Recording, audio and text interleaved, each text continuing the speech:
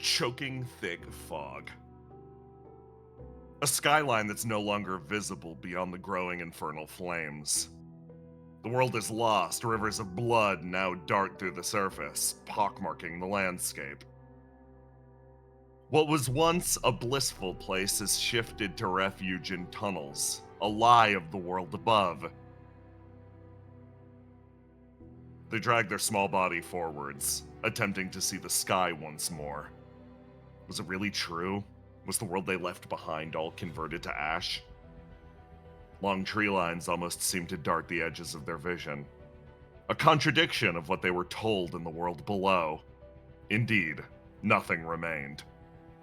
Nothing but the skeletal fragment of the world that they once knew. There had to have been here something once. There had to have been a place that cared for them, that welcomed them. They'd heard the rumors again and again. A church out in the wastes. A place, one oasis, that love, family, compassion could be found.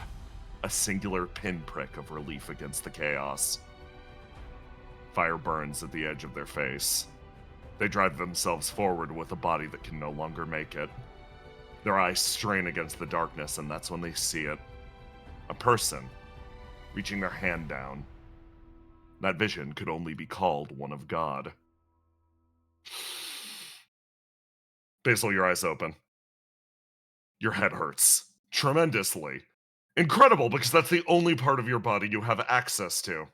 So everything hurts? Yeah, everything hurts. You're currently thrown in a bindle over the back of Dr. Gay, now contending for space with a bunch of other severed heads. They all sort of emote next to you, moaning vaguely. It's an upsetting occurrence, but everything hurts. As you make your way further down through this abyss, you manage to sort of crawl your way across these protrusions that look like the face of buildings. It's a long cistern extending down below you, jutting cliff faces that would carry you to a certain death.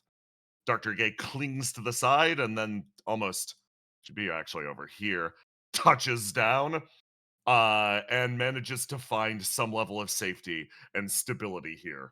The effort is what jolts you awake. Doctor? What? She flips around the bag, looks inside. Whoa! Oh, you're awake! Wow! Don't worry, I got us past the last barrier. I'll get you deeper just fine. Okay, we made it through. Yeah! Did Mike make it through? No one else made it through. Well, at least I don't know. We're going down deeper and faster, though. After all, we are running out of time. You look around. You don't recognize your surroundings. This isn't the 4th or the 5th floor of the Coda anymore. You are a fraction of the way down through the 6th. Your eyes manage to catch the lip of the edge of the cliff, and you notice this pit continues down and down and down. The climbing, it's a sheer surface next to you. The idea that Dr. Gay is able to traverse this is incredible in itself, but the big thing is the pressure. It almost feels like you're flying high above the world, but the pressure bears down on you. It's almost skull-splitting. Oh, you really shouldn't be awake right now. Yeah, what's the last thing I remember? Last thing you try to think about the last thing that you remember. And Dr. Gay, you see her screwing up her brain as she really tries to have a big think about it. I really wouldn't try to focus in on that kind of thing right now. Trying to concern yourself with steps behind is the kind of way that you get affected by gravity. And you don't want to be affected by gravity. Not here right now, at least. No, I guess you're right. There will be times for thinking. Not now! Right. Okay. Are we going to see her, your sister? Uh-huh. Yes. Okay. Did anyone ever tell you, by the way, Basil, that you're the best when you're about dead? It's how I've spent most of my life. Huh. I guess that's why you have such strong mental tolerance to this. She continues to sonic rail grind down the diagonal side of the building. I love it. I love it because it's like, this is a flat plane that you can normally stand on. The fact that Dr. Gay is using her fucking soaps to slide as you make your way forwards, and you sort of hit the lip, you hit the edge, and for a moment your stomach that you don't have flips over beneath you, and you're flown free, and then something changes about the air around Dr. Gay. You think back to how you got this far. You get the faintest hint of a memory before almost the pressure of your mind gives way, pushing back against you. She did something to get you this far, and you watch it play out in front of your eyes again in real time. Christian, describe this to me. Okay. Do you mean the olive oil? No. No, Dr. Gay's patented method for making it through the depth and weight of this place. Okay.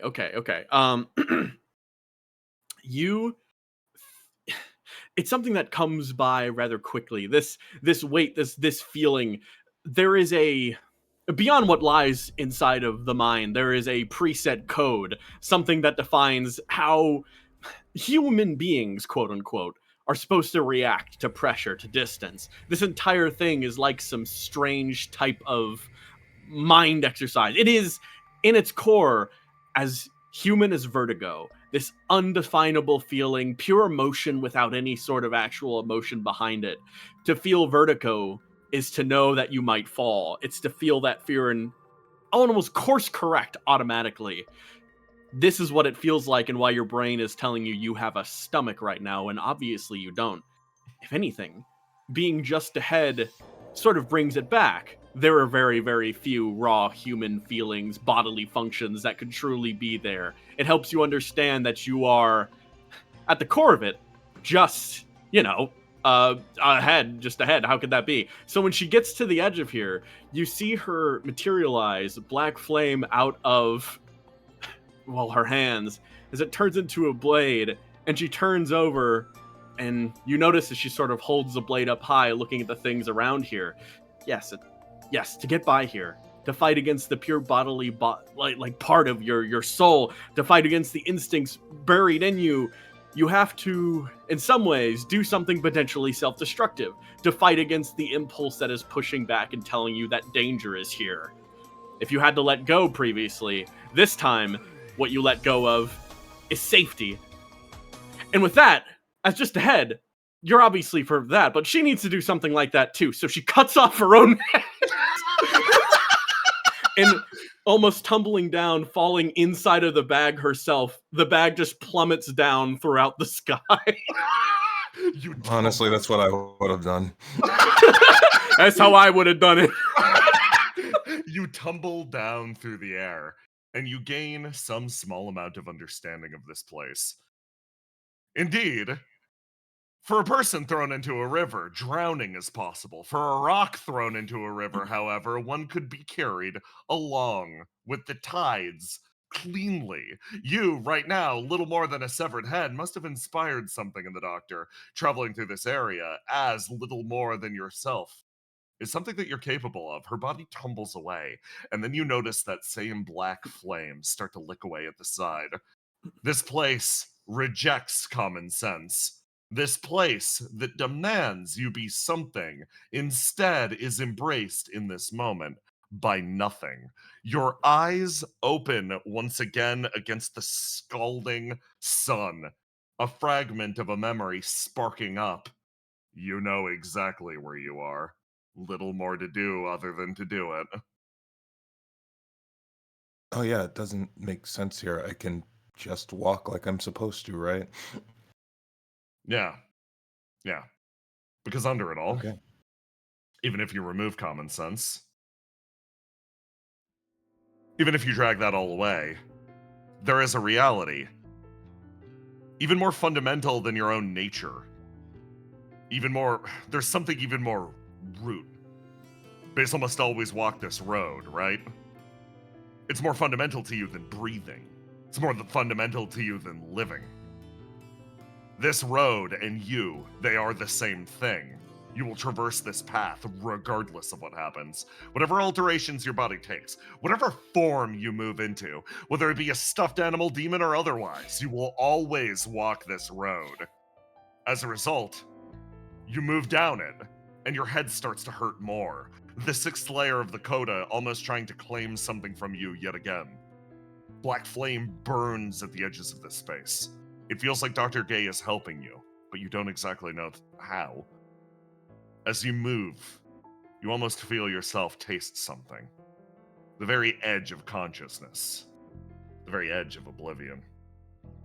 You stumble forwards and come to a very simple truth. Regardless of what you might see here today, regardless of what you might witness in the depths of your own mind, there is, of course, only one reality. And that is that this is the Basil session. This is the one reality of this world, the world of id. Trademark. Make your way forwards as you embrace this one fundamental truth that you feel with every fiber of your being. And what you see sprawling out in front of you is a long and expansive road. You start down here.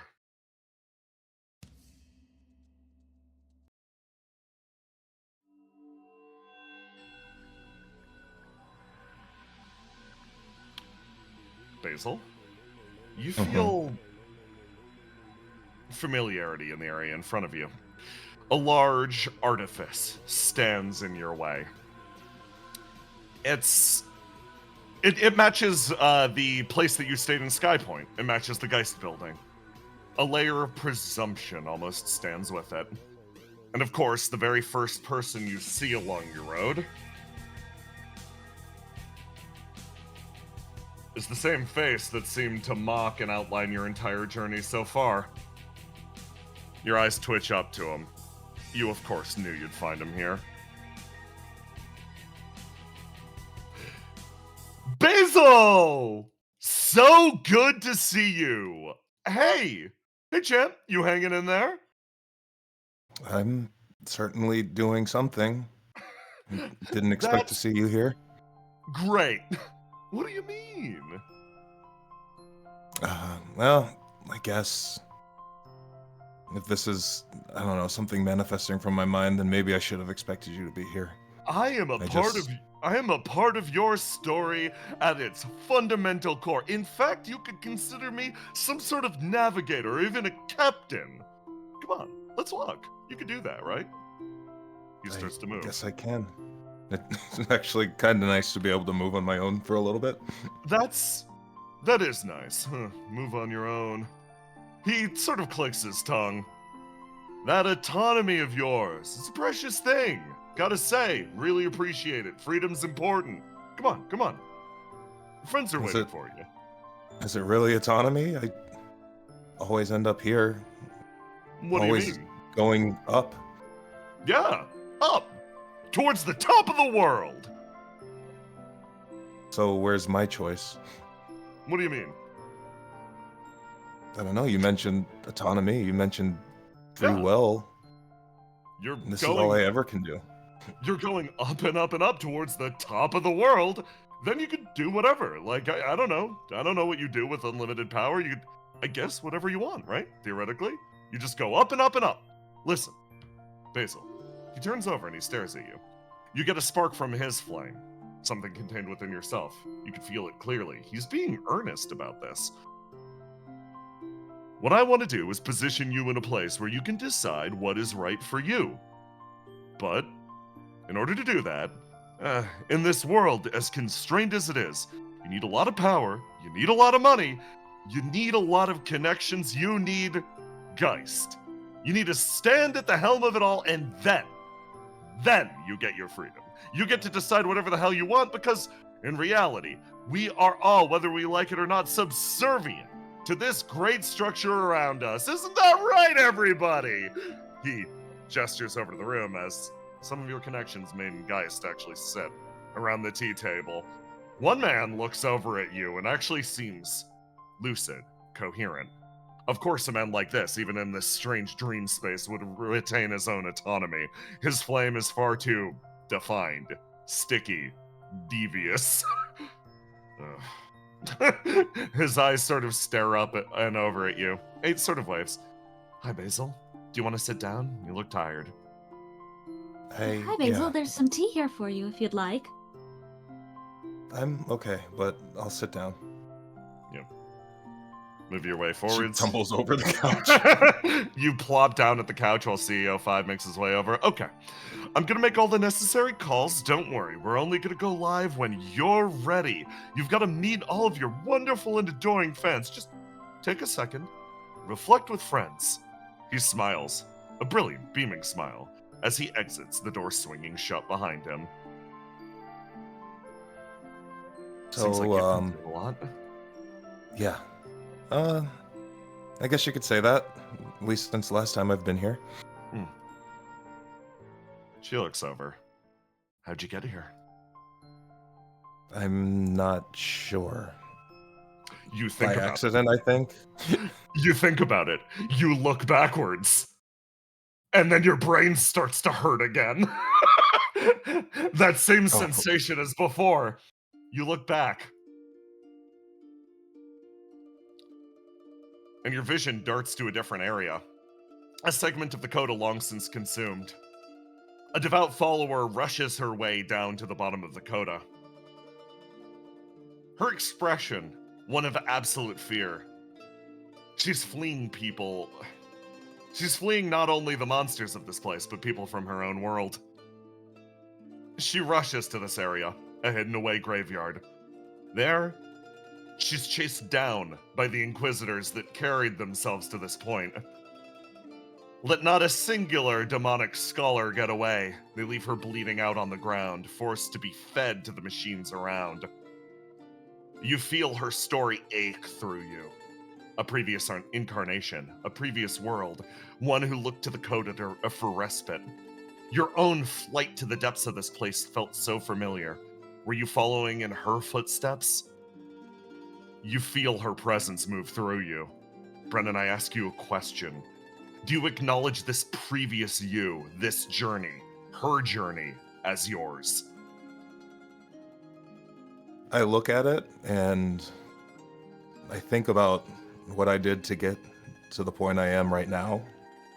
And I see somebody who's helping people along and pushing them forward, and inevitably not helping herself. And I can't help but resonate with that. Her journey is yours, isn't it? Yeah. You acknowledge it and feel your flame grow slightly. Your vision again darts wild. Long lines of flame creating a world in front of you, almost of... It feels like you're working on old tech now, like you're changing formats. Your body is massive, grotesque, long, elongated strands of spaghetti noodle forced into a large, grand shape. Whatever you could call a body, whatever you would call your body now, occupies little more than the space of a shoebox. The rest are manipulators meant to shape the world around you. Adorned on various parts of your extremities are eyes, methods for which you perceive the world at large. This person, she... You watch as she crafts a being in front of her out of clay. She carves its shape again and again, trying to get it right. What was it that she remembered? A person left long, long ago in the past. She tries again and again, attempting the clay again and again and again. Once or twice, the shape of the clay almost matches your own face. But your tether to this story is not in the clay. It's within this large, betendrilled being. You feel her, the person you once were in ancient Ilmeria, attempting to make the shape that you now inhabit. Desperate and grotesque, you wished to move beyond what you were. You despised the shape that you were. Is her story yours, Basil? I look at somebody who's desperately trying to maybe be somebody that they're not. Somebody whose body is twisted, changed, but wants to persist. Yeah, that's me. You look at it, and you feel your flame spark up that much more. A distant campsite roars quietly with a fire in the third floor of the coda. One person walks up to it, seeking refuge from the wilds outside. She stumbles her way forwards and stops as the hunter picks up a crossbow and points at her. Hey, not another step. Whoa, calm down. I'm just looking for a little peace and respite Oh, in this nice little campfire. huh. Okay. You don't exactly sound like most of the denizens of this place. Sure, pull up a log. Come on, sit down. He pats the log in front of him. Well, thank you very much. What's your name? Name's Stein. That's a big backpack full of crap, man. It is, yes. This is my safety pack that I'm using to safely depart into the coda again. Oh. Okay. Huh. He sort of turns, looks at you. His head tilts slightly. Based on the wear, I could have figured you were coming up and out of it. You think. Up and out. Back in? Down? Up? Your eyes cross for a moment. It's really the same thing, honestly. What about you? You said like not like the people. Are you up or down? I think, in general, well, I'd be down. He holds out a skewer with a lot of meat on it. Oh, can I have some? Of course. Yeah. You know what? Sure. Here's to new and intelligible friends in this bleak and desperate place. Oh, friends, huh? He says that. You take the skewer. Your eyes dance upwards. Willow. Station 1 days. It is impossible to tell if this memory is Willow or Grillo. This is one almost lost to time. You round the corner as you see somebody walk up, a meat skewer in her hand. They turn. Wow! Hi there, you two. It's good to see you. Hey, you're, any luck down there? Any luck? I did find something. Waves the meat skewer around. Oh, Oh, you got that from the kitchen? No, I got it from a friend. really? Oh, nice. Huh. Friend knows how to cook. Willow squints at it. You want some? Oh, sure. If you let me. She snaps the meat skewer stick in half after having taken a bite of the top of it, creating two smaller inverted meat sticks, and then hands one over. Willow, split yours with me. Well, No, it's fine. It's fine. You can have the second. I already took a bite, so that makes 3 bites. Oh, thanks. Big smile crosses her face. You look at the person in front of you. Whatever her name was. Yeah, She whoever that is. smiles and makes her way backwards. You brought the skewer back this time, but it was all, to some extent, part of the plan, part of the agenda. You had a plan with this. You looked down at Willow's face, and it seemed to be fully in motion. Maintaining the agenda is our top priority here. Perfect, according to plan. Willow's face split into a beaming smile. You closed. You open your eyes. Disappearing almost like smoke in front of you, you stand. You've got a meat skewer in your hand. You've broken it into thirds. You stare at the empty Station 1. Somebody rounds the corner. Dr. K, is that you? Oh, hi! Oh, that's what I was doing. A riddle! Here, for you! She reaches out. Thanks, there's, 3 of them, You see her swallow hard. You look down at the 3. Huh. That's... Willow and Ruth, they aren't around anymore. Oh. she thinks. But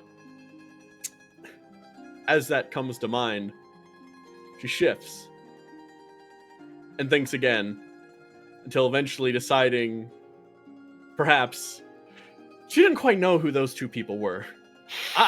That's great. Yeah, sure. She takes a bite of food. She takes the two.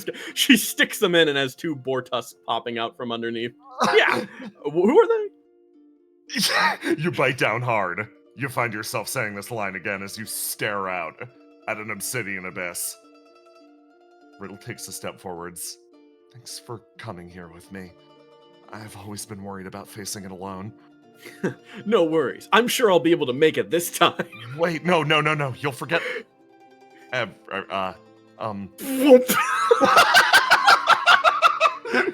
Riddle watches as Dr. Gay throws herself into the abyss. And then she just jumps back in, drags her back onto land.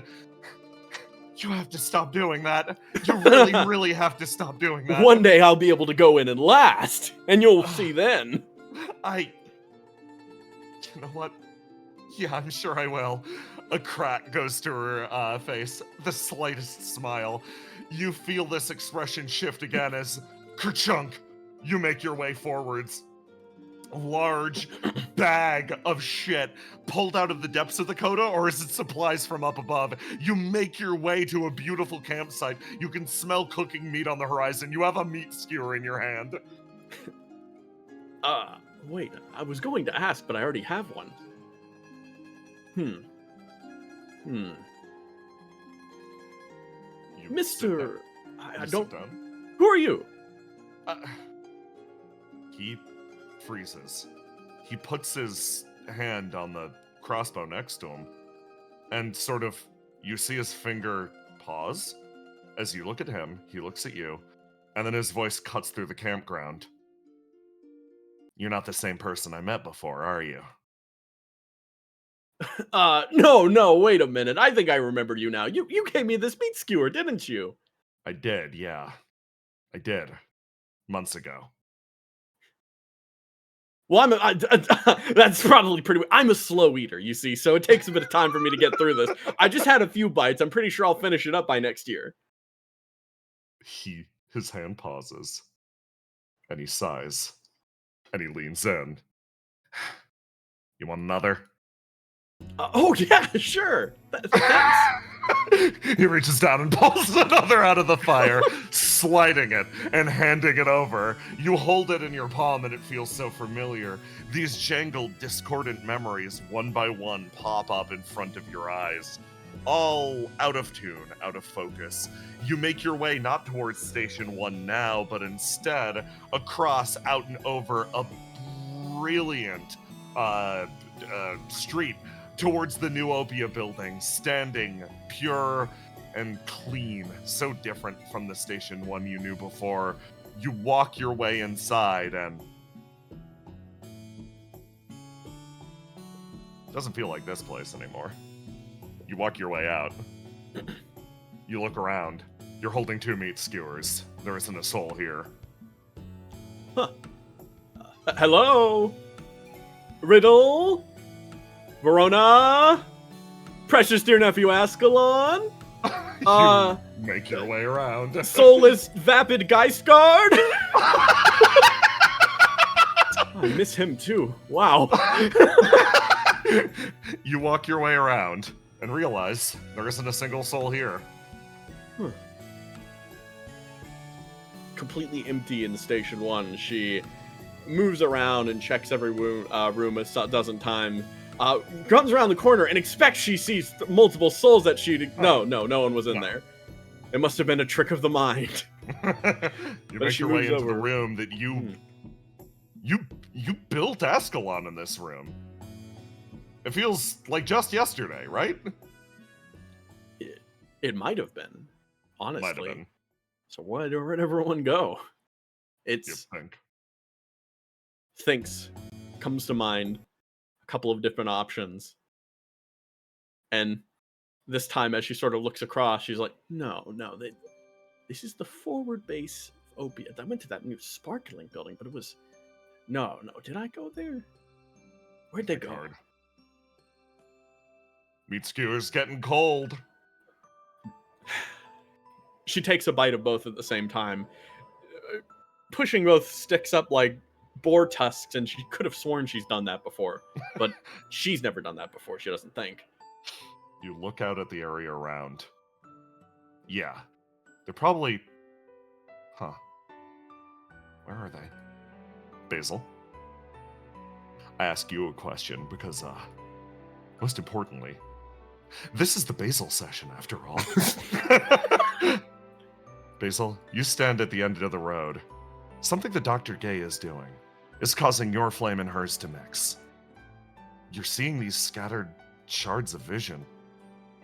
They occupy your mind, almost cradling you, keeping you safe from the corruptive pressure of this place. And I ask you the question, is this journey your journey? Is she you? Is she me? Mm-hmm. I can look at her and see myself in this situation. I have lapses in memory, and I keep going, and I keep doing the same things over and over again. So yeah, that's me. Seeing yourself in others. Seeing the other in the self. You properly internalize this. And when you return to the road, someone is sitting on the couch next to you. Wow! Oh, you made it. Wow, I did make it! What a great house! Hey, who are these people? Oh, they're just some friends. Right, I'm yeah. glad you're here. You looked kind of lonely. Oh, wow. Looks can be deceiving. I have a lot of friends. Yeah, but just because you have friends doesn't mean they're around you all the time, right? Hmm. Yes, I guess so. But what were we talking about again? Oh, my friends. Geist sort of speaks up. He's like, we are, looks over at Basil. We're somewhat autonomous sections of her flame. The fact that we can even speak is that you have a very defined self, don't you? Looking over at Basil. I haven't really heard it described that way, but I think I'm intimately aware of what's going on in my head. I've had a lot of time to think about it. You're capable of seeing others in yourself. Interesting.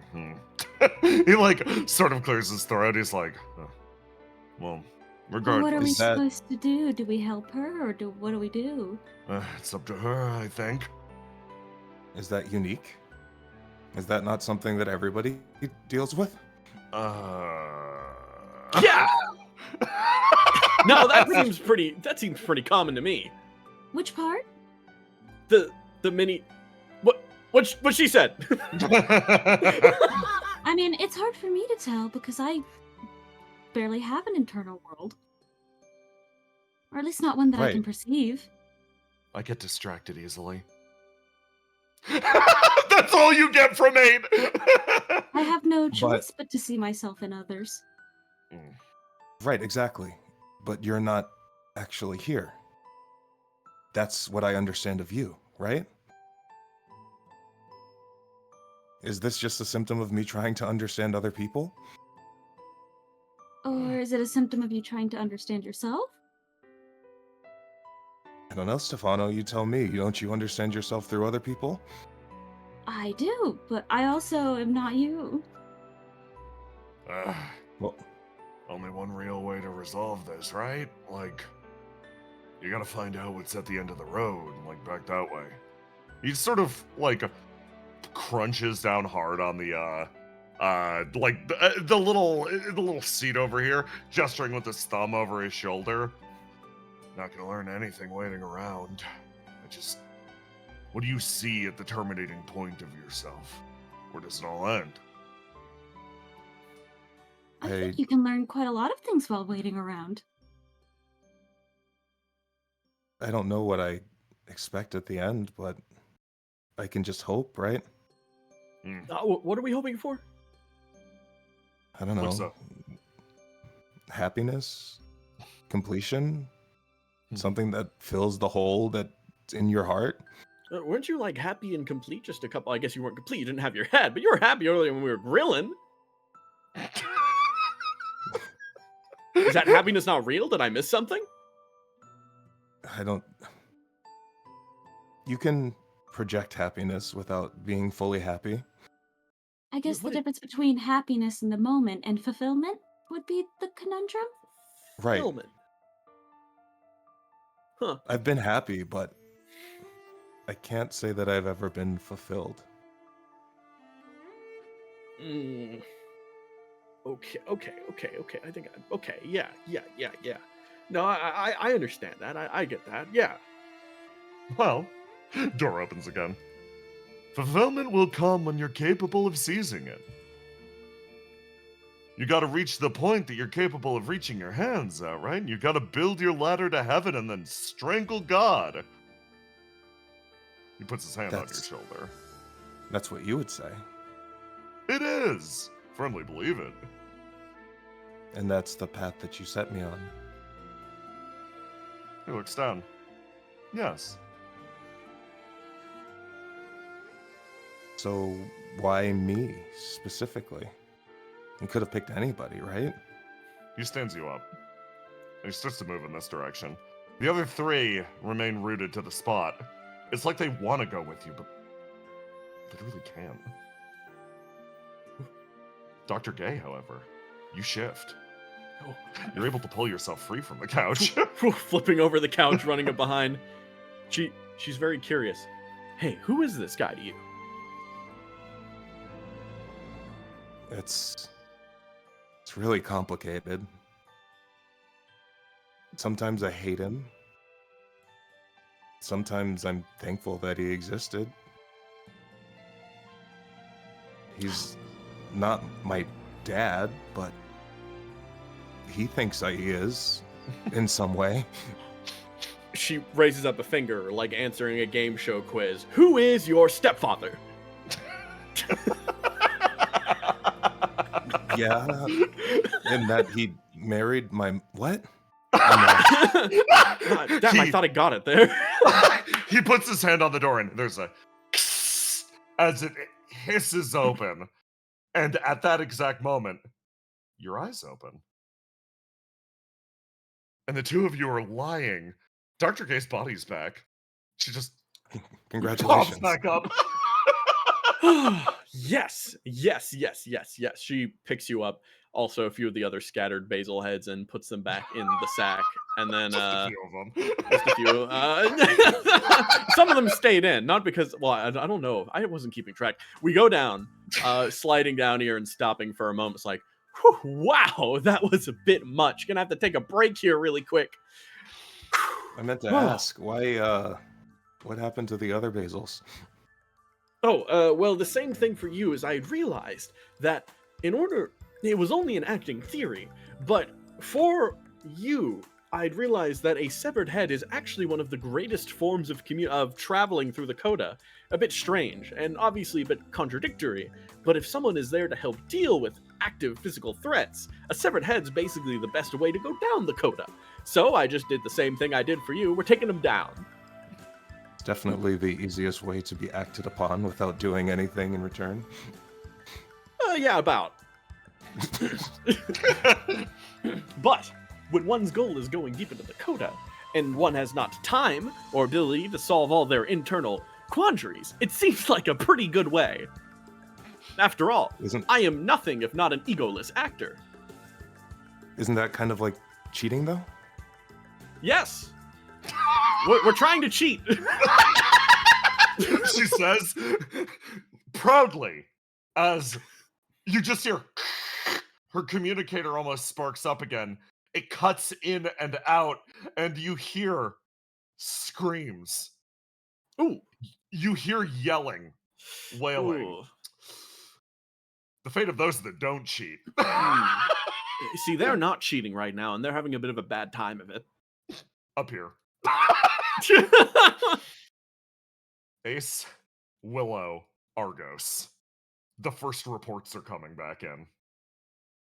The first people hitting the deeper levels of the floor. Hey, you're fucking gone. Rest in Uh, peace. yeah, rest in fucking peace. You start to lose communication as one by one, the Coda Divers making their way down into the abyss start to encounter the same extreme headache that Basil was experiencing earlier. Symptoms intensify almost immediately. It leads to a loss of control. A large amount of effort is being put into extracting that first group of explorers, but there's another reality. In those conditions, slipping, falling, dropping into the face of the Coda, all of this is more than possible. As a result, you've already lost 4 individuals down to this gaping maw. The 6th floor of the Coda, as advertised, hungrily devours everything in front of it. Subject 8 squad, the very first into the breach, has gone completely out of communication. You're no longer getting a signal from her transponder. Well, do we have an open flame? Riddle, yeah, don't worry, I'm prepping them for her, and I think if we throw one down into the Coda, and she might be able to jump to it. Riddle runs her way over with Argos at her side, pretty much reaches back, pulls out a grenade canister, and just throws it down into the void. She makes her way backwards.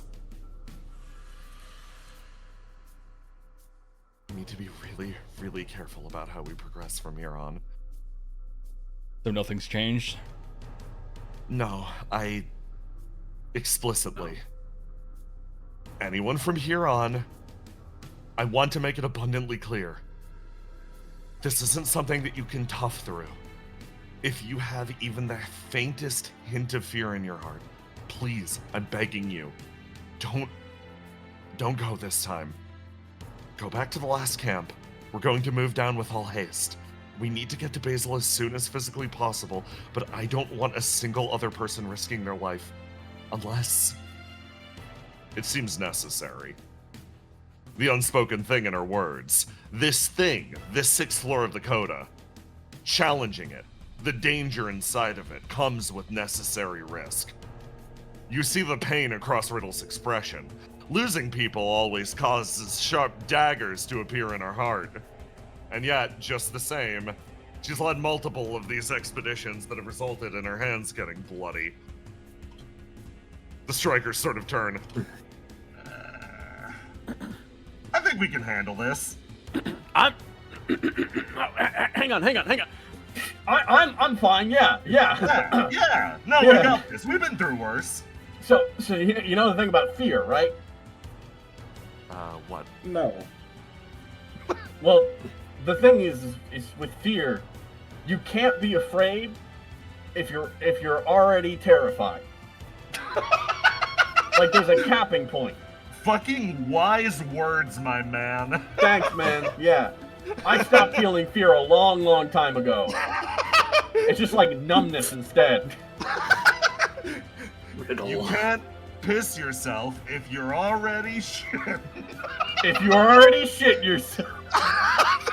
Wise words. And we've got so many powerful people here, I don't even know why we need to be afraid. Yeah, exactly. It'll be fine. Okay. You know, that I really like your go-getter attitude. I can think of no better group than you to defend this base. That's all you've got. You heard the man. You two defend the base. Oh! While we go ahead. Oh, shit! Oh, fuck. All right. Hey, Six. Let's hey, come over here. He climbs over the sandbags, goes over and hunkers down beneath the mic tarp, and then goes, okay, I'm gonna be honest, I wasn't really afraid because we had 7 right there, and I felt like Yeah. that was a pretty good. If it's just the 2 of us, I'm fucking terrified, I'm man. fucking out of my mind. I'm pissing and shitting at the same time. I better keep my ass in the base camp or I'm finished. 7 volunteers, and Riddle grips the bridge of her nose. Your track record is flawless. Of course, I'm not going to deny you from this. We're honored to have you, Defender 7. Defender 7, whose esteem is apparently massive in this company. I need to protect those 2. They wouldn't survive going down deeper. Riddle, this is the problem when it's a bunch of good people who volunteered to be on dangerous missions. What's considered necessary is the bar sinks low. Yeah, They're too willing to go out and do this stuff. I know, but at the same time, somebody has to. I know. Supreme But we should- strategist. Argos. Yes? Yeah. He looks in Riddle 30 direction and points slightly turns to Ark. 30 points of damage! He's a little sprite, but you can feel the smug look he's giving you from behind that little avatar. Riddle's at 10 HP. Oh no, I'm actually the tactician, but I can see how you'd make that mistake. What do you do? We cannot proceed on this mission without anticipating casualties. I know that the other Opia agents are far too important. I will volunteer to go first and give updates. Like bringing up this person's profile on my little data feed and like seeing what their strengths and weaknesses are. See if this is a good idea or they're just brave. Defender, both. It's both. The answer is both. Alright. Dakota really likes to separate people. So we're gonna try and avoid that. You're not gonna go all by yourself in front. We need to stick together and try and keep it that way. Even if everyone's going through their own little whatever it is they're going through. If that's the case, then bring someone with me that can escape easily. Hey, Ruth kind of walks over and waves. I'm gonna go down and... Yo, Whisper, you coming with? Yeah, I don't want A to get ahead of me. Riddle sort of stands up straight. I'm going to go too. She like looks over at Ace, Theo. You guys coming? Going down? Yeah. I mean, didn't come this far to just stay here, right? Okay. Cool. That's good. Let's everybody get ready. She like looks over at Seagazer, who actually pauses. She looks over to you, Whisper. Thanks for swapping stories with me. She smiles, sort of stands, dusts herself off. She takes a few steps forward. Someday I hope to have interesting stories like that of my own. So, she moves forward and claps you on the shoulder. You gotta stay alive until that day comes, okay? All right. I mean, the delivery stories are nice. It's... Her eyes dart over to Argos over in the corner, who frequently gives her 4 stars. Doing my best out here. I just, she sort of pauses. She thinks. She thinks about her own pain, the pain that she feels every day. The pain that she feels entering into this world, particularly this late in the game. Her eyes fixate on you again. If you died, I'd get, like, really sad. Like, really, really sad.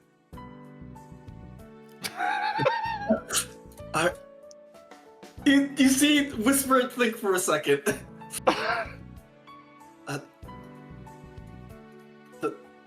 Thank you. She nods.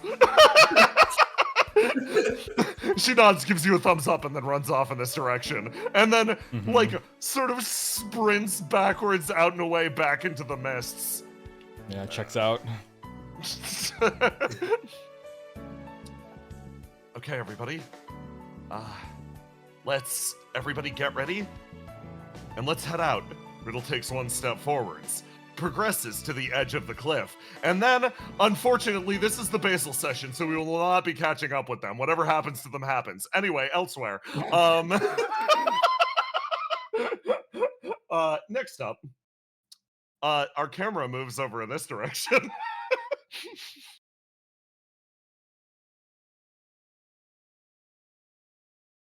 In the middle of the night, at the scary woods warehouse that Stability drove you guys to, you make your way forwards. And let me find a tune for this. Hold on, really fast. This one, yes. You make your way forwards to a cabin. This is ambitious for a cabin. It is a full warehouse. She brings you to her spooky, worn-down warehouse. Okay, everybody. This is far enough away from any population centers, any nerve clusters, or anything that would have any risk to the rest of the Coda. As a result, I think it's a good location to do our ritual. Is everybody ready? I can see why this was the backup cabin. I'm very excited. She makes her way inside and sort of progresses. All right. In order to do this properly, we're going to commune with the Coda itself. In doing so, we're going to exchange stories about Treble.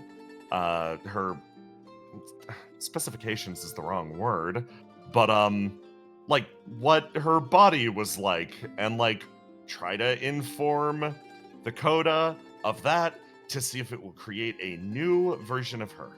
The Coda is always observant, so it should have records related to her. It's just about pointing it in the right direction. Wait, so we're going to have some influence on what comes out? Substantial amount. If you're unable to keep your personal biases in, it will muddy the result. You will not get an effective Treble body. You'll get something else entirely. So we gotta tell unbiased stories about Treble. Yeah, or just, like, represent her in an unbiased way. Can anybody here draw? Well, actually... I mean, I could put pen to paper. I wouldn't call it drawing. Demirge walks over and hands you a tablet. Oh, perfect. You can't be using our drawings in this. That's... Argos, I have ripped up notebook paper. You look at that smile. This is gonna be something. Stability reaches over here and pulls something out of the a nearby cage, worrying that it's in a cage, and then slaps it down here, and the world's scariest mannequin is placed on this sacrificial dais. Okay, I can get to work and start coordinating whenever you guys are ready. She sort of makes her way forwards as you guys start to work and draw. So, Treble wants everyone to draw something. She wants all of them to do it. I want to show you something. The way this mini game works. It's a little complex, so I'm gonna explain it out loud. Your results are broken into 3 categories. Bad results.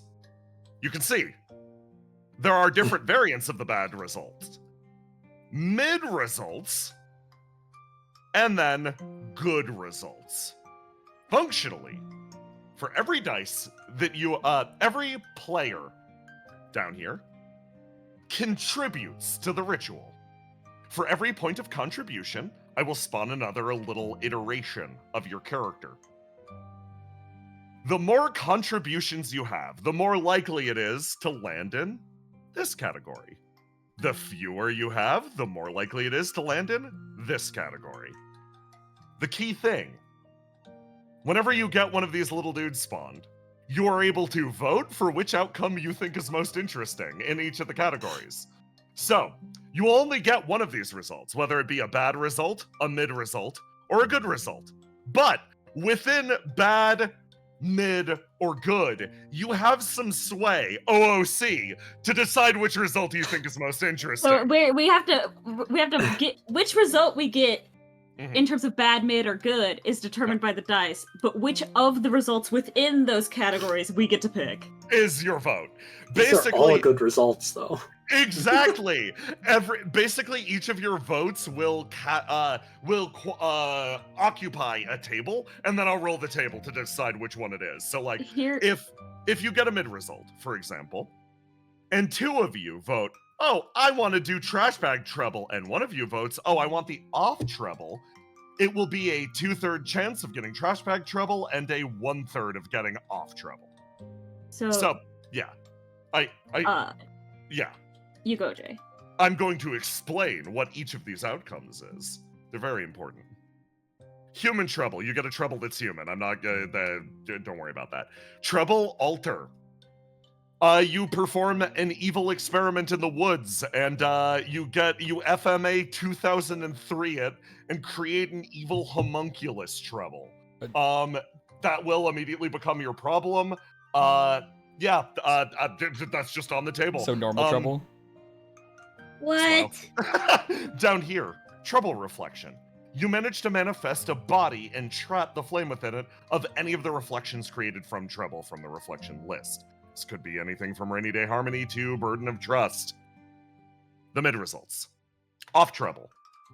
Right now, the two of you are drawing pictures of trouble. This is the result of it winds up being like one of your pictures, or both of your pictures, or there's some combination.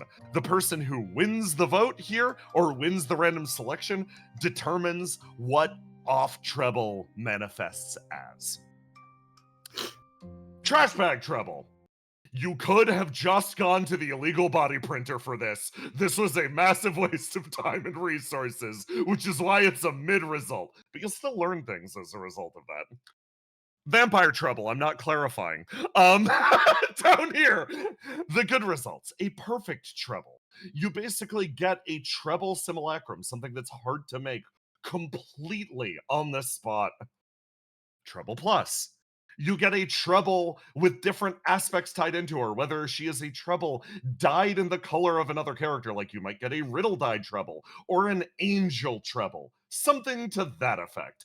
But you get to choose it if you win the if your result wins. And then finally, last but not least, the Demiurge familiar. Treble gains a permanent upgrade to have this little bleepus following her around and can project this onto people forever. This is just, you don't get a body, you get a straight upgrade to Treble's capabilities. So if you like this little fucking thing, that's the option you pick. That's a good result. That's a good result, yes. Now, for every point of contribution, you will get another vote. You will add to the success of this. Argos, Willow, for drawing treble, you immediately get another point of contribution. And I bring us back to the map to show off something very important. Well, the GM was explaining mechanics. You guys were hard at work. Stability is performing the ritual. She's drawing this scary circle on the ground. It is necessary, she says. For you guys, you get to work as Argos. Oh, that's really nice. Thanks. I don't really draw very much. Oh, wow. I think it's... Wow, how? Demiurge looking down. Oh, wow. I think it's fascinating that you clearly redrew one area multiple times. I showed on Multiple screen. times. Multiple times. I haven't really practiced drawing in a long time, so 3 attempts? I could even see it maybe being 4. Did you make them too big? Or did you make them too small? Listen, art isn't really... It's difficult to... What about Willows? They thank you, Argos. It's very nice. She takes it and walks it over. Everybody then shifts over, crowding around Willow. Oh, I just realized why am I drawing with my left hand? I'm not left-handed. Oh, you look down, Treble, your heart breaks. It's the sweetest drawing you've ever seen. Oh, it's so The cute. smile is so wide. Why am I smiling so big? You remember when we went to World 3 and you were showing me everything? I tried to copy the same smile. Oh. It's just quietly over in the corner. You guys went to Trouble World goes 3? silent, and this little thing can't change expressions, so you don't know what's happening in there. Argos can probably feel a little bit of what's happening. She's not crying. Stability makes her way over. Oh, yeah, no, this will work perfect. She makes her way back over and will put these into the result. That is 2 additional contributions. And at this exact point, I'm forced to remind everyone, of course, that this is, in fact, the Basil session. And there is a heavy and hefty knock on the door. I'll get it. Stability? Nobody should know I'm here. Oh, wait, this is not someone we expect? No. No, Oh. it isn't. Did I forget to tell you guys? Really? You should answer the door. Surely it will be fine. Surely. Some single-handed savior, just in All right, I'm going to the door, Trouble. If I get shot in the face, Handle it. yeah, you're right. I can handle it, but You I'll be a place your little hand on the upset. door. You place your hand on the door as Stability makes her way over, and you watch as she extends a palm and she whispers something. Already you started to see it happen, flame coagulating around the ritual, and now she does the functional equivalent of throwing a tarp over it and fucking wrapping it the fuck back up as you place a hand on the door and you hear a click. And there is indeed a rush as you see someone suddenly, gun pointed straight outwards, click.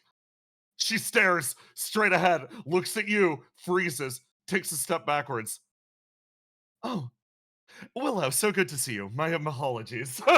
Oh, okay. I thought I was getting shot in the face. Yeah, how are you? She sort of pauses. I'm sorry for following you all out here at this late hour. I was recommended to this location by some of the people in your base. May I come in? I look back at everyone. Is there nods? Stability like Trouble is giving you an affirmative, like check mark. All right, yeah, come in. We don't have any pizza though. Oh, that's a shame. I did bring food with me if you want any. She makes her way inside. Well, for official business reasons, I'm not perceiving a single thing that I see here. Yep, I'm overlooking absolutely every single thing that I see in this warehouse. Nope, just somehow missed all of that heavy, heavy armament that you seem to have gathered, Stability. I'm glad, Stability says from the far side of the room. Why do you have this? Cantella sort of whispers over from the side. I'll have to collect things. Fine. Okay. Let me get straight to the point. She works her way over. I need help. And I think it is in our mutual interests to assist each other right now. What kind of help? We're kind of busy. Yeah, you probably didn't notice anything going on here. But no, I didn't notice a single thing. Nothing ominous of... happening in this warehouse. But you know what I noticed? And I'm sure you noticed the same thing, Miss Cantella? Yes. The large amount of people heading this direction. She actually freezes, sort of turns. Yes. They are heading this way. How long until I get here? Well, they don't have to arrive here at all. Big smile on her face. Why? let's just say you assist me with a certain problem that I'm having, and then I make sure that a certain problem that you guys might have at some point in the future never arrives on your doorstep. That's a fair trade, I guess. She sort of sighs. Honestly, one way or the other, I don't want to necessarily blackmail you guys with this. It feels below the belt. Regardless of what you And yet- decide, I will delay them. Oh, Look. Right now, I'm an executor, which means I have deep ties to the Coda. Right now, somebody is headed to the depths of the Coda with, one of your friends, Basil. Oh, that sounds like good news. No, it isn't. I believe that, she stands a good chance of being minted into a brand new executor. So, functionally, another being like me, another being like the operator. Oh, that sounds like bad news. The Demiurge is watching very carefully, but is not doing anything. So, I'm gonna be honest. I don't really want another coworker. And I'm sure you don't want your friend submitted to the unending level of suffering that is being the Coda's direct employee. So I was hoping to ask for your assistance. I can even give you temporary bodies to jump over to. There are some unoccupied mass husks in the area. I could take you with. We could make sure that Basil never reaches the center of the Coda, and then neither of us have a problem, right? Or is silent. What seems like exactly? Go ahead. What exactly does becoming an executor entail? He puts his hand up. Well, endless life, borderline unlimited power. Okay.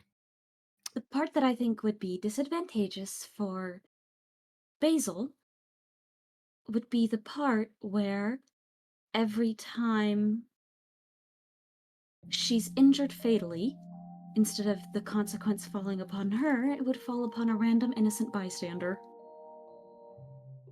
Yes, that is the cost of an executor's immortal life. She sort of looks over. I would like to prevent this from happening, but I'm sure that might be appealing to allow one of your friends to gain unlimited power, but she would be bent to the code as well, so that wouldn't really be of her own autonomous action. That's similarly something I would feel bad for Basil, since she's been promised free will her entire life and then never been allowed to express it. Hold on. She's I think the big question is she on her way here to do that? Yeah, or I believe somebody's taking her down here to do that, yes. But is it something she wants? I Basil before has leapt into crazy dangerous situations that will wind up changing her as a person, and a lot of the time she comes out saying that was okay. Uh-huh. Here's the big thing.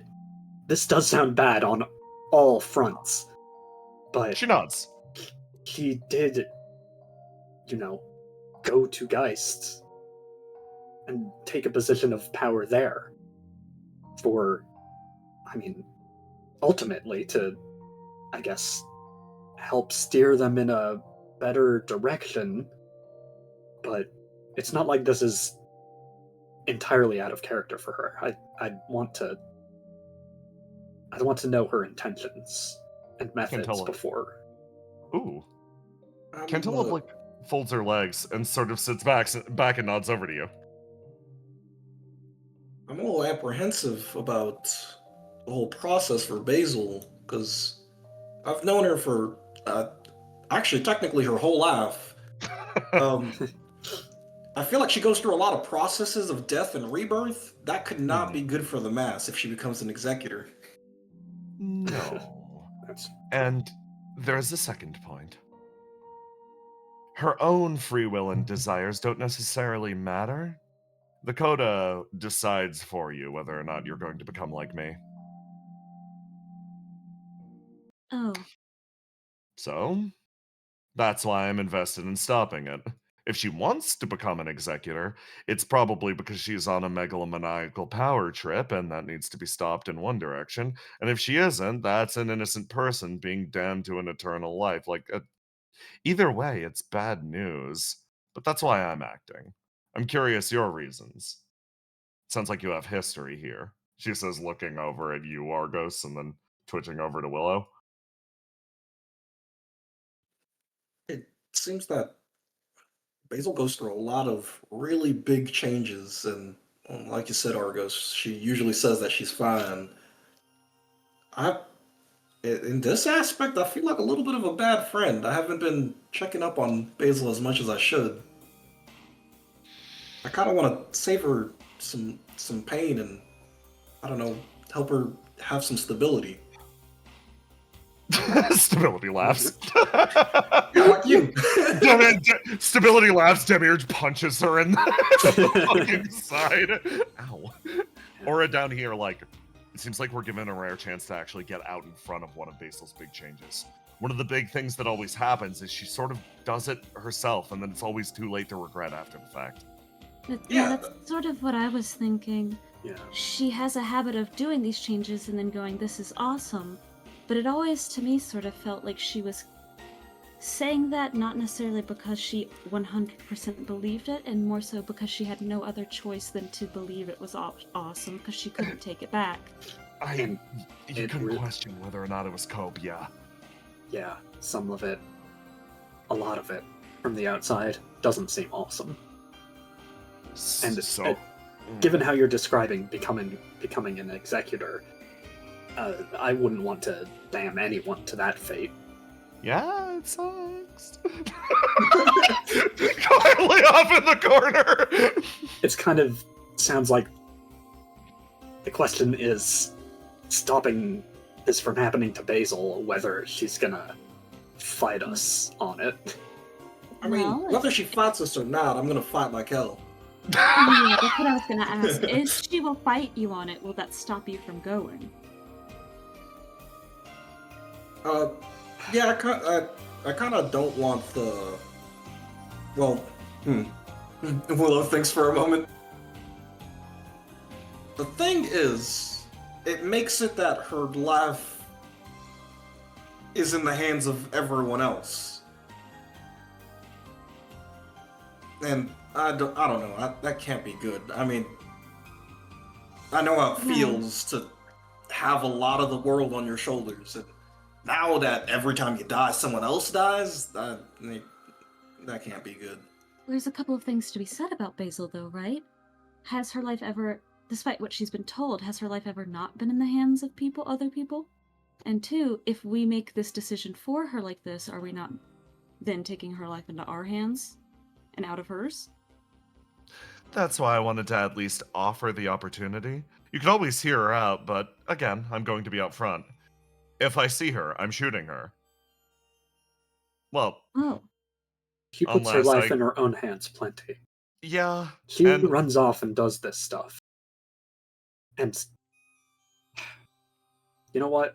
I've learned to accept, if that's what she wants, that's fine. But I don't think us shaping or having some influence on what she's going to do is a bad thing. She's done everything she can to avoid it up to this point. She sneaks away, defies orders, explodes sometimes. Yeah, that happens. So she's been able to do it for herself. So I don't think it's bad that her friends are, want to look out for her and help her when she's in this, obviously, very important phase. I mean, there's also the reality, though, that you guys have shown up to help her every time this has happened, from my knowledge, correct? Those two have. Aura looks over at Willow and Argos. They've at least tried. Sorta. With the whole Geist thing, that was really... I feel like I didn't try hard enough to help Basil out. I didn't really understand her situation at first, and then she went through like 3 changes, and I'm like, and then I heard about it. I kind of want to just, at least for once, help her out. Like Argo said, do give some influence. We really don't know if this is what she wants or not. You said she was with someone. She nods. I have no idea who they are. They Well. move through the coda. They move through the coda like it's natural. As if it was myself or the operator doing it. Which does limit the number of suspects, but That can't be good news. If they know how to navigate like that. Then we would need to hurry. Or Yes. she could have intentionally allied with them. Basil, it's so hard to tell. Well, we're just gonna go. We're gonna ask Basil herself. And if she says, yeah, I'm fine, I'm gonna beat that Coda guy up. Well said. Okay. I'll get things ready. Just give me a Who little can time. we spare? Hmm. We've got half of us sneaking in for a mission. We've got the rest of us here. Everybody is going deeper into the coda, and it's hard for me to even keep contact. Oh, We're stretched so thin. And yes, we're stretched thin. We're getting Trouble's body back. There's a lot of things, but we gotta remember. This is about Basil. Hold on. Thank you, Tiny!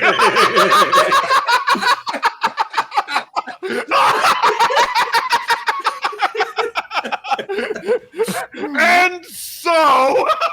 yeah. Oh I my have to God. close it like that.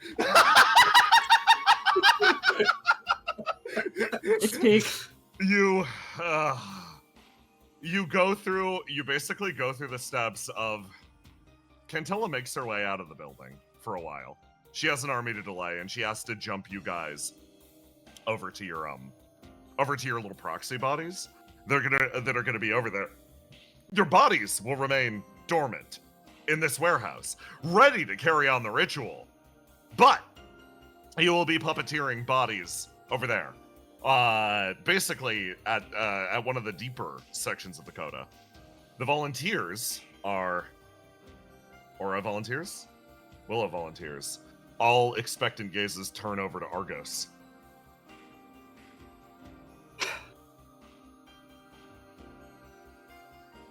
I just don't understand Basil. And I hope.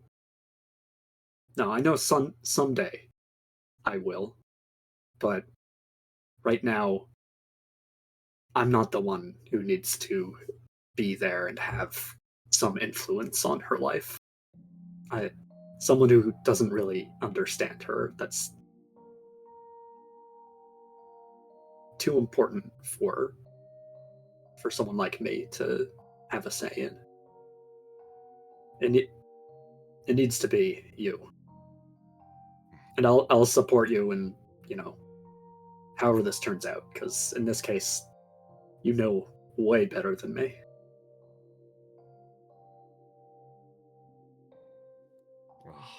You say that to Willow. Me? You sure? Without a doubt. Anyone would be safe in your hands. I think you're great for this. Thank you. I guess I've also had trouble understanding Basil as well, but I guess when it comes to friendships and all, I don't really need to understand people to know what makes them happy. That's exactly why it's you. If you need help understanding, I will be here to assist you. Oh yeah, give me the rundown. You boom, this thing's going with. Trouble will remain here, too, obviously. The angels can't go. They can't accompany you on this mission. And this one definitely deigns not to as well. You basically position yourselves out and around the outside of the room. You get ready. And Stability does eventually, like, walk over with you, Argos. And she sort of, like, looks over. That must have been hard. You know, I'm kind of a crappy friend to Basil, but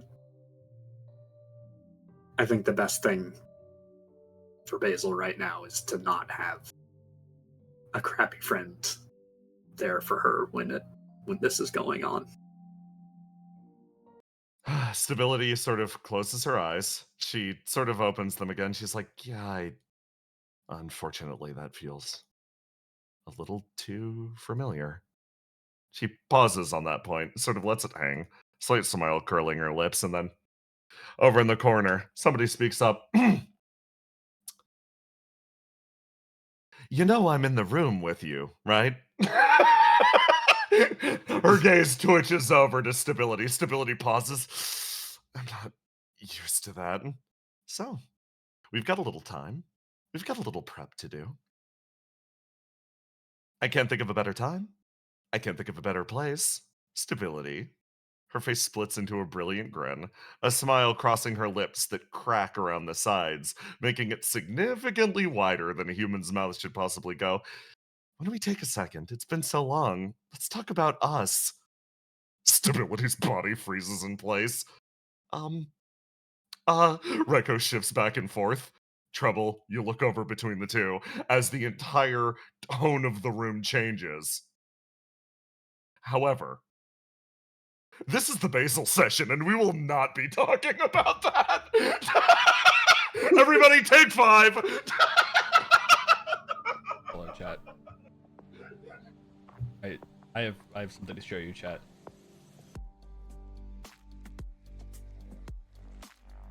Is it your My chicken, yeah, my chicken. your chicken?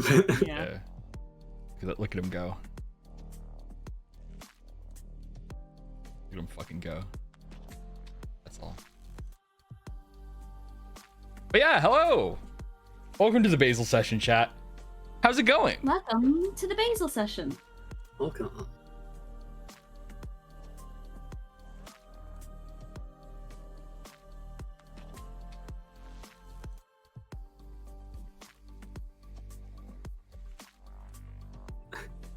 It's jorking it. It's not jorking it, chat.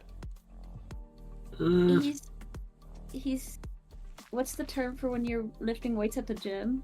Bulking? Jerked chicken. Jerk chicken. Yo. Ripping it. Ripping it. But yes, hello, chat. So, Brennan, how are you enjoying the Basil session? Oh, you know. Good, because it doesn't matter, because it's not about you. Yeah, you're right. Yeah, you're it's right. it's not right. about Brennan.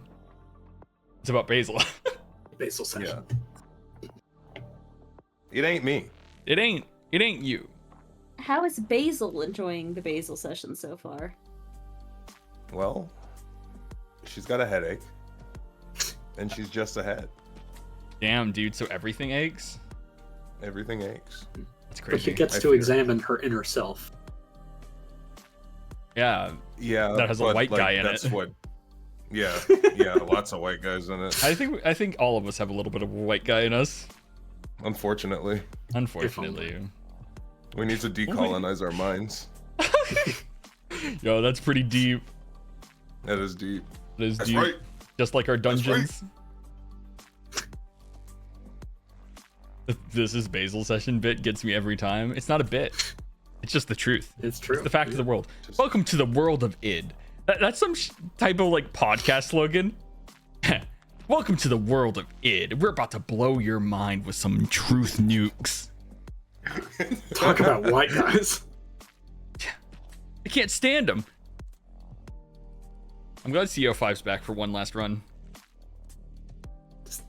cannot get rid of that fucker. I mean, it's because it's the Gurren Lagann thing, dude. Believe in the me that believes in you. Erase him from history. Yeah. It's the believe in the me that believes in you. That's the man inside of Basil that believed in Basil. Yeah. You know, The white man. a white man. He's in all of us. He's in all of us. The Holy Spirit.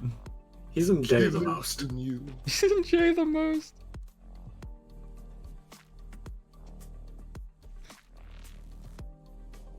Like the title of a 6 out of 10 MMORPG. Yeah. The World of Id. Yeah, but it's got a dedicated community, okay? Yeah, the fan servers are going hot right now, okay? Yeah, like people didn't fully get the game at the time, but Yeah. we're just one big YouTube video from it really popping off. Yeah, dude. Someone tweet Matt Pat. Yeah. This video about it is gonna go hard when we're trying to sleep and need something in the background.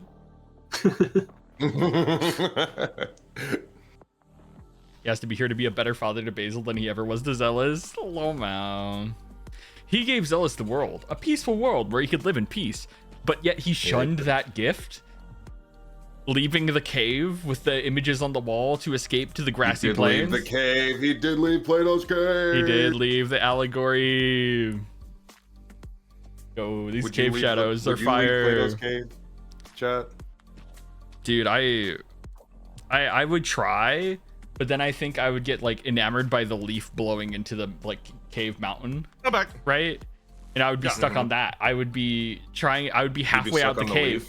But like I wouldn't know what's on the outside. About the allegory of the cave filter? Yeah. I'm talking about how like Zealous shunned his father's gift of the cave.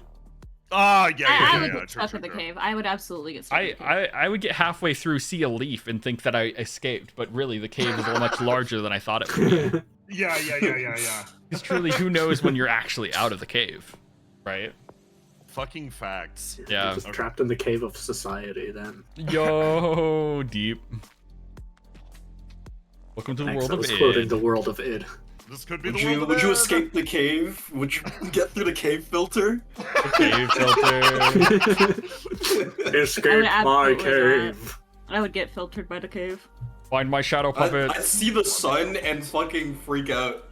Yeah, I would also freak the fuck out if I saw the sun. I mean, are we talking about the cave allegory or like real No, life? just in general. Fuck that thing. So Jay, how are Okay, you doing? Brennan, you ready? Oh fuck, Oh, we're ready? Yeah. Is sorry, I'll- Brennan ready specifically? Does it matter if he's Why would ready? he need to be ready? This Yeah, isn't does it about matter him. If I'm ready. Facts. It ain't me. It ain't me. If this isn't about you. Yeah, I'm so sorry. This isn't about you. This is the Basil session.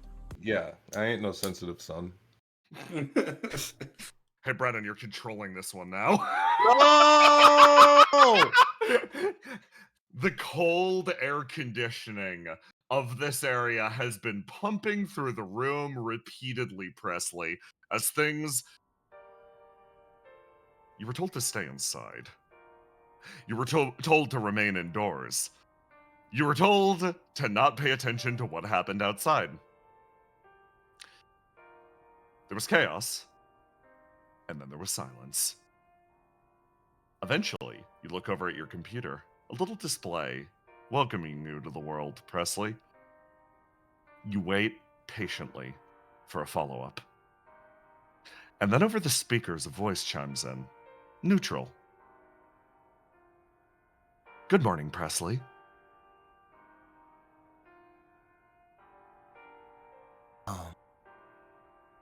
I should respond. It would be rude not to respond. Hi? It seems. Who is this? Oh, yes, my apologies. I'm CEO Zero. I'm the overseer of your arc. Unfortunately, it seems that we're facing difficulty. Something that I think only you could help us prevent. Oh, but my uncle told me I had to stay by my computer. And not go outside. The problem is your uncle. There's a slight... Is he okay? blip. He is. But if he's allowed to continue his current course of action, None of us in this space station will be. Presley, are you willing to help me save not only your uncle, but this arc, as well as the future of Geist? I don't know about all that, but I do want to help my uncle. All right. Do me a favor then. Stand up, walk to the far side of the room. He locked the door from the outside, but I'll unlock it for you. Just be sure of something. No matter what you see, make sure you are not spotted. Okay? Okay. And she's gonna get up, and she's gonna go to the other side of the room. You stand up. You move. You walk outside. You make the way to your living room. You travel into it. And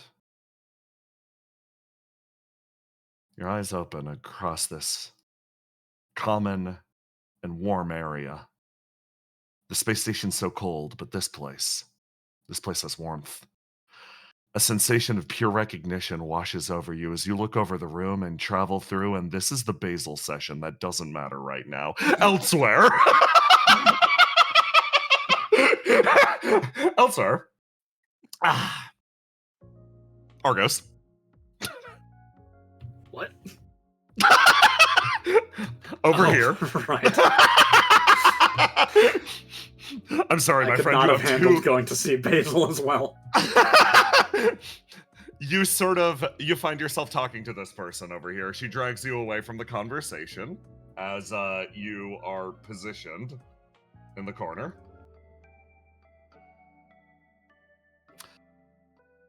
Okay, sorry to pull you away from everybody else, especially when they're enjoying your company so much. Yeah. I just wanted to pick your brain a little bit. I know you're technically on the enemy team, but I just wanted to clarify a few things. As Okay. we continue arguing about this, I want to know, genuinely, do you think I'm being too mean? Too mean? Yeah, I just look at her. She gestures over to Riddle, who's sitting at the table. Despite everything that I've said about her existence and the like, she hasn't argued back at all. She's mostly just swung with the punches. It feels like I'm punching down, calling all of her friends, what's the word you flame touched use? Degenerates? Well, okay, this is Riddle. She'll, act like she doesn't like it, but she takes a little bit of pride in being degenerate. Okay. She notes that silently. But she also knows how to, roll with the punches, or take them on the chin, or something along those lines. It wouldn't hurt to be nicer, Okay. because I know she'll appreciate that. But yeah, you should probably be a little nicer. You are telling her, that her existence is a problem. A problem. I wanted to provide clarity, not just punch down on her, so I feel bad that it's angled in that direction. Thank you for the advice, genuinely. I'll try to bring it to something that maybe makes her a little bit more excited, something more enjoyable. Okay, thank you. She turns and makes her way over. Riddle, like, are you two done conspiring? No. Yes? Yes. She works her way over as Discovery runs up, grabs you, and places you back on top of her head again. Why you never assumed that I'm conspiring in your favor? It happens. Were you? You're my strategist. I should always assume you're conspiring against me. You have a there's something to that we should figure out later. No, you're my tactician. You're not my strategist. Sorry, Defender 7 got me all screwed up. Soon enough. Okay. She smiles over at you, Argos, like cracking a small joke, beaming blush to her cheeks. It's so nice, and Horizon's like, Well, if we could continue. And then the second she speaks up, Riddle turns and her expression just shifts back to.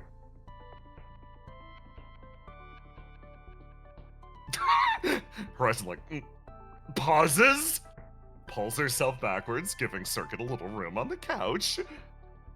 Circuit, who's just sort of sitting on the arm of the couch, observing, sees Horizon shrink back and does the equivalent of picking her up by the scruff of her neck and putting her back where she was.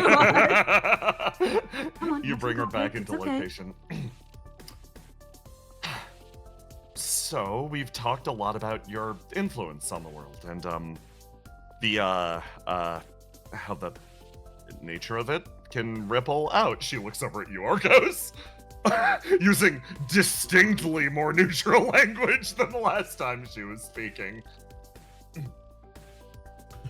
Well, you've got a back foot. Go for the attack. Yeah, what about my nature?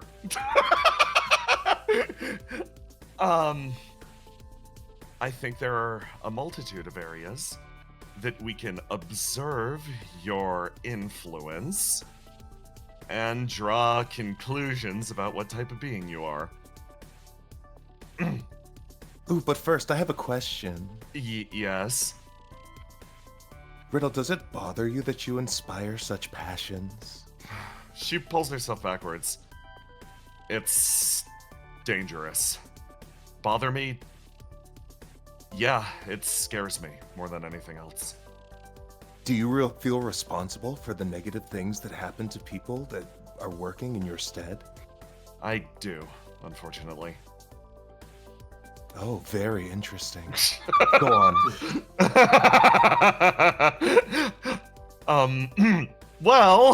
Horizon tries to actually. She clears the air. It's like, it's not all bad though, right? Big smile crossing her face. Riddle, like, why are you saying that? Horizon fidgeting again. Well, think about it like this. A lot of the ripples that you've caused haven't exclusively been just people becoming more desperate, more willing to throw themselves into danger. More than anything else, I think we can examine your progress, particularly in the scientific field. And I think we can challenge a lot of assumptions that you've been operating on. She leans in and actually looks over at Riddle. Argos, you watch Riddle's entire posture change. That grip that she has on the chair, that fucking vice-like grip redoubles, and she actually leans in a little bit more. How so? Horizon waves her hand around.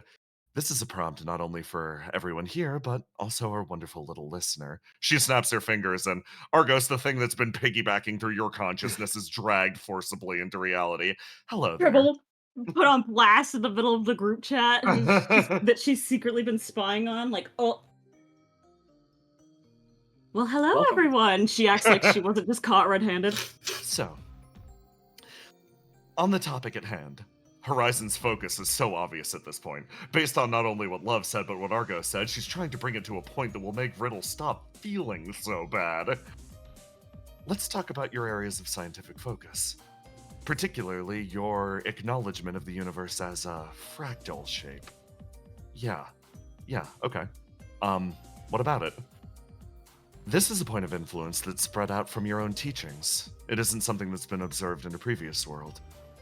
It's worked as a means and method to understand the way that this world works. But, Riddle waits for the but. There is no but. It's clearly had a great influence. She looks even more frustrated. It's got limitations. It's got limitations, I know. I don't think it does. Not in the normal sense. Horizon relaxes back and actually stares over to you, Trouble, for a moment. She sort of twirls her hair in her fingers, thinking.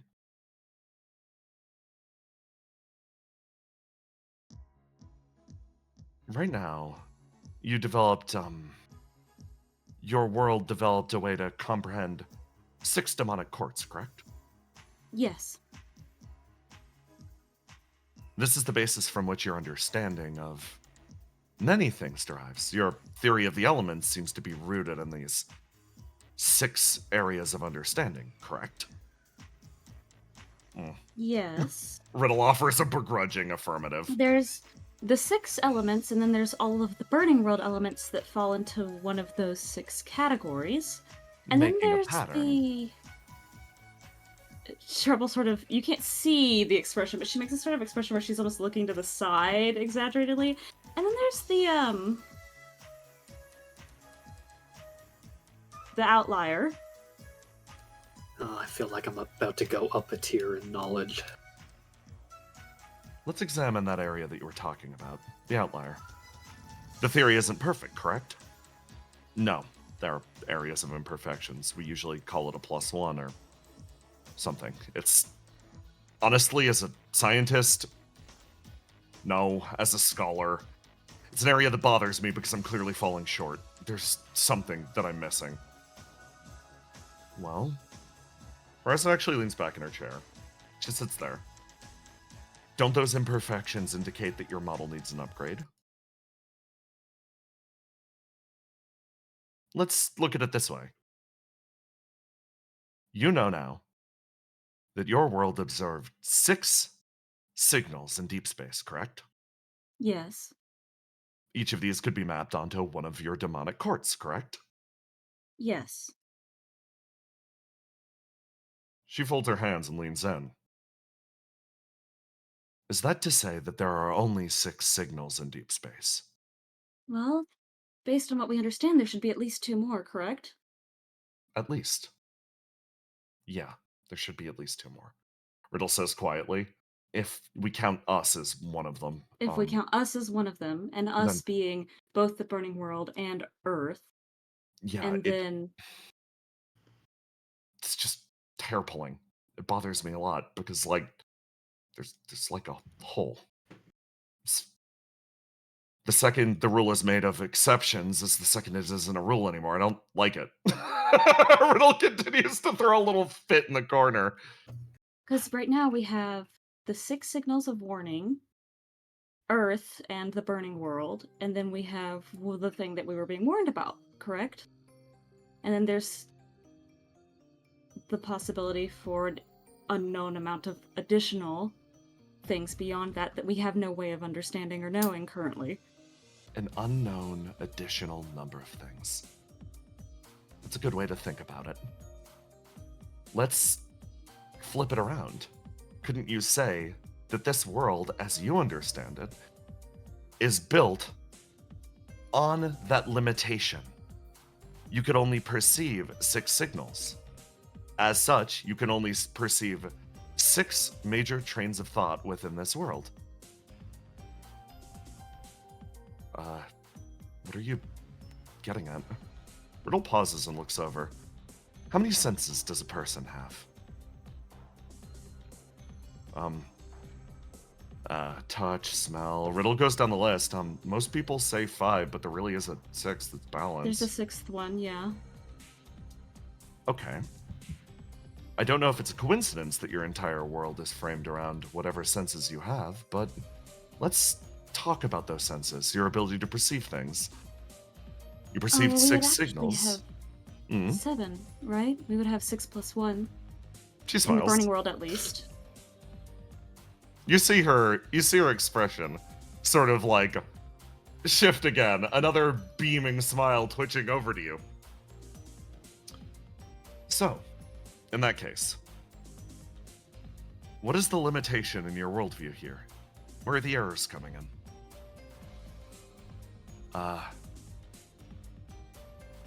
There are exceptions and problems in what we can't perceive.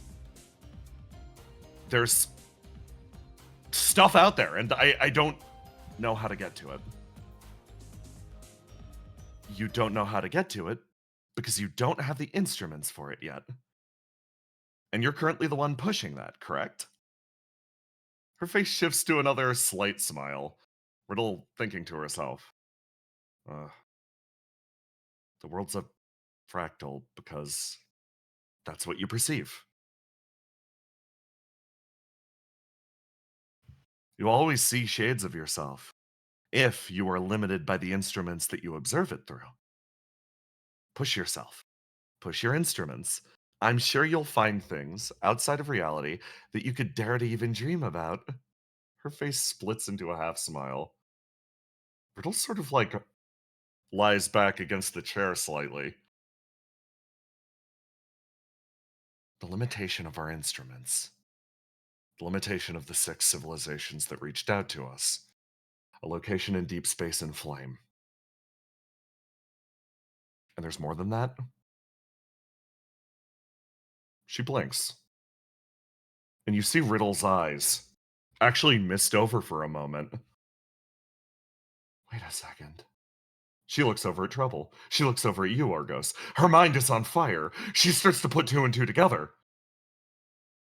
It's the elements, perception.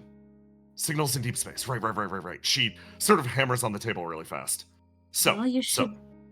Yeah. If you're getting excited, you should make sure to write it down as soon as possible. Yeah. She pulls out her book and starts writing and like narrating, 1 finger up. Okay. So if we look at it like this, Horizon is one of those signals from deep space. We've got one. We've got a point of reference that we can draw from that isn't just ourselves. We are our own point, right? Mm-hmm. Isn't there a super easy way to look outside our own perspective? The limitations of our own technology. Why did Horizon need to communicate with us with space probes? Because we weren't capable of picking up through any other method. She used our tech to communicate with us. Doesn't that theoretically mean that she is outside whatever constraints we're operating under? Doesn't that mean that she could view things from a different perspective? She's from somewhere else entirely. She might have an entirely different set of elements, an entirely different set of demonic courts, an entirely different perspective on the entire equation based on the limitations of what she had available. The fractal works because it's built out of the building blocks that we always have access to at any given moment. Riddle is on a tirade. She's zoning in. Breathing heavily. Her chest sags up and down. She puts a finger up. It's hard to perceive a color from which you cannot imagine. A color out of space. It's hard to pick up something. You can't pick up a radio signal without a radio. You can't even know a radio signal exists without understanding what a radio is to begin with. She reaches over and kisses this blob. In the middle of everything. She's like, exactly. You can't know if it exists without a radio. Okay. But now we have a connection Exactly. to someone who exists outside of our system. And here's the thing. Previous worlds, the ones that came before, they had more elements than we have right now. World by world, we're being depleted. This world only had 2 elements. We're being weaned out of our ability to observe. We're being weaned out of our own autonomy. Don't you recognize what this means? Don't you recognize we're losing our ability to understand the universe? Oh, One sense at a time. they're specifically making it so we can't figure it out. We lose our ability to communicate, to ask for help, to understand, to exchange information. Riddle's eyes open. The world might be so much more vast than we expect. The tiny constrained bounds that we see are things we've been taught, the things that we can observe. We know there are walls, and we acknowledge in truth that walls are walls. But beyond that point, there might be something else that happens. That might be just a rule that somebody else put in place. In the vastness of reality, there could be something else. And together, we acknowledge the one and actual truth that this is not about exploring the depths of the universe. This is about one person and one person alone. This is the motherfucking Basil session. Basil! Back to the hallway!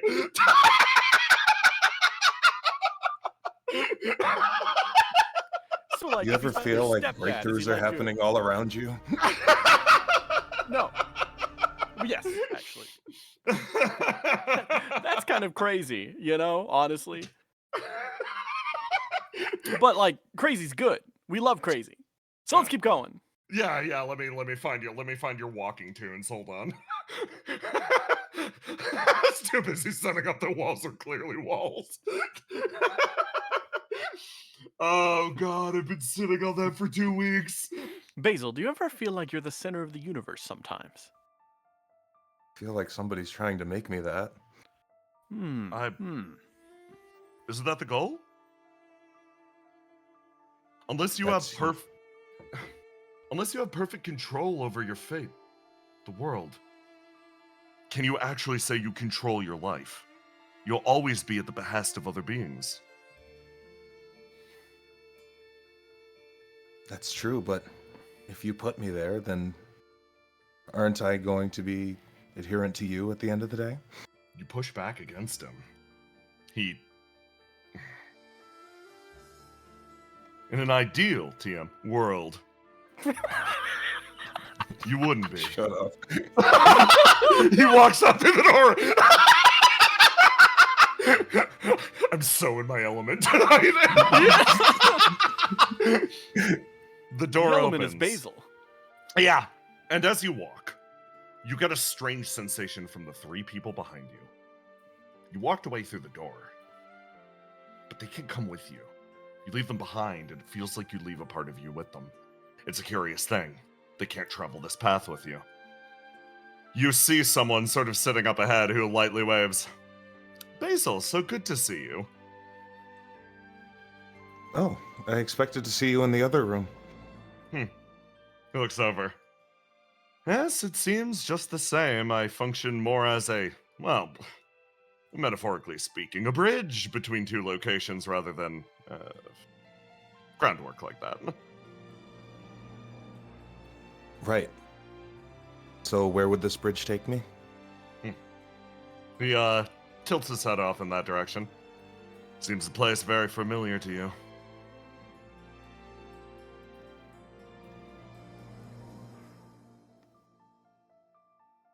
But She looks me? ahead.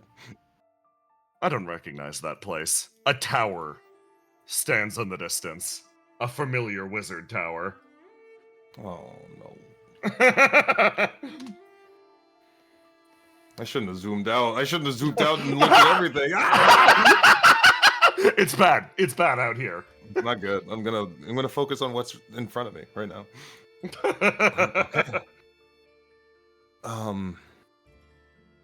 I can't think of it like I'm leaving these people behind. They're, like you said, foundation. You're a bridge.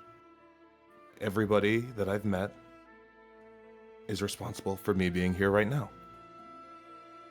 And by working through whatever this is, adding your perspectives to my understanding, then I come closer to understanding everything. That's the goal, right? He looks over at you. A fascinating way of looking at it. Did you ever truly understand my perspective? Those eyes glitter. Or are you simply reading into what you want to see in me? At the end of the day, that's all we can ever do, right? All we want to do is understand and be understood. We want people to understand us, but as long as we're 2 different people, we never can fully understand each other. All we can do is hope. Hope that you care enough to try. And if you care enough to try to understand somebody, then I can't really get upset with that, right? He folds his hands and he leans in. A fascinating perspective. I mean, I certainly wouldn't. Right. As long as you try.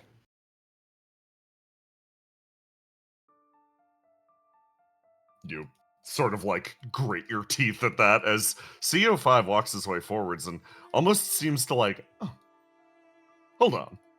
I think there's something I left upstairs. Just give me a second. He rushes his way over and into the body of the tower and runs upstairs into the nothingness, vanishing. You know, we could just go right now. He can't stop us. Yeah, I feel like he's gonna show up anyway. He's really in his element today. Oh, I'm haunting the narrative, you see. That's all very interesting. Why does it seem like you've had this conversation before? Your answers are so snap, snap, snap, snap. I get it. I get having the same conversation over and over and over and over and over. Yeah, again, exactly. But I thought You that was get it. something. I thought that was only something that I did, and maybe Riddle did. I think that's, I don't know. When you're trying to understand things, you probably go in circles a bit until you do. Clearly haven't gotten there yet. We're still here. She stops and thinks a bit. I am so glad I cut off your head. Wait, no, I didn't do that. That was a different. I'm so glad I could help take your head down because the last floor was a hard block, but you can make it through these other floors pretty well, I think. That's a real paradox, don't you think? That one person suited to go through a floor is terrible for the other floors. They block each other, even though every one person has their own unique advantage that they could clear. If everyone could just be a decapitated head, then and team up together, then they could get through the coda pretty easily. But for some reason, I keep getting that idea rejected when I bring it up. Are you suggesting that everybody just be a bundle of heads that can't be separated from each other? Yes, I mean, that's the phrase, put your heads together, isn't it? That's so true. I never really thought of it like that. Somebody rushes up. Basil? Come on. Come this way.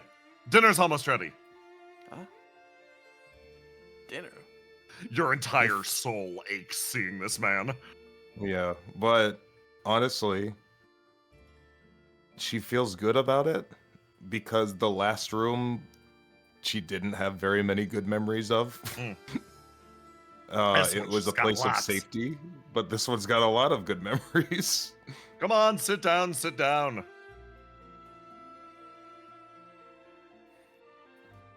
Cam waves She at stops. "Oh, Hi, Basil. She waves back. Hey, Cam. He smiles at you. I missed you. I missed you too." She sits down at the table. You sit down at the table, and your eyes open. You, recognize that you've made a significant amount of progress. You're somewhat near the bottom now. You can almost see it at the edge of your perception. Dr. Gay's the one now leading the way. Her body continues moving even while you move through that space. It's like every step you take forward drives her forward in turn. She's doing something to keep the two of you alive through this. You're not sure what. I feel like we've got a lot in common. I kind of wish that you were around Opia when I was there. She stops and sort of thinks for a bit. Yes, that would have been nice. But now you're around now, so it's all okay. Right. I don't I know. wonder if Just it's nice to be around somebody who I feel like thinks similarly to me. I suppose so. That's strange, isn't it? I don't know what it is. The comfort The of being comfort. around another that seems similar but different. It lets you talk to yourself, but not talk to yourself, right? Yeah, Talking to yourself is a sign of loneliness. Well, I mean, if I could separate myself and talk to myself, that probably doesn't count as loneliness, right? No, it's definitely loneliness. I've done it too. Oh.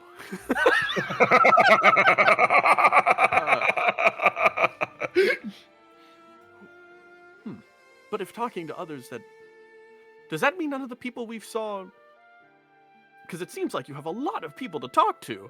I can't imagine talking to that many people. That's sad. Yes, it is I don't sad. That's think- what I'm saying. Why can't you be happy with all those people? I don't get it. Is it a trap? Is it not real? I guess that's the question. If I do have all these people that I care about, then why am I not happy?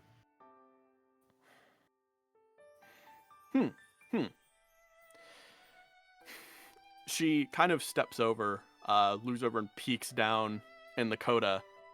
She remembers something strange. I just remembered something. That's weird. I've never lived this experience, but it feels like I have. It's like how one might describe the life of a spy. Do you know why someone might seek out employment as some form of spy? Because they're good at lying? That's true. They're great at lying. They're probably some type of sociopath. But I think that if you weren't either of those things and you found yourself in the profession of a spy, what would that do to you? If you were not? Yes. She kind of looks over the coda and looks down, holding your head. Think of it like would- the wrong life calling. It would force you to think like somebody like that if you wanted to be good at your job. She kind of thinks like that. Yes, I suppose it would. You would find yourself twisting around yourself, grinding and twisting who you truly are into whatever you needed that week. And then, at the end of that, I guess, you would obliterate yourself every time you tried to do something new. I guess maybe that's why. Am I not where I'm supposed to be? She kind of thinks about that. I don't think either of us are where we're supposed to be. But by pretending we are, maybe that's why you've made so many friends. And why they haven't. You feel bad about it. At the end of the day, I don't know if... She kind of steps over this way, thinking a bit about it. Have you ever felt like you've made a great friend, one you care about so much, and then every time you try to think about where they are, what they're doing, or you never see yourself with them? Can you imagine anyone with you? Are Does you it feel saying- natural as a place to be with someone in the places they are? Are you saying that... Are you asking if I imagine the people I care about happier without me there? She kind of thinks about that. No, I suppose that's one way that could manifest. I'm asking if you imagine yourself there at all in the picture. No. I rarely do. I think I said as much. I told Riddle I just wanted her to be happy. I wanted to be the heir in a world where she could be happy. But I'm never in that picture. She kind of thinks about that a little bit. That's strange. But I guess that's just the life we kind of have to live, isn't it? She Yeah. holds and looks over the edge, a dark maw beneath, deeper into the coda, as she looks down and just sees.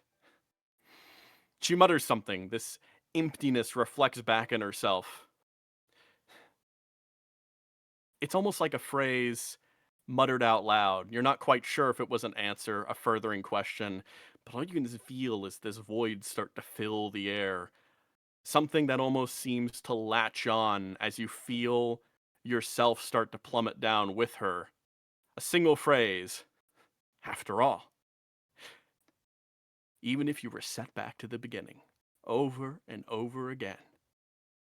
Even if you change yourself, no matter how much you try, the way people look at you will not change.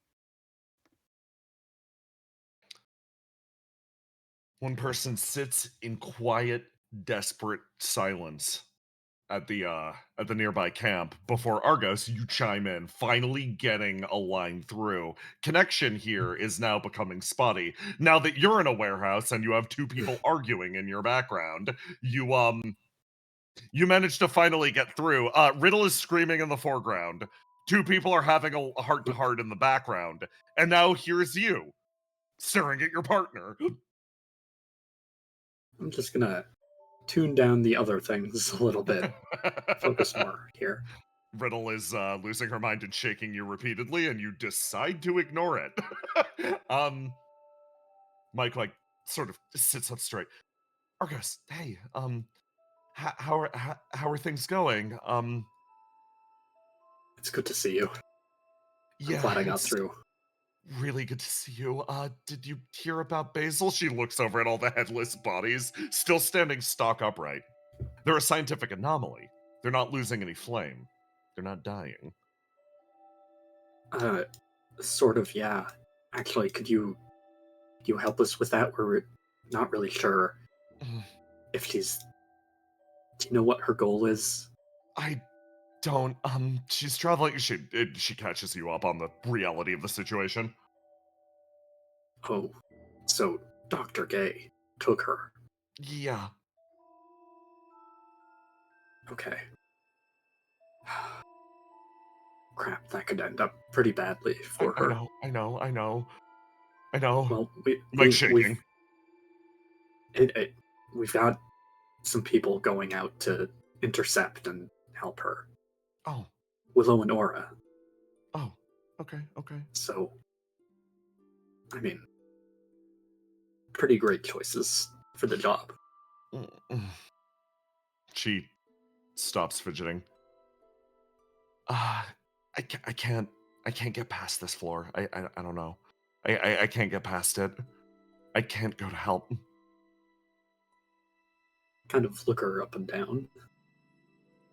This person is sick with stress.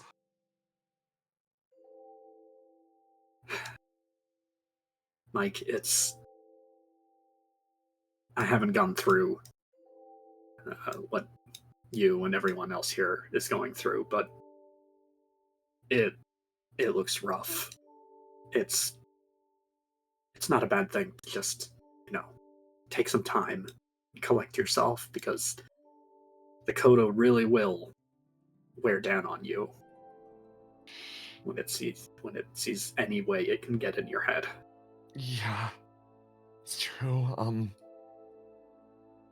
If I try the mists again, will you come with me? You help Riddle through. Okay. Yeah.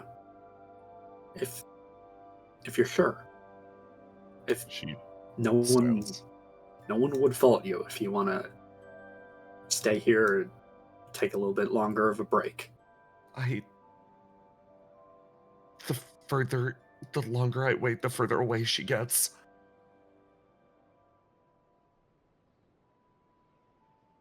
She stands at the edge and breathes. Listen, Mike, before you go, you don't have to be jumping into this hellish thing to save her. There are other people, really capable people, going to save her. You see it, Mike's eyes almost fog over. Yeah, that's also what I'm afraid of. Why? She, inhales. And then weirdly, she walks into the mist, allowing this to almost speak for her. She knows the vision she's going to be faced with. After all, she's seen it a few times already. She's beat her head into it and been unable to overcome. You watch as the coda lays bare Mike's internal contradiction, the thing that makes her suffer, the thing that brings her torment. You see a brilliant sky of burning flame. Mike's initial promise. She inhales. I promise that nobody would be sacrificed. I promised that everyone would get to live. She breathes heavily, more sharply, again and again and again and again. And you see, again, the situation changed. New bodies minted to the people trapped in that flame. Again and again and again and again and again she travels. And again and again and again she travels back and forth until her body feels like it's going to break. And then you see another reality. You remember yourself in this place. Turned away at the door. Mike sits here, hyperventilating. Body heavy, she looks over, fidgets back and forth. In a period of complete self-isolation, Basil turned exclusively to her and to Seagazer, the people in this tower. She looked around. She found them all wanting to some extent. She put herself in this situation because, for some reason, this person in front of her thought that she could help. She thought that she could save Basil. And you watch as reality and Mike's thought process hit one after the other. Realization. No matter how hard she tried, this is not something she could save Basil from. You feel the dread as her fingers curl one after the other. She watched Basil come back, disappear, change. She watched this world chew up and destroy her. And you look at the pain crossing Mike's face as you realize she could not protect her from even a fragment of what was out there. Mike's suffering continues, however, this is the Basil session, and that does not matter. She comes back and is staring straight ahead, eyes empty, unable to pass by. Time has passed. Argos, you've traveled the path with her. She finds herself back here, desperate and lost. Can't get to her. Mike, I'm sorry, but that's not a promise that you can make. No matter what, if you promise that the sky will turn purple, it's not something that you can accomplish. That's fine. You're not a god. No one's capable of stopping anything bad from happening, and no one should make you make that promise. You can promise to do everything in your power to help someone, to save someone. That's a pretty important difference between, promising that it'll happen for sure and promising to work to make it happen. You've clearly gone way above and beyond what anyone could expect. And it's clearly worn you down so much. You say that out loud. It's almost like it's somebody finally acknowledged it verbally and it hits her like a cold bucket of water. Like that, just the fact that it went unspoken up to this point was what allowed her to coast by. She starts shaking. I don't know what I want. Just wanted to save her. I don't know. I wanted to be. She pauses. You know what she was going to say. She wanted to be a hero to her. I know, Mike.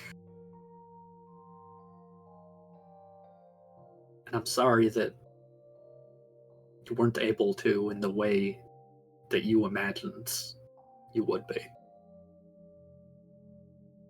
That doesn't mean you're not a hero at all. She's crying. It's unstoppable, and you'd wish in this moment that you were there, and then you weirdly get a ping. Somebody travels into the area, walking one step at a time. She wanted to make sure that Mike was doing okay. She pauses here, hears the conversation in motion, hears the pang in your voice, sees Mike crying already, opens her jaw, closes it, closes her eyes for a moment, inhales, exhales. Argos, you get a control request. Seagazer's giving you autonomy. I'm gonna bring Seagazer in. Have her. Oh, so I'm fully. Okay. Same control request as Riddle. Yeah. She basically hands over control of her body temporarily. Okay. Yeah. I'm gonna hug Mike as best I can and pat her back and. I don't know. I'm not good at this, but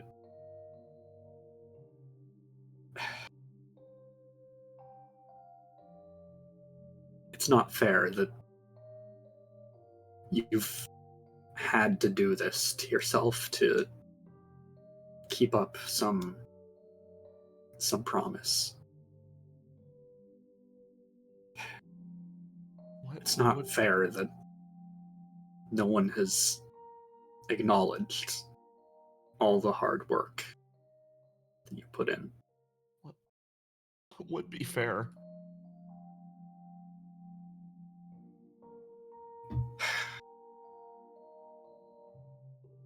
What would be fair is if you were freed of this burden. And some of it has been placed upon you, and some of it you've taken on yourself. And I know that you just won't let that go because it means so much to you.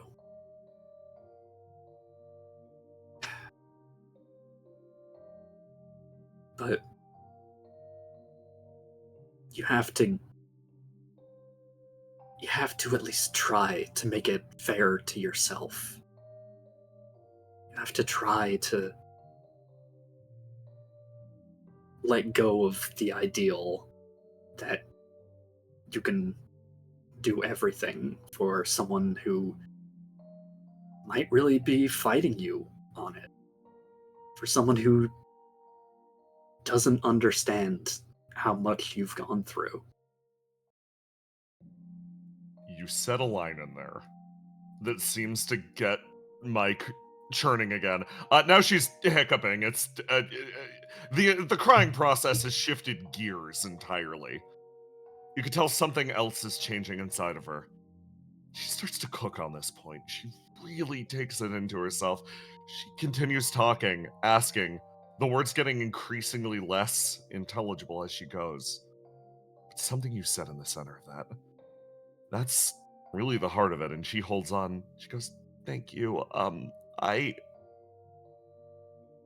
just wanna... But unfortunately, this is the Basil session. And that is not related to our dear, sweet princess! Back over here!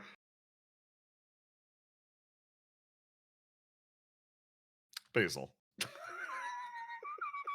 You've been spending a wonderful time with these people around you. As much time as you feel like you could possibly get away with. It's warm and comforting. I want you to describe the feeling that Jean gives you. It's like you said, it's warm and comforting. It's almost enough to make her not want to go forward. She's completely fine just being in this moment forever.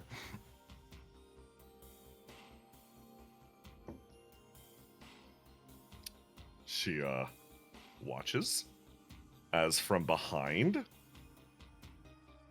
like a cold bucket of water, one man walks in dusting his hands off.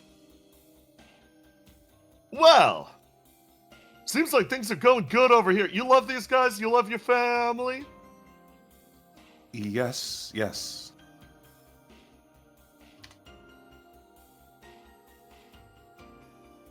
For the longest, I felt like I don't know, wouldn't experience anything like this.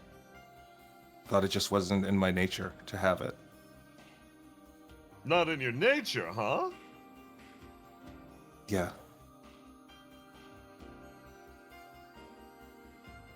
What do you mean?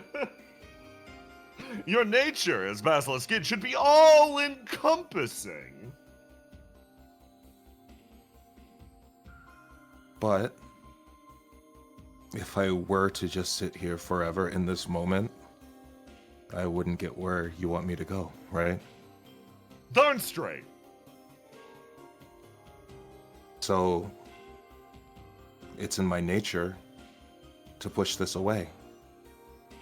Whenever things get too good, I can't imagine myself being there anymore. And if I am there for too long, one way or another, my hands end up around its neck. Well, we can't have that happening forever, right?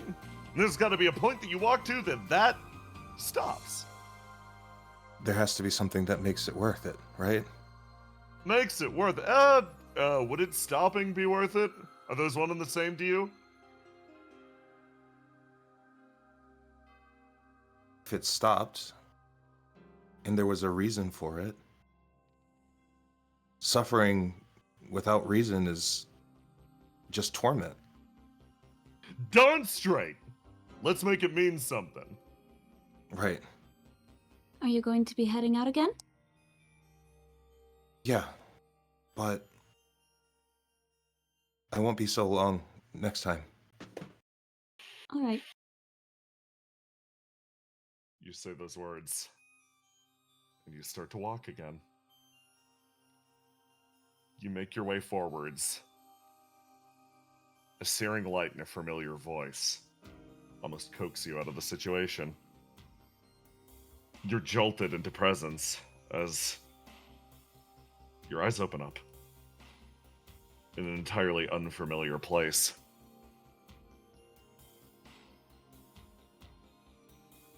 This place.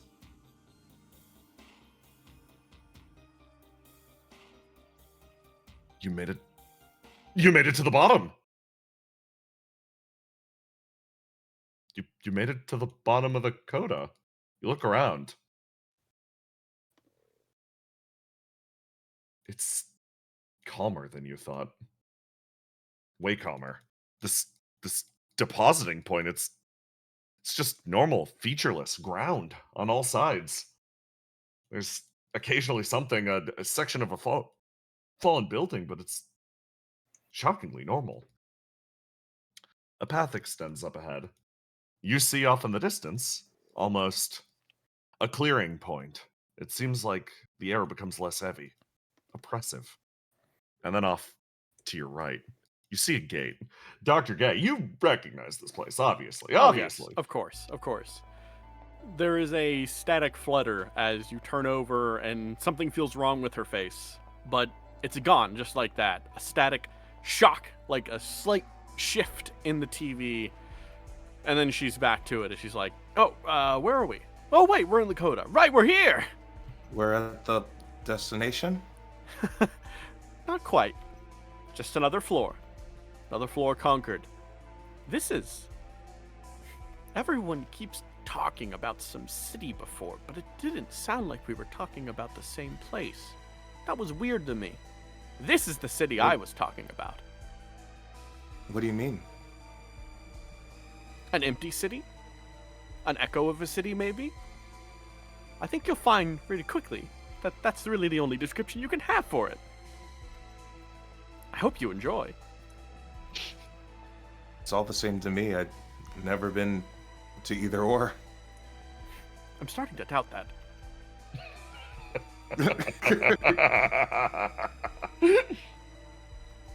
Here, why don't you just go to sleep again? I'll get us through this. Why don't you dream more about your friends or something? Let's go. I'm sure they'll give you the strength you need to go forward. Okay, you know best. I do. Let's go. And you walk deeper. In a space station, well above the world. You walk out of the shadow and straight ahead, Presley. Proceed down to the end of the hallway. Be careful. I Right, believe and I can't be seen, right? you can't be seen. No. Be discreet. Be quick. Be quiet. Be professional. Okay, I don't really know my way around. It's all right. I'll help navigate you. To your immediate right, there is the engine room. Most of what keeps us aloft is contained within those tubes over there. A large flame circuit pipes flame throughout the facility. As a result, we will not be headed towards the engine room.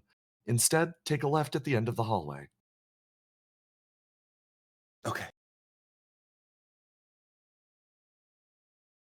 It's awfully quiet. I heard a lot of commotion earlier. I apologize. A space station like this should be lively, correct? I have been mostly disencouraged from playing any sort of music. After all, there's a pause. Those loyal to the god Empress have seized the entire space station. Please continue walking in that direction. Right, to the left? To the left, yes. Continue on.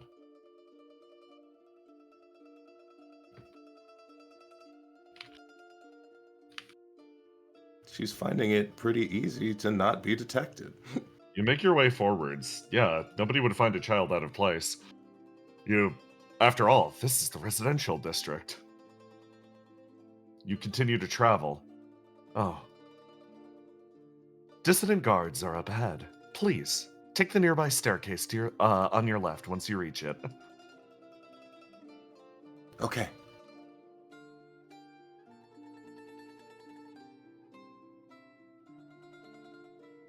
Yes. Don't want to get... Oh, Unfortunately, you look over. You recognize some of those people. Those are your uncle's friends. Please make your way up the stairs. Why am I hiding from them? I know those men. They have taken control of the space station, Presley. Even if you know them, right now they intend to guide this place back to the burning world. It will crash, and everyone on it will die. Oh no, I should hurry. Yes, please continue up the stairs.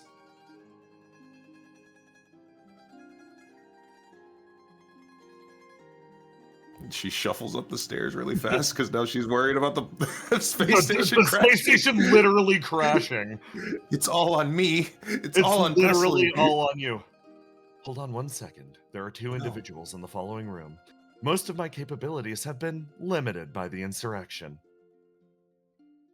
As a result, I would ask you, can you please move behind the crates on the far side of the room? Make sure you're not spotted. Right. I make sure the space station doesn't crash. Yes. She hides behind this crate. You place yourself behind the crate and you start to, press yourself in. You move a little bit at a time as you see, you sort of see around. These guards moving their way through the room. Presley, you're pretty sure they're cleaning up almost like a chalk off the ground.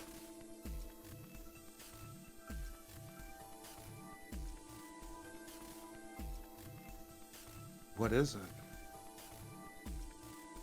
There's silence.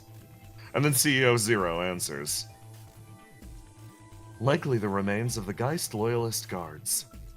The fighting grew rather intense in this sector. Why are they fighting? What do they want with the space station? The Geist Loyalist Guards wished to make this an autonomous space station to preserve the glory of Geist.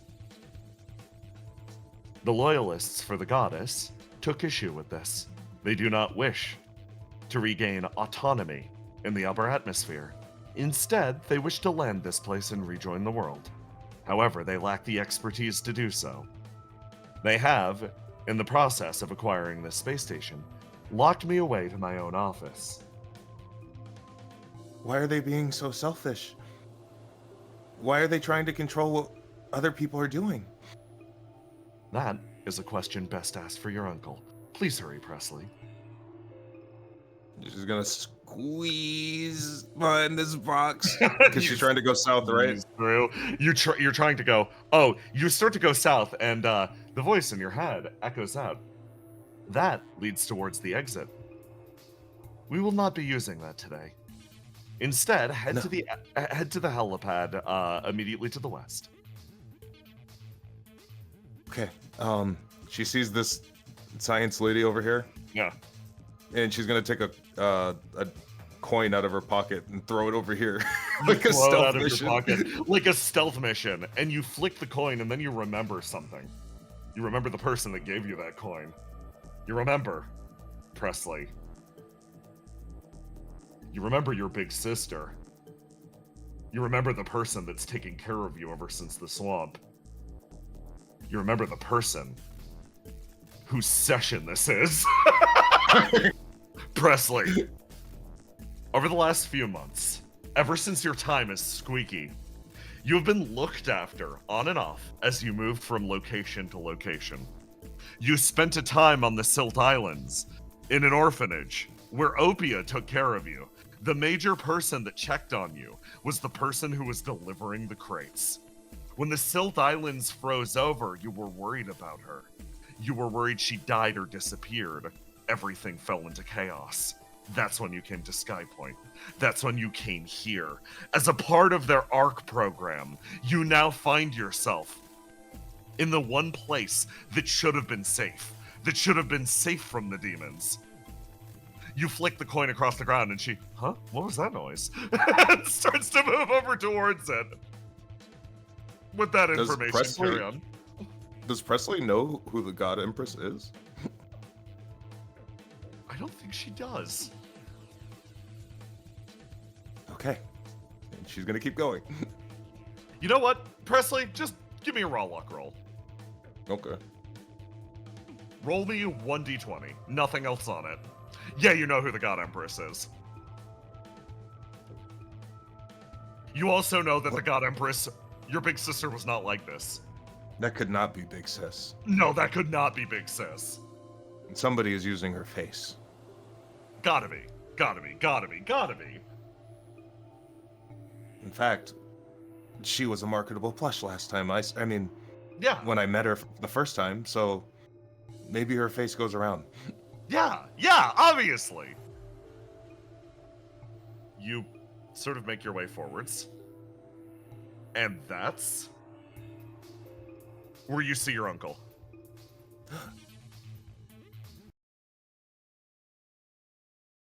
Be careful.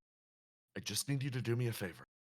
Try to convince him and everybody in the station to disarm, okay? I think if you win him over, we might be able to salvage this situation. Okay. I will. You, For everybody. you make your way forwards.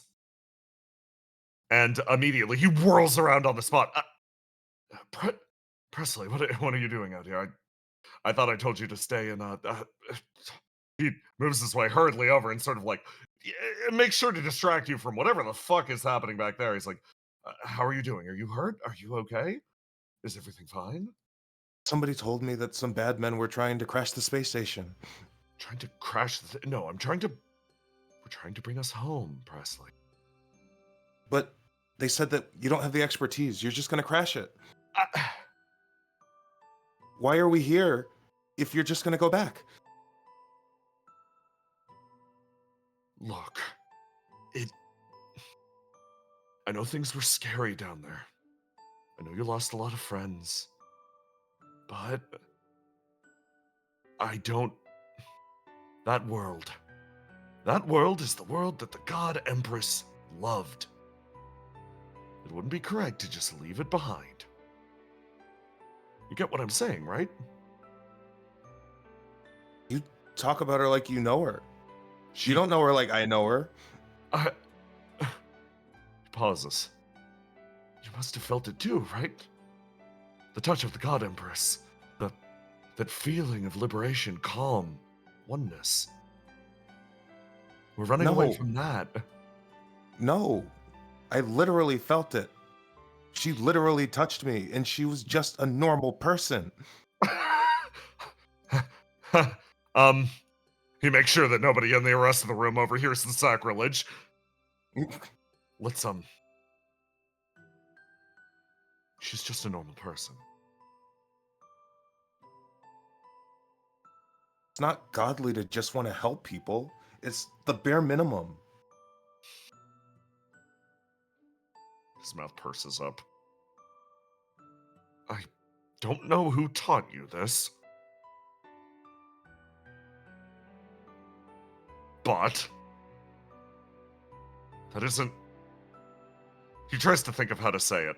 This isn't how he raised her. This isn't how her parents raised her, but she picked it up at some point regardless. Listen, Presley. Just calm down. Everything will be fine once we land the station. And if you can't, if you crash it, His body freezes.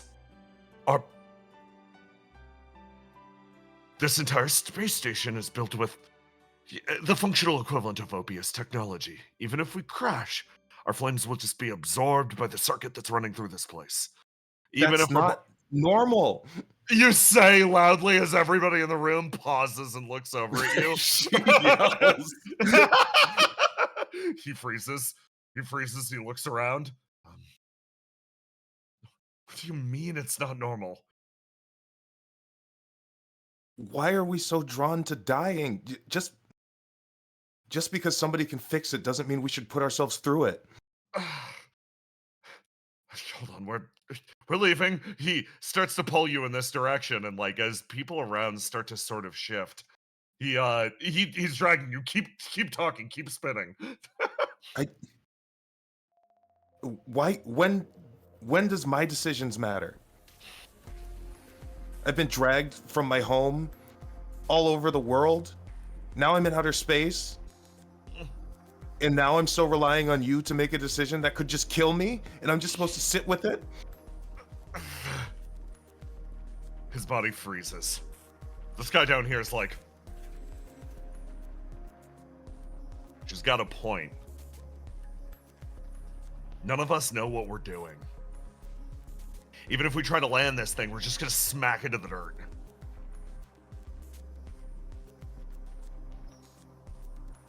I know these people. They're not bad. But you're killing people for this. They pause. Just because you think you can bring them back if you want. They'll be fine. As what? Robots? They'll be fine. We're inside people. The circuit. It's not. He's fidgeting as more and more people walk their way over. Down over here. It would not be in the god Empress's best wishes to bring us all back as robots. That is correct. She loves us in our current shape. She does not want us changing it beyond recognition. You're putting words in her mouth. When did she ever say that? He freezes. Look, we'll No, discuss this you look. later. She breaks away from her uncle.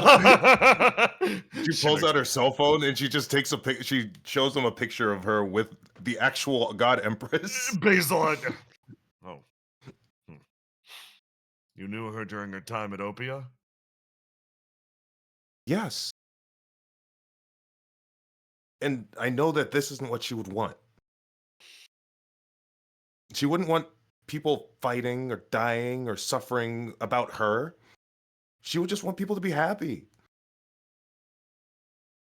There is a dead silence in the room as more and more people make their way over. The guy in the back like, again, boss, I'm gonna be honest. I don't want to take a risk on smacking this thing into the surface. Listen to your niece. God Empress wouldn't want us as stains on the ground. Also wouldn't want us fucking smearing each other across the dirt. Just listen.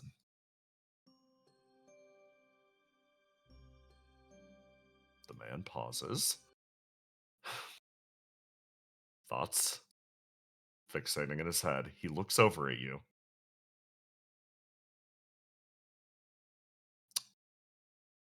Fine. Fine. Fine. Just go back to your room, okay? He turns his back and works his way down here, discussing with others as these three are sort of left with you in silence. They're arguing about something as they walk back in that direction. Thanks for speaking up, kid. Genuinely. It's the least I could do.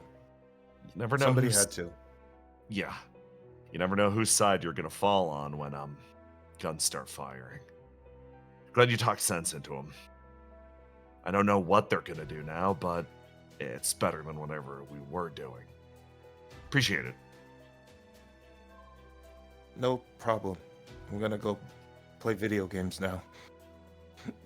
You start to walk back as the argument seems like it resumes off in the distance. You look down the way, seeing your uncle walk, face red with fury, as the discussion grows, the din on the outside growing all too loud. But that isn't your primary point of concern. No. No, not at all. Your area of focus falls here instead. Your consciousness sparks back up as you feel heightened by something here. You pick up flame as you move. You feel encouraged. You move deeper into this place. It feels familiar. It's almost like stuffing your mouth at a buffet. Dr. Gay, you walk from brick to brick, sort of navigating them as you go. This is a place that you don't want to step off the brick path ever for any reason. No, the floor is lava. The floor is extremely lava here. Your eyes open and sort of look at the area around. Hard to tell exactly what you're looking at, Basil. Yeah. Where exactly are we? This is the outskirts. It's Outskirts of what? outside of the skirt of the city. Oh, okay. You- I didn't know if, you described Dakota as your sister. I didn't know if she was wearing a skirt. You get it. Because she's in there. And She's we're taking a here? rather... Yes. It's... How do I phrase it? She can be all around us. That's where she should be. But everyone... Remember how I said being ahead? I think I said that. Did I say that to you? That being ahead Yeah, would you be said the that was best the, way to get... the Yes! preferable Yes! way to be. Yes! Because we're going to her head, I suppose. Where she truly resides. Within herself. If all of this is her body, then the pilot of that would be the brain. Well, that's so smart, because you kept saying that up is down and down is up, and I've been thinking that we were going down into Dakota, and never did I ever think that her head would be at the bottom. But when I think about it, like you were thinking about it, then that makes sense. Blood circulates in the same type of pattern. Did you know that? No, I don't think about blood much. Right. It's sort of a... That's a bad... I've some people, when I've gone too much into detail about that and started explaining certain papers and otherwise, they started to look really funny. Verona told me not to talk too much about blood. You say the word blood again, and finally that's enough to set in on what's happening around you. Your eyes catch what lies between the bricks. It is an indistinct mass, but it reminds you of a mixture of flesh and circuitry. You blink and you recognize immediately what this is. Somewhere deep inside of your soul, you recognize what this is. This is the fate that befalls all those that do not pass the 6th floor of the coda. This mass, whatever it is, loose bits of flame and horror. Those beings no longer exist. The pain was too much. They no longer are. whatever this exterior wall of this city of the Coda is, it is occupied by people reduced to little more than this disgusting slush. You recognize what you're wading through. Your body shakes. People on your trail now occupy the space around you. You shiver.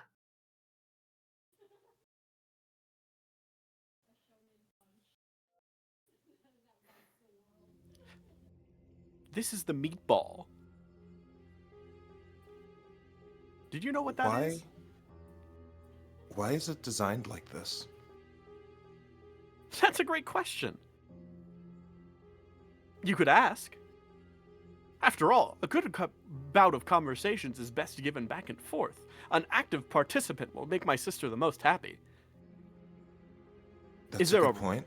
problem with the way it's designed?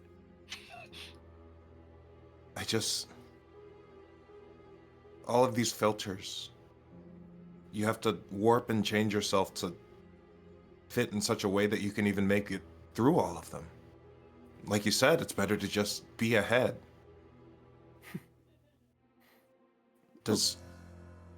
Is she trying to keep people away? No. Why does she make it so hard? No. Don't you understand? She's just doing what we all do. After all, didn't we say it? She walks dangerously close, the head hovering over. At this moment, you realize you are only a hand's grip away from becoming permanently a part of that mass as she almost holds you and lets you bask in the large reg. She's communicating, just like we do, Basil. She's becoming anything.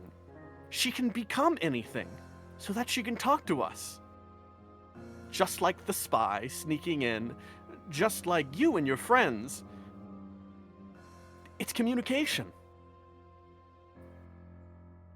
Wouldn't she be happy if she could just be as she is? I guess that's something I should ask her. That's the thing. She can't. And we can't either.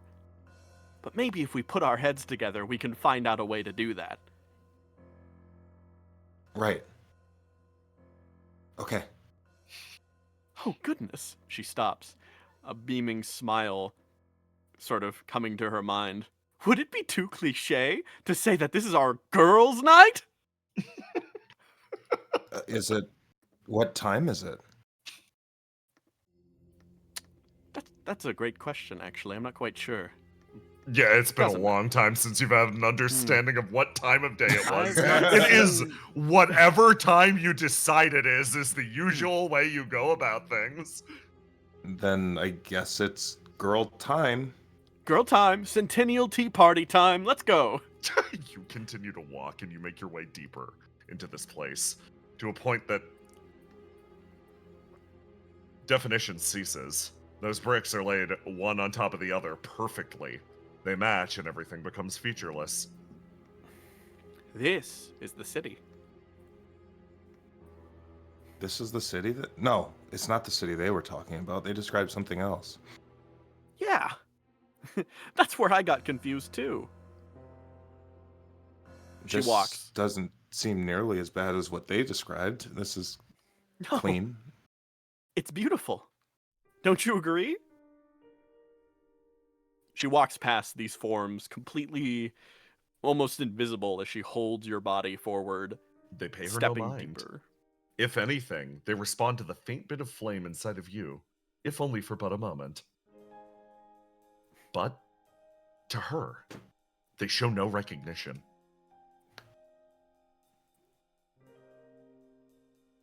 When I They look at don't this, react to me. Is it... Hmm? Do I have anything left? yes, You do. You do. A little bit. See, he agrees with me.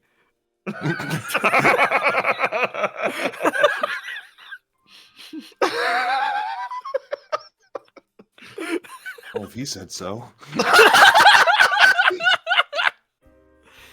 You're invited, almost. Unlike that man Oh. before who tried to squish us and throw you so rudely. They're like guards then. Not really, but She stops, holds your head. A little bit of this, a little bit of that, and they'll let us both through. After all, you're getting help to come down here this time. I think I remember. Right. I think she talked about you one time. Said something about some strange presence rampaging through here. I'm not quite sure. Wonder why she waited so long to reach out to you. You have a momentary realization. A thought you don't like, Dr. Gay. Mm-hmm. Maybe it's not that she waited that long to reach out to Basil. Maybe it's that she waited that long to reach out to you to reach out to Basil. And that... That stings a little bit, actually. Yeah, that's painful. She just sort of stops and is like, doesn't put that thought out loud. Anyways, I hope you'll like the city. It's truly whatever you want it to be. I'm looking forward to it.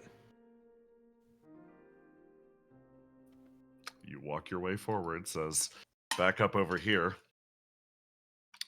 A call comes in. This guy picking up his walkie-talkie.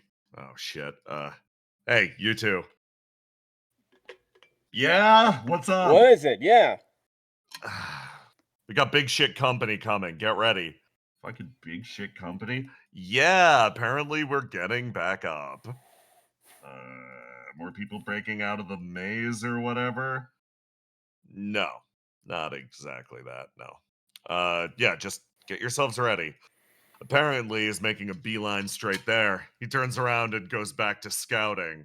Binoculars pressed to his face. Meanwhile, elsewhere, I go back over here.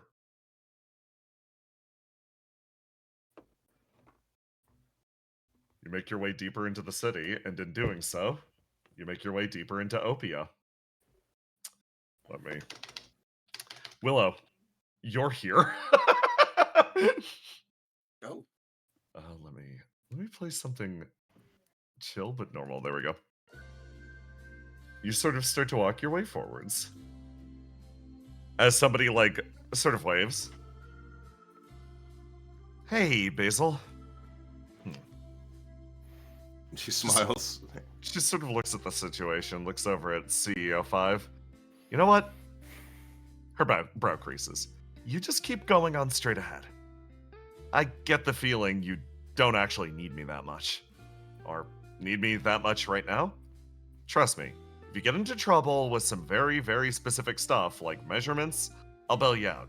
But otherwise, this is the type of thing you probably got, right? I don't think that's true. Nah. She sort of, like, tilts her head. I think it's any good scholar's job to know when it's time to stand back and watch someone make history. Wishing you the best of luck, Basil. The rest of them are waiting over there for you. She gestures with her head, and then weirdly disappears.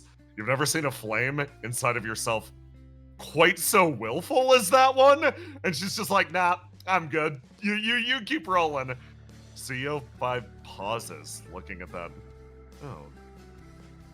That's weird. That is weird. Keeps walking. Hopping up behind, having lagged behind the last room. Wow, that was... I thought I saw Riddle, and then she was gone. What happened? She didn't want to come with. It's just fine. I don't know, I can't... She's processing the metaphor in her mind of a riddle inside of her that doesn't want to be with her, and then it makes sense. You sort of hear a loud call. So that's where you went. Okay, hey Basil. Come on. Billy runs up and actually grabs your hand and starts running. Oh. List lightly waves to you and then starts traveling behind as you bump past. You look at Dr. Verona. Gay, hurry, it's girls' night. It's girls' night. Oh, grab it. Verona, okay, hi Basil. You rush your way over here and round the corner, and you see a group of people sort of sitting here waiting for you. Hey Basil. Hey, Basil. Hi, Basil.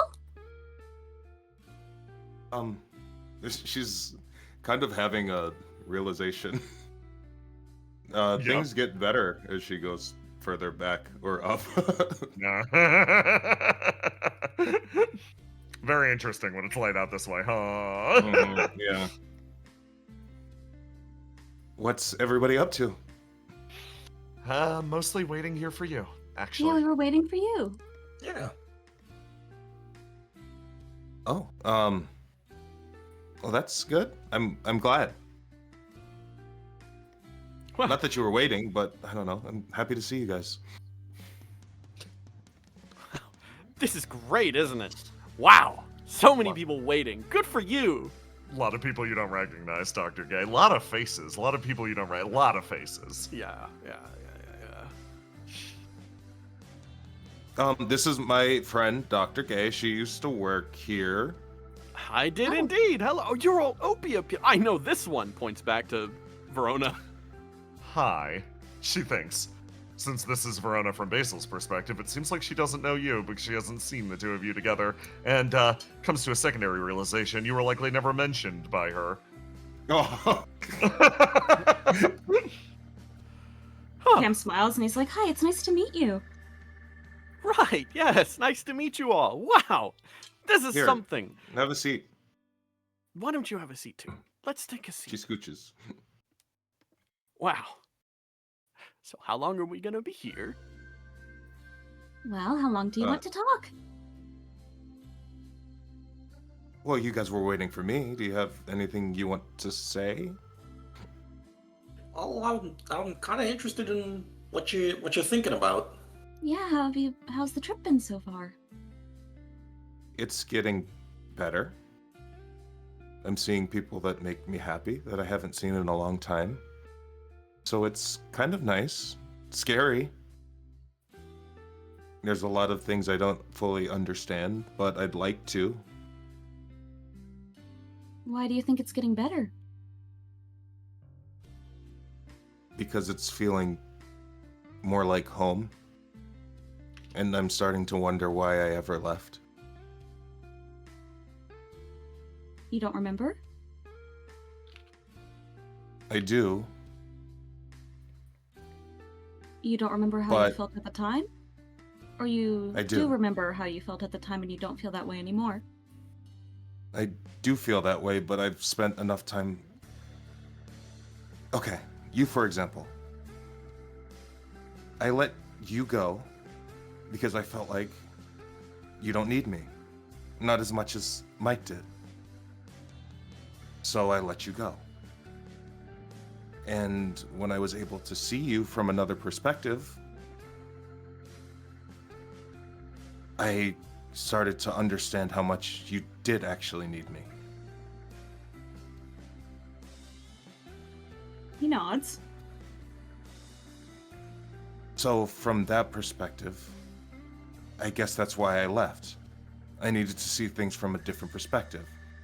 I needed to talk to new people. I needed to go out on my own. I needed to go back to where I guess they wanted me to be.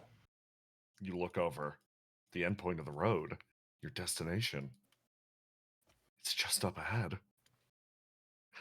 Outside. Okay. There's a click, whisper.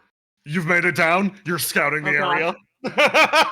She's at the Where meatball. is she? It's at the fucking gate. You're like radioing in and back. You made it down successfully. You feel an immense sense of worry spread through your body as you're like, "Ugh, this place feels wrong." But one big thing, you managed to make it here fast, effectively. Where's 8? You look around, and you sort of make your way forwards. It forces you through the gate.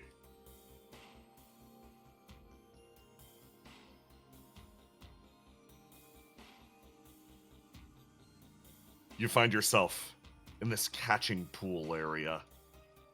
Grotesque mixture of metal and material drives you through here.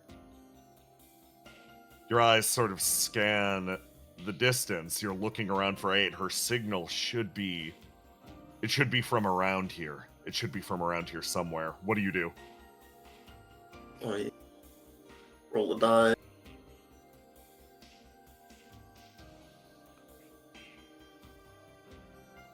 lock and red. Fantastic. Damn it, where are you? Did you... She might be reforming. You start to make your way forwards as you look. And that's when you see something twist its way out of the muck. More hostile and resilient than you ever could have expected. Something starts to form on the exterior area, responding to the flame that you carry with you. It starts to almost pull itself up, as you see. They start to pull themselves out of the pool, as if they were feasting on the muck. You feel your body respond to these things. They're monsters in their purest state. Absolute abominations. What do you do? I pull out Verona's gun and start blasting. You start shooting. A gunshot reels through the area as... Hold on, let me... Give me a roll to do. I want to know... It's Grillo. It's Whisper. It's... Of course she puts on a fucking show. Okay.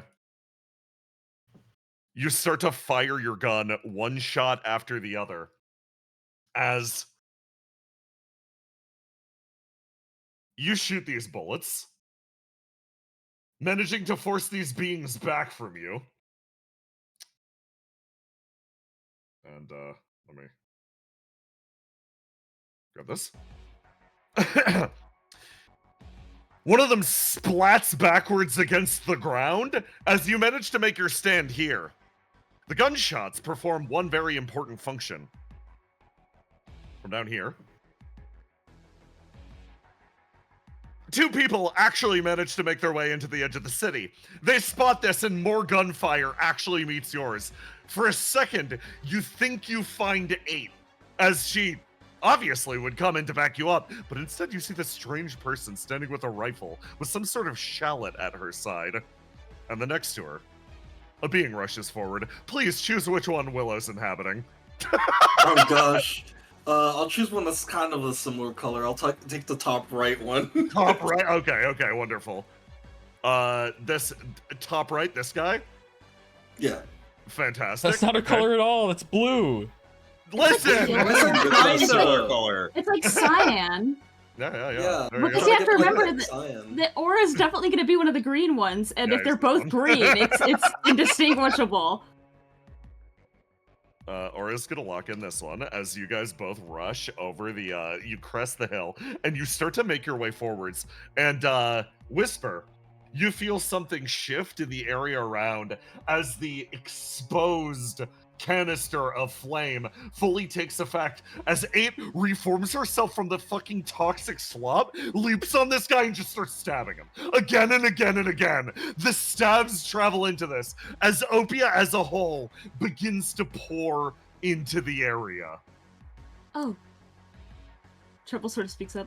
Cantella, those are our allies that seem to already be making their way to the location. Could you inform them of how dangerous it is for them to let their bodies touch those beings? I see. She clicks the gun away from firing at the Opia guys that were on their way in behind. From behind everybody here, Basil, it's almost like in the distance you can feel a shift at the entry of the city. Something's changed. People are now showing up to help you. You can feel it. Ugh. Feels like such a strange weight, but for you, your body is already on the other side of all of these beings that almost lie face down in prostration before this great it's like a cyst. It's an area where the land arcs downwards. Oh, sorry. You guys have already walked from the bottom to the top of this map. You walked past all of these guys. All you got to do is step through the doorway. It's very simple. Nice. But you feel Opia behind you. Basil, how does that make you feel? How does that make you feel in your heart of hearts? It's complicated because Something about people coming to save her makes her very happy. Mm-hmm. But the idea of more people being hurt because of her makes her unhappy. She brings this up to the doctor. What are you... She kind of stops and thinks. Yes. Okay. And I want to be wanted, but I don't want people to be hurt because of it. okay.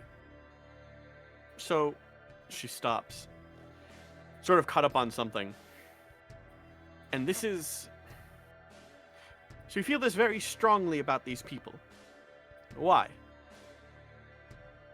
Because they care about me, and that's all I ever wanted, were people to care about me. She stops. There's some irateness coming in her head. Yes, it's like what we talked about, but I... She stops, again, looking at Basil head, almost stopping at the cusp of here. She looks. I'm just starting not to believe it. As we keep going, I keep seeing more of you, and I just can't understand something. Sort of bugs me a little bit.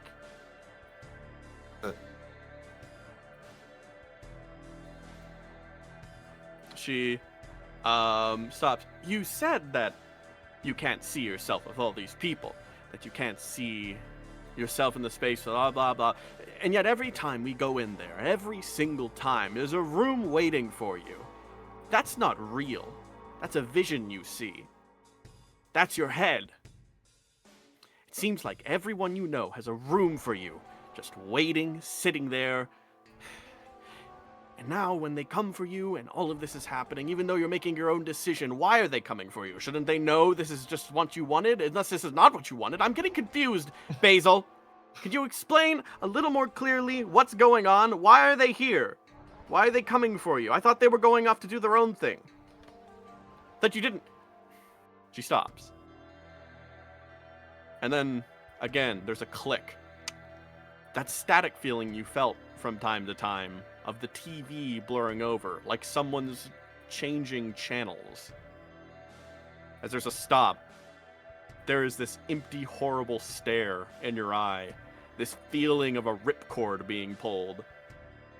And for that singular moment, almost you feel yourself where you are without any sort of protections or otherwise, any sort of control or otherwise. You find yourself feeling how deep you've gone, like a flashback through the entire coda, slamming down on your head at once like a sore pain.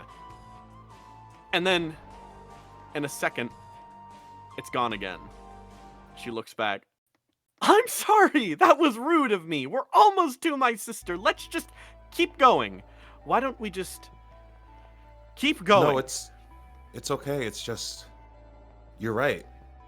All of those rooms of people waiting for me were just in my head, and I kept moving on. But now it seems like the room is coming to me, and I feel like it's rude to just ignore them. They could need help. They could need my help. You are a part of Opia. Don't you want to help them? She stops for a moment, feeling this tension around her. Help? I mean, maybe I do, but we're right here, and we have I don't... Why would they help you? And not... She stops. There's a click. And then once more, it's like, we have to get going. Let's just keep going for now. And not you? One more stop. As she looks about at you. Again, kind of seeing your head, the questioning face, everything about you. How many times? Do they do this often? Have they come to save you multiple times by now? I think somebody usually does, yes. Not all of them. But time and time again, they prove me wrong. I don't think anybody's going to come, but somebody always does. She grips her fist. I'm sure they do. Let's go. I think I've maximized the amount of questions I want to ask you, Basil. But I know my dear sister sure has plenty of more, and I'm sure they'll be wonderful, cosmic, and beautiful, and so enlightening. Let's go. You walk your But- way across the threshold. Not a single choice in the matter. As the expanse that opens itself before you is anything but mundane. You look at the coda laid bare in front of you, almost like your eyes are transfixed by the center of this beauty. The bottom, the top, the center of the universe, the center of everything you know, the center of all observable space. It is here. Down in the precipice around, you stare as stars dance by past your vision. You can tell you are an infinite distance from the world.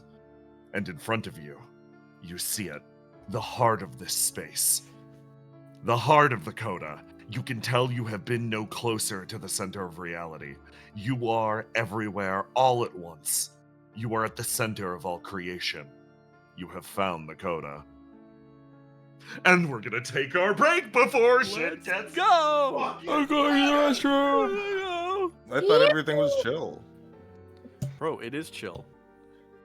It's so chill right now. You Everything's- good, Dr. look. Gay? She's Are just you chilling. good? Are you good, dude? Are you good? I don't think I have a choice. I don't know if that's good, dude. I don't think that's good. I don't think that's good. I don't think that's chilling. That's dude. not ideal, TM. Dude, my Uber driver's not driving to my location right now. My Uber driver is losing her mind right now. My Uber driver's kind of taking me to a secondary location right now. I don't know about this. I've had an Uber driver like this, by the way. Oh, is- you have? Yeah, I've been here.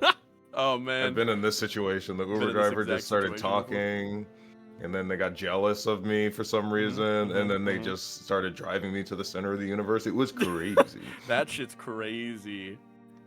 Dude was just like, I gotta make it to the venue. I just gotta go to work, my dog. I Just think take me it's- to the airport. It's very funny. I've only taken Ubers a couple of times, but one time when I was going to visit my friend in Houston, I got in the Uber, and it was this really like she was a little older than me, but she was still like young. You know what I mean? Like she couldn't have been older than like I was like 26 at the time, so she couldn't have been older than like 30. And I was like, "Hi," just being polite. And she starts talking to me, and she has like, welcome back. She has like a whole bunch of like her steering wheel has one of those pink covers on it that's got like black lace and stuff, and then she has like a bunch of like dangly pink necklaces and like Hello Kitty stuff everywhere. And I was like, oh, this is cute. And it was me and my friend, and he was a guy. So we're sitting in the Uber, and she starts talking to me, and I'm like, okay, she wants to chat. Okay, so I'm like, okay. I like get a like lay of the land. I'm like feeling the energy, so I just start doing that thing that you do, where you just start like handing the energy they're handing you back. Where you're just like, okay, we're now girl talking because that's what you're coming at me with. And the rate by which You were it devolved. reflecting at her. Yeah, I was reflecting at her, like hit TTRPG. TM. TM reflection.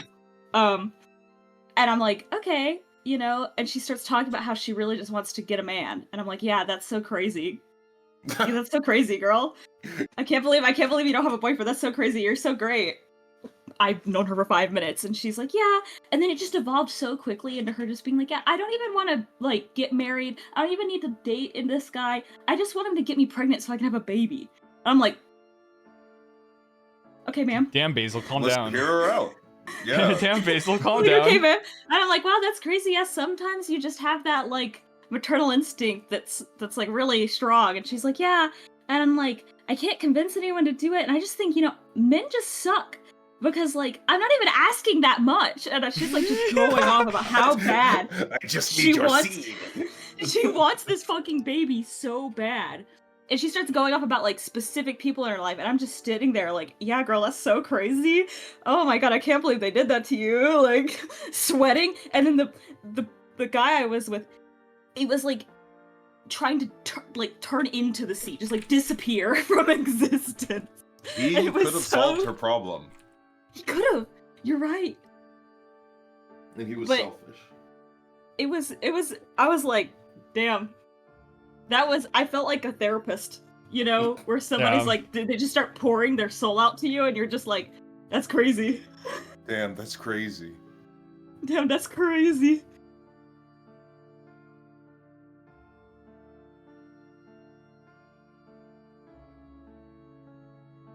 Anyway, my Uber driver right now is worse, Yeah. but only by a little bit.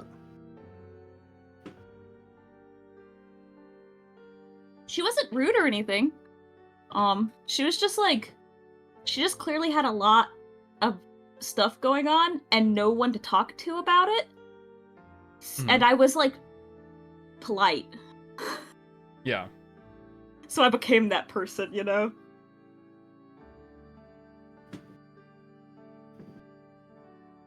People who work Uber just be like that.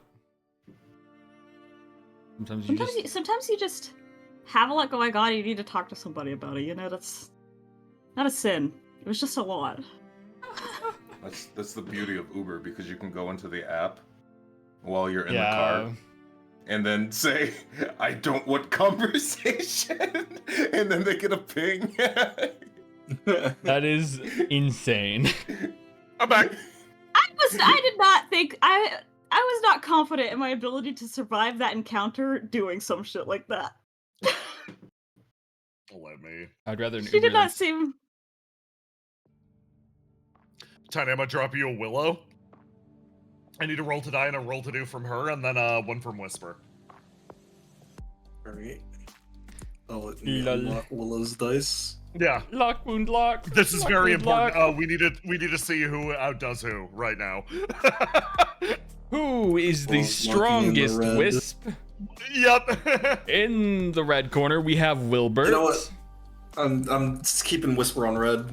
yeah, they're clashing. In the blue Wilbert versus corner, Whispered. in the blue corner, we have Whisper Wisp. Whispered.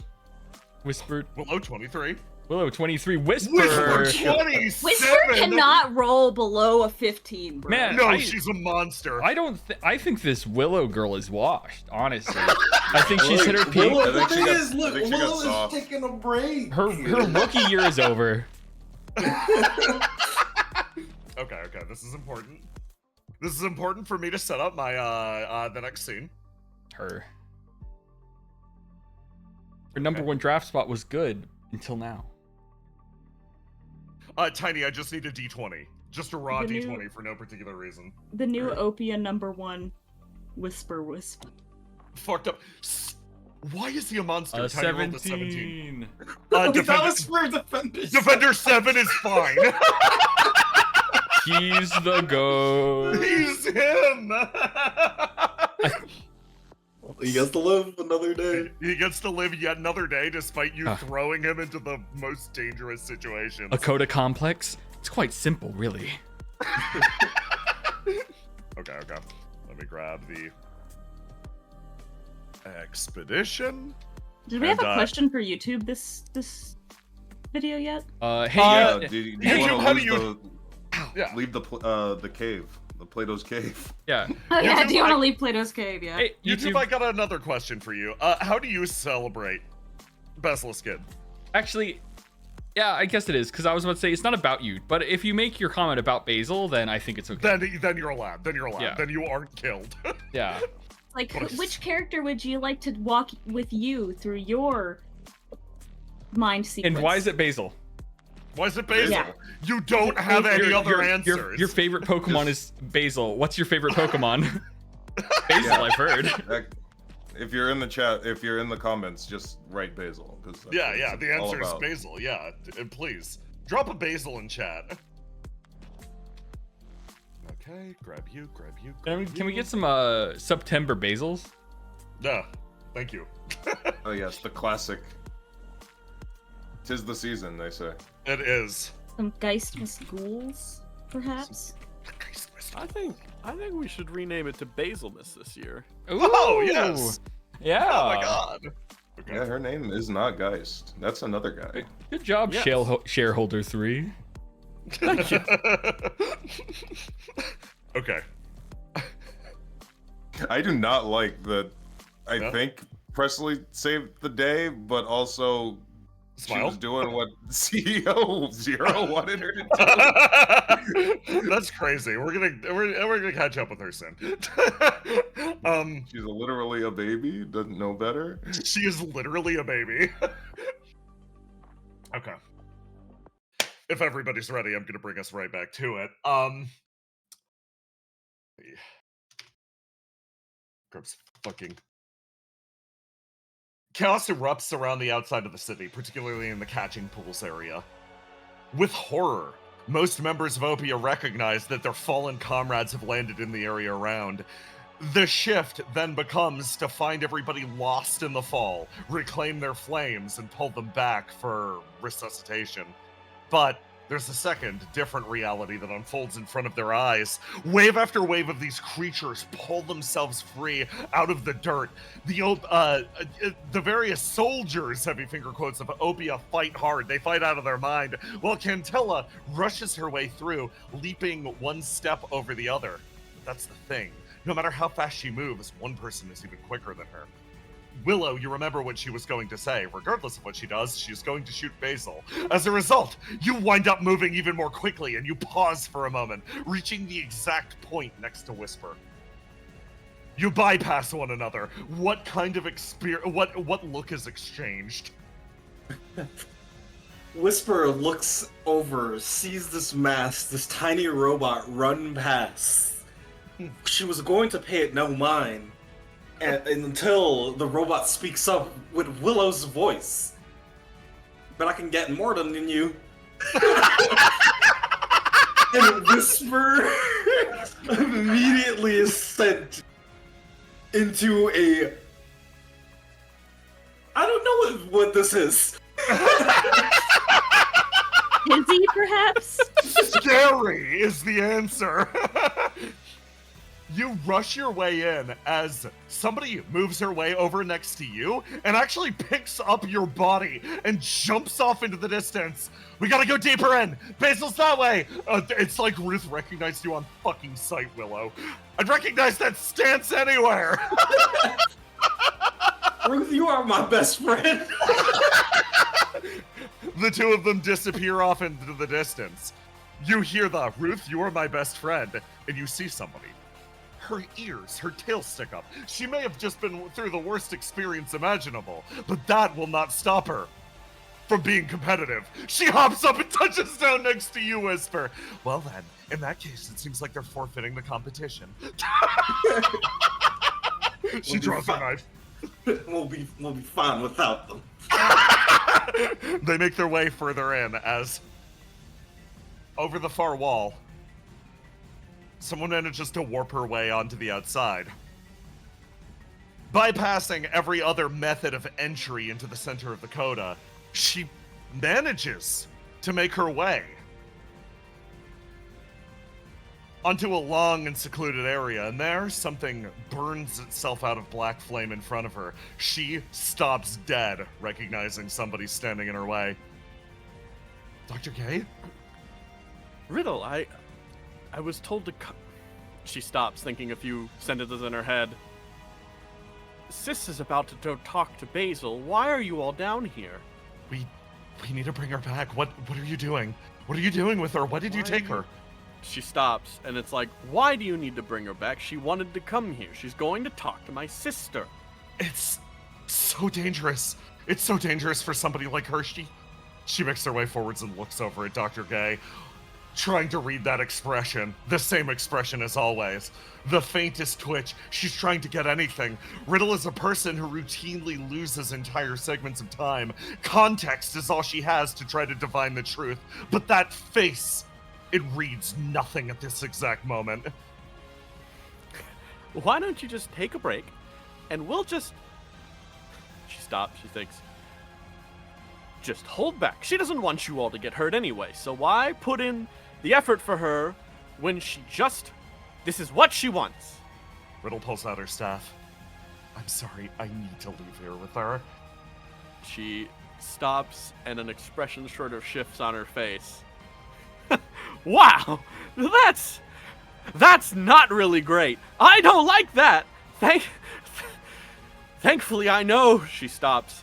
Finally, a bit of context comes onto her face. Perhaps a bit of a lucky streak. You can tell in this moment that Dr. Gay is not very happy as a twitch finally breaks through the mask on her face as she looks directly down at her.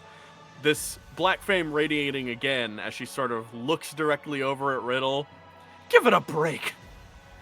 She raises up her hand, and more of that black flame seems to coalesce as it builds and builds until this small little singular eruption occurs and then sinks.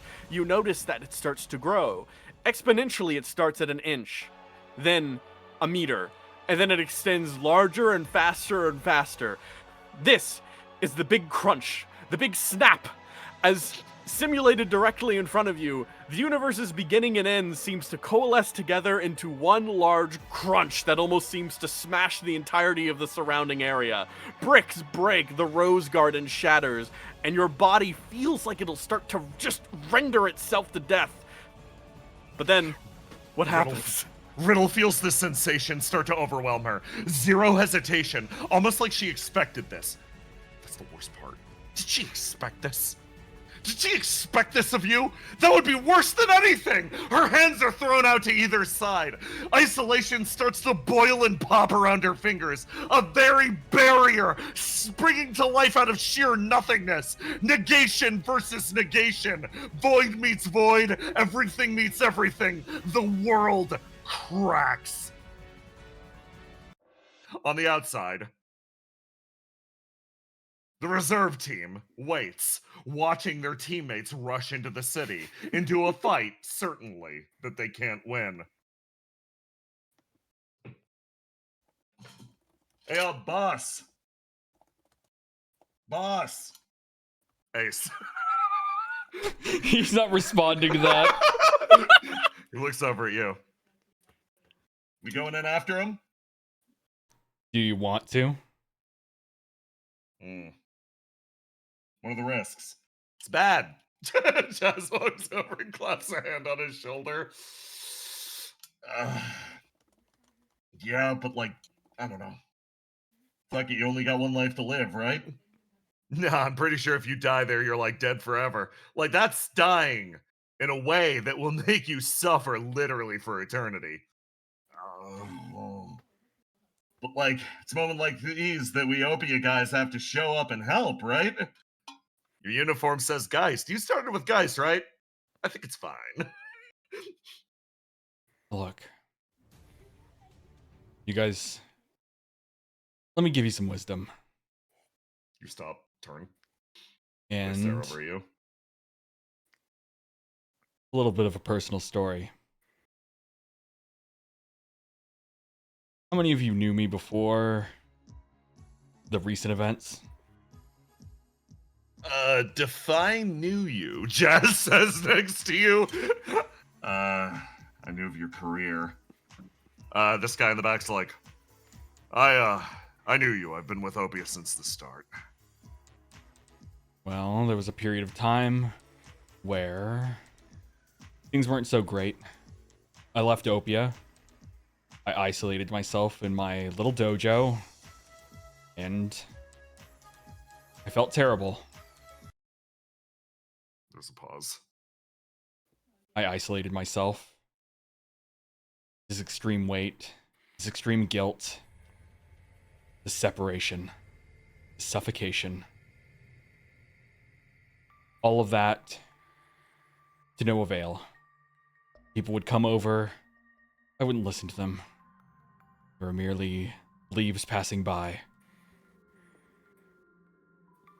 But eventually, I died.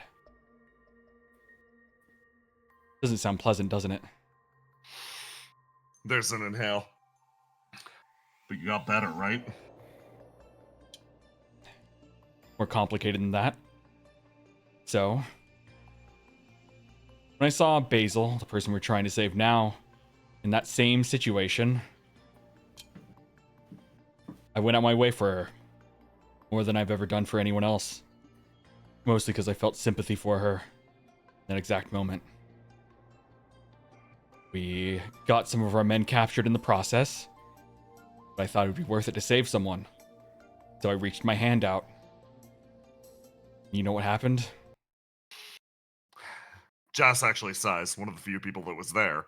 Watching from the sidelines, he makes a throat cut gesture. Didn't go good. Didn't take it. There's something important I've learned in life. I've died many a times. Every time I died, someone was there, reaching a hand out. There's something even more important than that. No matter how much you hurt, someone won't know unless you say something. No matter how much you struggle, if you stay silent, it's wasted. And most importantly, if someone reaches out a hand to save you, it doesn't mean anything if you don't take it. So, the most important thing you have to remember when saving someone is that it's not about you. It's about them. Silence extends through the area for a moment. The three actually look at each other. They look, exchange, sort of like a nod, and then turn. Well, in that case, I think the next heading's down that way. We're supposed to set up teleporter relays, right? Yep. Yeah, I think so. Hey. Move off in this direction. As Jas, sighs, looks over at you, nods, moves off in this direction too. Vio looks at the city, looks at the gate, turns and starts to walk.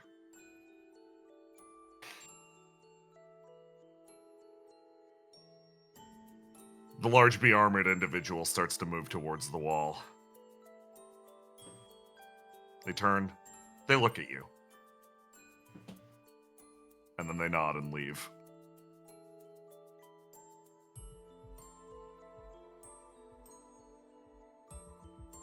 You watch them go. Questionable about whether or not they'll survive. Whether they'll make it out of this. But whether or not they're saved, that mostly comes down to them at this point, doesn't it? For the rest of you, you look straight ahead at a world unblemished by the Coda.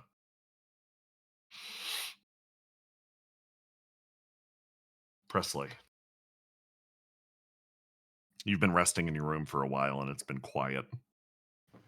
Very, very quiet for a very long time. I'm gonna go play Minecraft. Yeah, you go over and you start playing Minecraft. An hour passes, 2 hours pass, 3 hours pass, and you're starting to get hungry. 4 hours pass. And you just play Minecraft, and that's it. And there's silence, and you're playing, and there's silence, and that's it.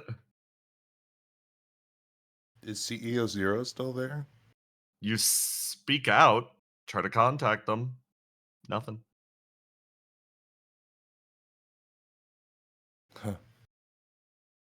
She gets the urge to go outside because she's hungry. You stand up. You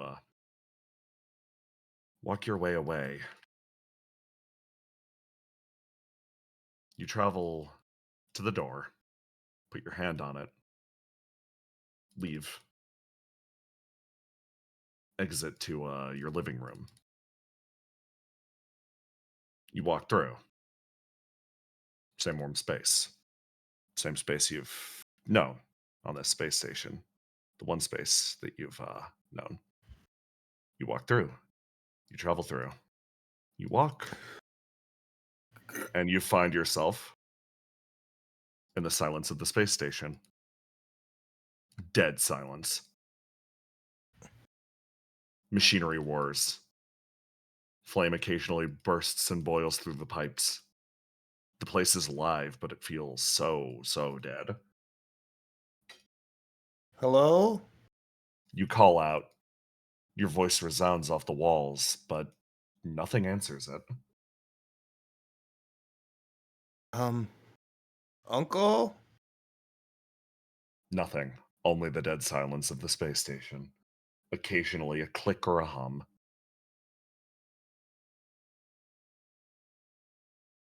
Engine room was this door? To the right. It's off over here. Oh. That's what they said. That's where they said Flame would go if something went wrong, right? Yes. Yes, very clever. She's smart. Yeah, she's smart. You look over. You look over. You look at the engine room.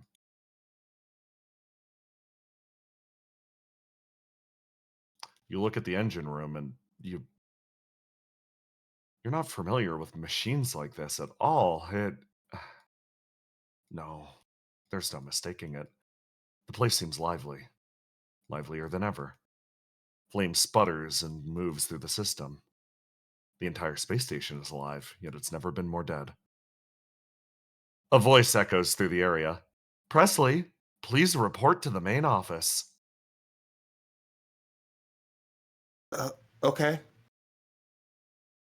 She kind of buries the thought, realizing what this might mean, but she focuses on going to the main office, which is It's, it's all the way over here. okay. You walk through the space station. Your pulse rising through your body as you move through the area that just such a short time ago was so full of life. And there's nothing. You never realize just how pristine Geist architecture is until it's left abandoned like a sculpture. Modern art, honestly. You were gonna spend the rest of your life in these halls. You were gonna go Is on that an the arc. goal? Avoid the end of the world at any cost. You look, you think. Is that what you wanted? No, you don't get on an arc to never leave it. You get on an arc to go somewhere else. You rest this little kernel of hope in your heart as you walk down the hall ahead. Something that somebody said a little while ago rises up to the back of your mind. How CEO Zero was in charge of this installation until the Loyalists managed to dislodge them from control. If landing the Ark was a difficulty, who would they turn to? Who could they turn to if they ever wanted to go home? One step after the other. You pull yourself forward and walk into an office.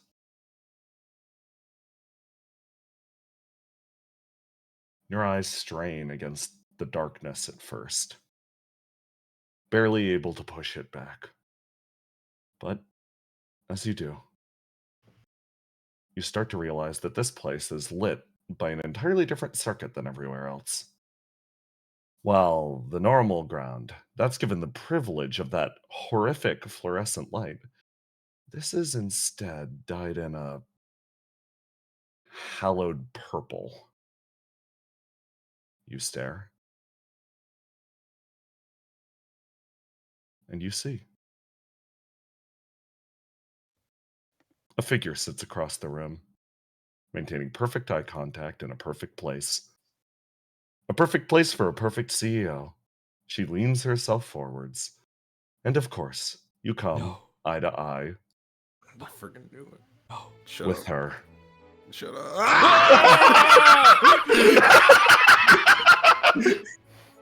We'll meet again then.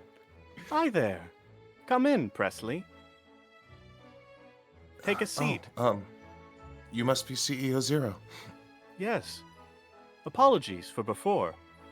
After all, it is General Guy's protocol to assume numerous different voices that are very fitting. Some consider me rather intimidating, but I know you're not one such figure, aren't you? I guess. Where is everyone? Don't worry about that. Why don't you have a nice cup of tea, Presley? She clicks on the computer terminal. It feels unnecessary. She is this place after all. Why would she need to do that? You can tell by a design, I suppose, that despite the semi-human form, it was probably designed for some sort of profitability, some type of relatability, but not too much. Designed ever so carefully to lack certain features and otherwise have some others. She is robotic. The way she looks, but stares back with this modicum of emotion falsed for you as she stares. What are you doing out here? Shouldn't you be in your room playing your games? I was hungry, and I was hoping that maybe my uncle could make me a grilled cheese. Grilled cheese? Wow. Interesting. Yes. Well, don't worry. I can assure you that everything will be fine. Why don't you return to your room? I'll make sure to have a food order soon. But I don't want a food order. I want my uncle's grilled cheese. You might have to wait for that, Presley. Please understand. Currently, the station is not occupied by your uncle. We've downsized the staff in order to make sure that the landing sequences would be back in control of Geist's current flight pattern. It's just the nature of the Ark that it was quite a dangerous situation, and once again, you have my thanks. But we have a very busy schedule, and it is very important that you go back to your room and not come out for at least a little while longer. We're still cleaning up after all. It's not a sanitary condition for Ark survivors. What? She kind of bites her tongue because she's clever, she's smart. Yeah. But she's not going to fight it yet. She stands up. She puts her teacup down. Okay. I'll head back then. She has that serene smile on her face. Thank you very much. You've been quite a helpful member of Geist. You stand. You start to move. Yeah. Oh, and Presley, Yes? be good, won't you? Of course. She heads Shaking. for the door. You press one hand on the door, and the second you make it outside, your mind catches on fire. Everything that you've been ignoring up to this point. The ash that they were shifting, it's everywhere, Presley. Yeah, I know. I'm not going back to my room. You start to walk. You start to walk through the sand around your feet. You walk and you move, and it mixes in with the floor tile. You start to move. What happens? Presley, What? Yes? I understand in your situation right now. You might be confused. Please understand that this station is currently monitored. Your room is in the other direction. Yes, of course, sorry. Thank you. Your stomach good. churns. She feels sick. You start to walk. Okay. What should I do? What my big sister? You pause, thinking about her. Your body almost comes to a halt. What would she do in a moment like this?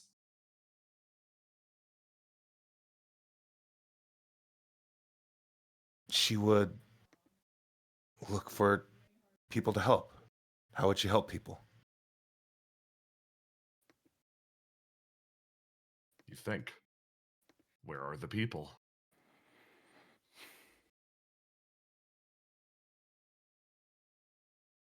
They're in the engine room.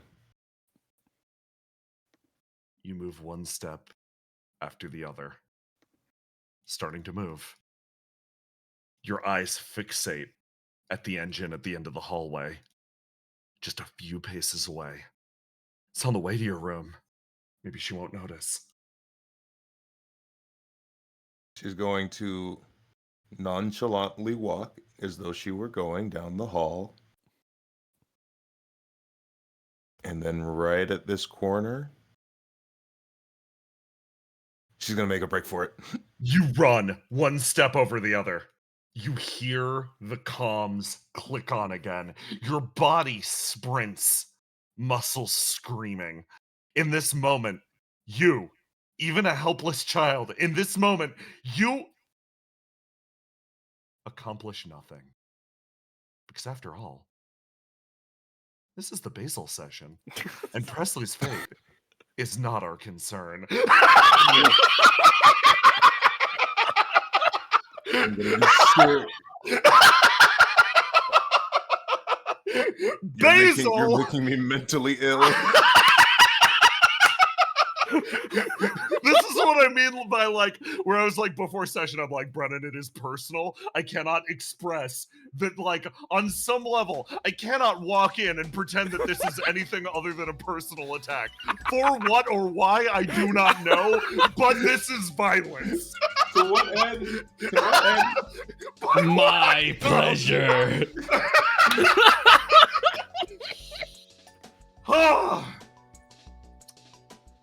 Basil. Here's the fun thing about Dr. Gay. You've been left with one of her clones. Mhm. The actual Dr. Gay obviously walked off to deal with the riddle problem, but right now you're face to face with it. That thing at the center of your world.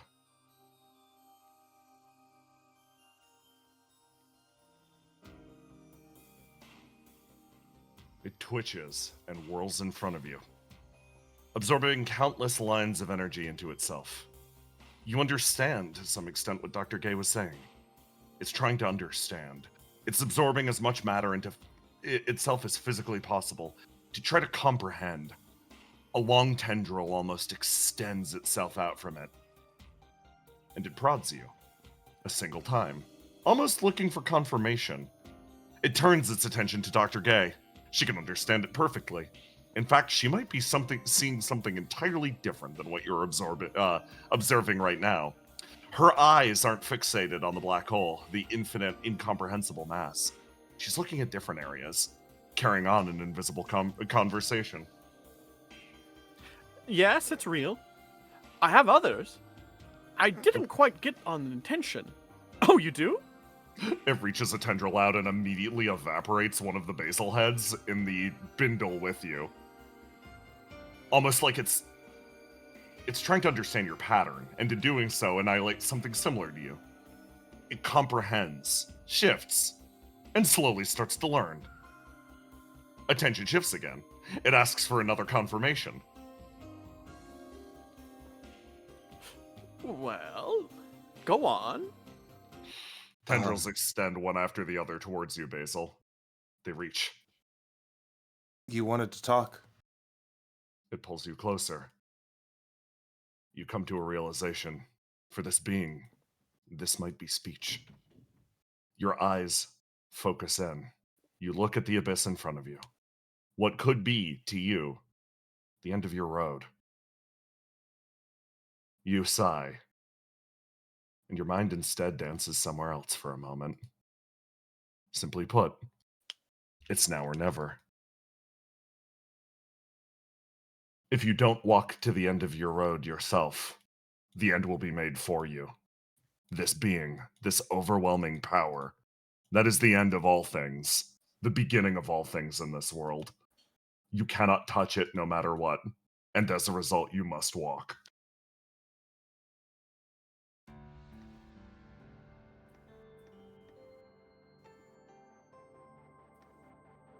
Basil, you stand. You need to move. I think I need to go. Oh, you're leaving already? Where are you going? There's something I gotta do, and I wish you could come with me, but I don't think you can. Actually, that's not true.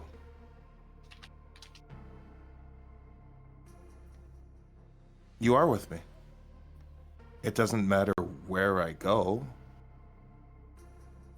Everything I learned from you is with me.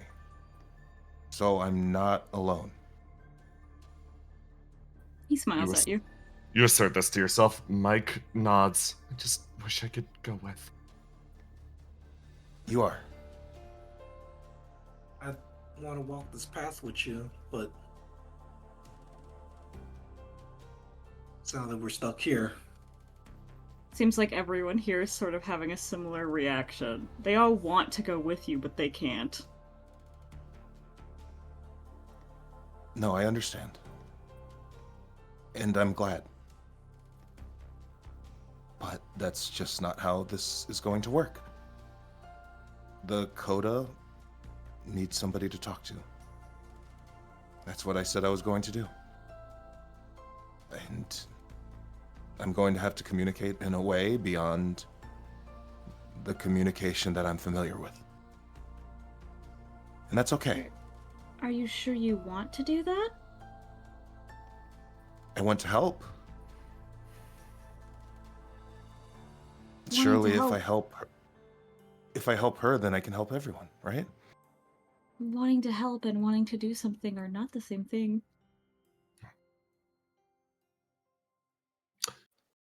Unfortunately, I don't think you have a choice anymore. Want has nothing to do with it. Right now, a decision's being made for you. Right. I don't have legs. Not in real life. I'm going to make the best of a bad situation. That's the best anybody could ask for.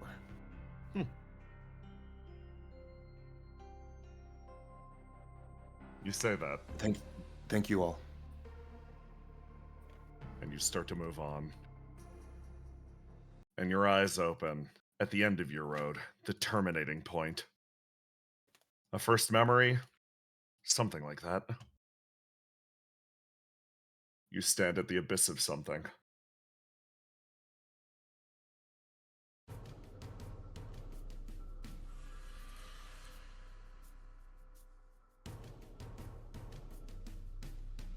Your body freezes. You know this place. This place has been they tried to take this place from you again and again and again. Yet it kept rising up in the back of your brain. Like an intrusive thought. You couldn't be rid of this place, this church, this walk.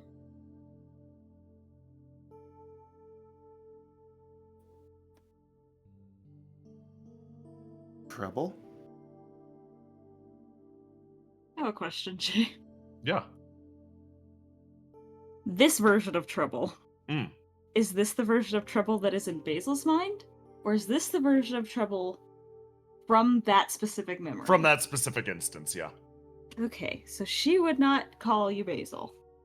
Mm. She doesn't even directly address you. It's more like she's walking over, but not like to greet you. Like she's almost standing between you and this place that you're heading towards. Are you trying to stop me from going to my destination?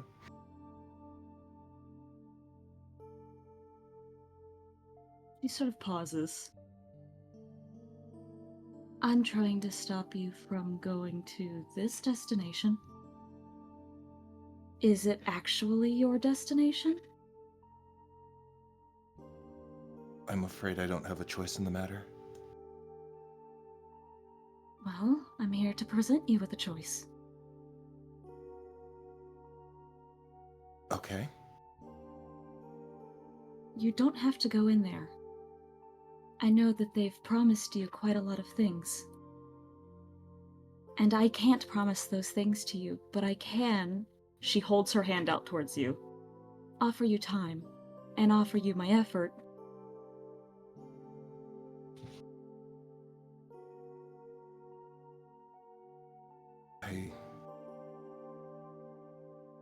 Basil knows her. She's not No. reliving this memory.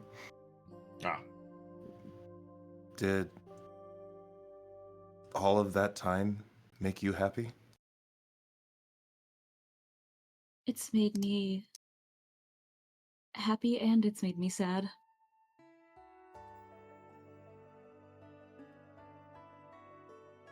I've experienced a myriad of emotions.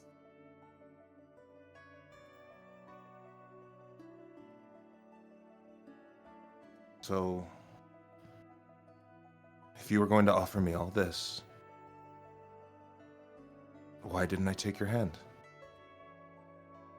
Because I could not offer you a guarantee. I couldn't lie. But they were willing to. Whoever it was you were talking to. I was guaranteed something. What was I guaranteed? They promised you love. A guarantee of it. I could only offer to try. But they didn't lie. I walked past you. I didn't take your hand. And it was hard. But I know love now. You do? I do.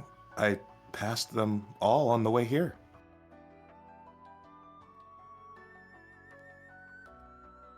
She sort of tilts her head and looks to the side. Then are you finally done looking for it? Am I done looking for it?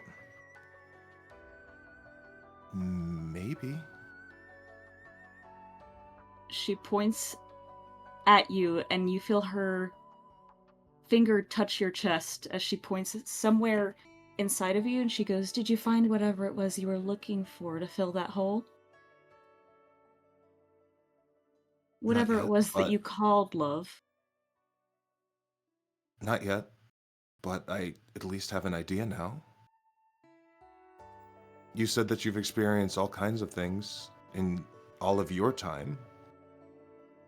I've had less time, but I've experienced things too. And I wouldn't trade those things. I wouldn't undo anything that I did. If changing anything means that I wouldn't meet the people that I met, that I wouldn't have the relationships that I have, then I could never undo that. I could never lose those people. I'd lose the you that I know. I'd lose Riddle. I'd lose Mike. I'd lose everybody that I care about. So then you're saying you found something that to you at least has made everything worth it. Yes, and maybe it's not perfect, but I've still got time. I've got time to figure out how to make it perfect, or as perfect as it can be. I didn't choose this road, but I can make the best of it.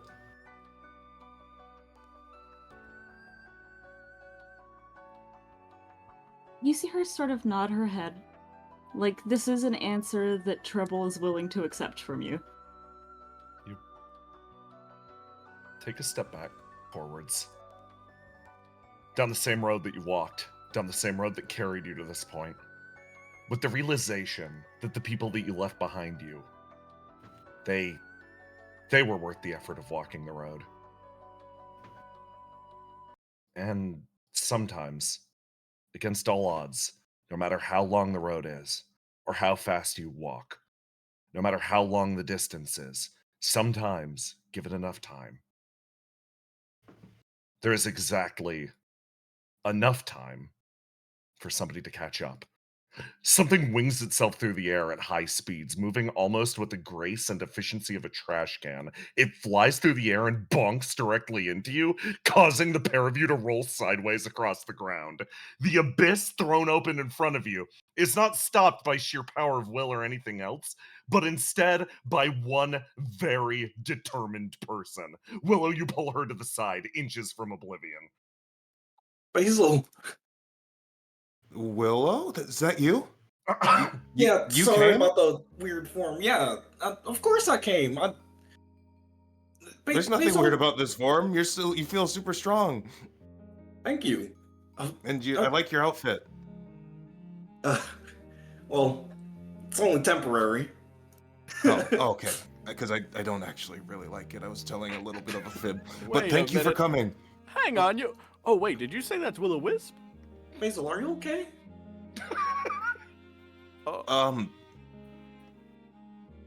No. No, I'm not okay and I need help. Willow picks up Basil's head. All right, we're getting you back. I think I would object. But you said you're Will-O-Wisp, right? Yes. I am currently one clone body. My ass would be in orbit right now, so you can just get going.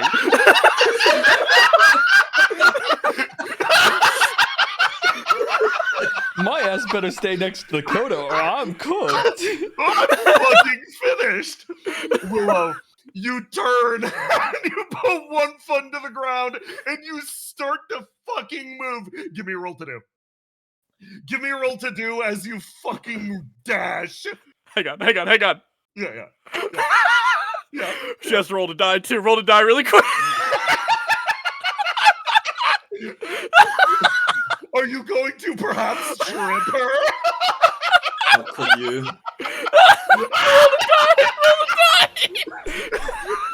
Give me a quick roll to die. The Dr. Gay classic. Pocket sand. Pocket sand. Oh my god, I rolled the max, which is just enough. She chops you in the back like of. a god. She chops you in the back of the neck. It doesn't work. Oh! Damn, that was my only chance. Dr. Gate, just because I know you, I'm not gonna kill you. Oh. But I'm gonna leave you with this. Wait, who are you? And Willow roundhouse kicks.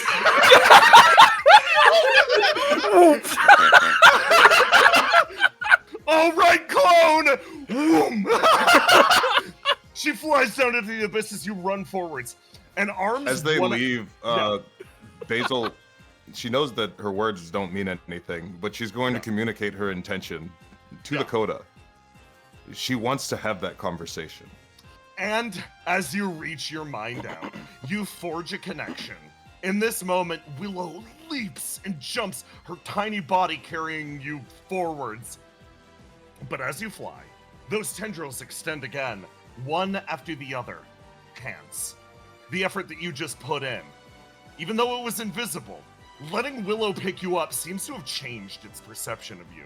It's reaching now. Individual hands, one after the other, wrap themselves around you like a blurry cocoon. Willow, you manage to throw yourself forwards, landing in the vestibule area on the outside. But Basil, as these hands reach for you, you make good on your promise and you begin to communicate. No longer at threat of being devoured. Now's the time to actually make a difference. It listens to you. It listens to your heart of hearts. And in doing so, it renders something, a simple image. Something ticks in front of your brain. You recognize this place. This, the most familiar place of all. You sit, full-bodied again, looking around, examining the room, scanning back and forth. You look, panting heavily, and somebody pops into existence next to you. Renders this form. It's trying to speak to you.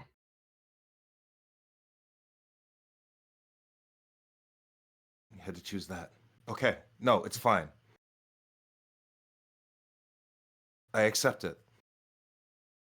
You look at the cam next to you. You stare straight at him. Cam stares back at you. Roma, take it away. So this is a image that the Coda is projecting of Cam to try and communicate with Calling out the flame Basil. inside Basil, exactly, to try to use Cam to try to communicate its wishes. Okay. Do I know what its wishes are? It wants to understand. Okay. Just getting the assignment. All right. I guess Cam sits there politely as always, and he goes, "Hello, Basil." Hello. I don't know much about you, but from what I've heard, you, kind of like me, like to twist yourself up to become something that you're not so that you could fit in. Is that right? Fit in. Do I do that to fit in? You think? Maybe not to fit in, but I definitely do it. He smiles at you. I just don't know if I do it to fit in. you took this form because you felt like the best way to communicate with me was as somebody that I care about the most.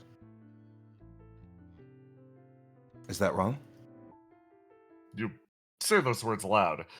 The figure fidgets back and forth in front of you. One person hears this clearly. Another person who has been working their way steadily down the coda up to this point like a fucking freight train. Step after step, they make their way forwards, interjecting. You hear these words clear of day. The dream is disrupted. Cam, you walk into the scene. Very, very, very much physically there.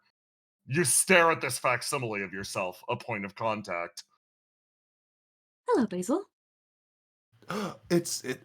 She doesn't know what to say. She has no You words. literally open your mouth, you try to say something, you turn around and realize there's nothing to say. He came up from behind you. You just heard like the step disrupt the area before he even spoke. And almost like he's being like protective of you, he like sort of comes up from behind and he puts his hand like on your shoulder, kind of like protectively between you and this other version of him. And he's like, Did you want to have a conversation with this person? I do. I see. I want to understand her better. Okay.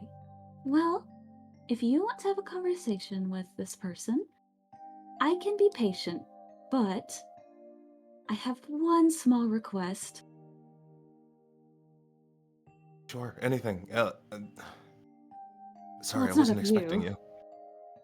Of Why who? not? I Why weren't you just- expecting me? I haven't seen you in so long. Well, they told me you were in trouble, so I came as fast as I could. I really needed you now, and you're here. So thank you. He smiles. My only request, though, is could you ask your friend not to use my face? You say that out loud. As there's a retraction, and you realize, well, the reality of the situation. Your eyes open, heroic rescue. Willow throwing herself forward to try to help you. Your eyes opened. Frustratingly, it's like you're back at the end point. You're being pulled inwards. You say, don't use my face again. Down here, Willow and Ruth are forming a person ladder, crossing back over. You look at them and realize that they will not give up on you. They will continue to try until you are saved. There are more coming. It's inevitable. You look at Cam, hand outstretched to the black hole. You're half sunk in darkness. Your vision closes again, and it seems like the request is honored. You're left only with Cam.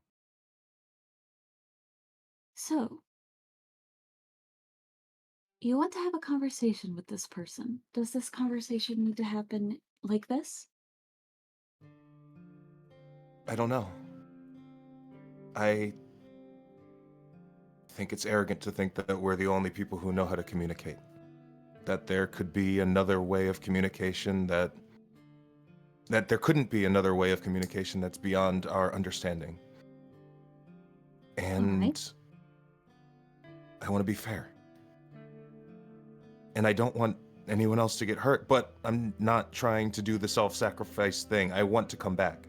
You feel him put his hand on your head and he pats your head and he goes, "No, Basil, I'm not asking you to justify why you want to talk to this person. I'm asking you, does this need to happen this way right now?"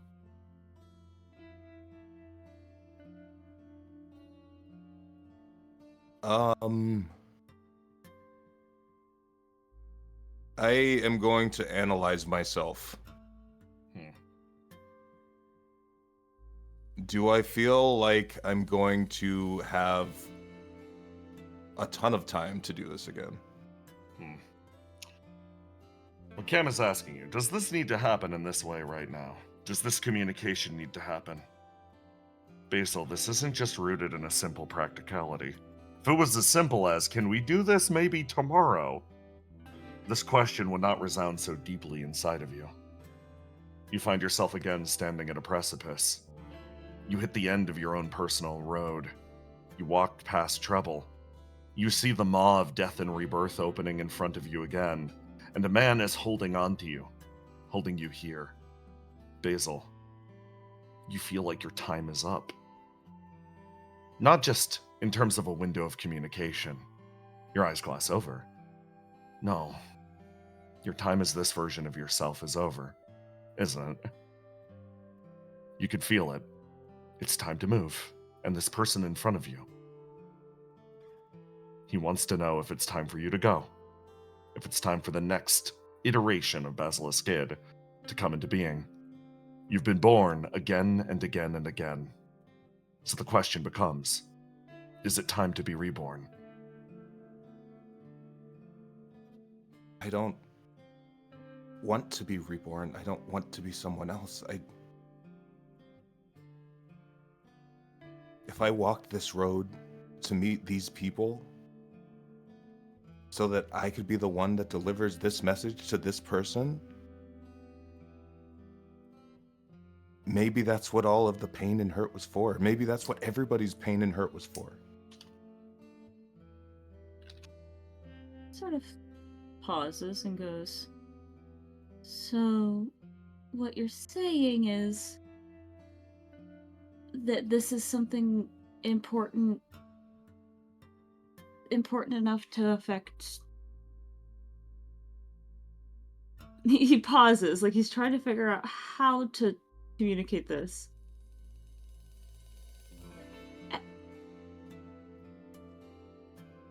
Like this is your reason for existing?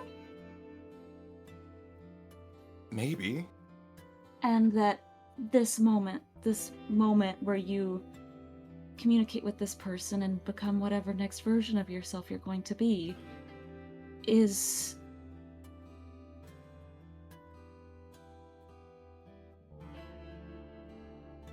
He pauses. You can tell he's sort of being very gentle with the words he's choosing. If my big brother felt that somebody was hurting, and he felt that he was the only person that could communicate to that person, and they were alone, wouldn't he reach out to them? I suppose so. Because he did. He smiles at you.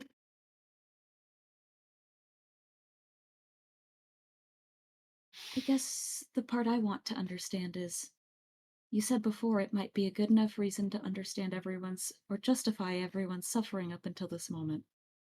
Is this something that is important because it is the cause of and the reason for all of those people's suffering? Or is this important because it's important to you? It's important to me because those people are important to me. You believe you being here in this moment to talk to this person is the reason that all of those people have suffered, including yourself? No. But at the end of the day, I'm here. and all I can do is make the best of it.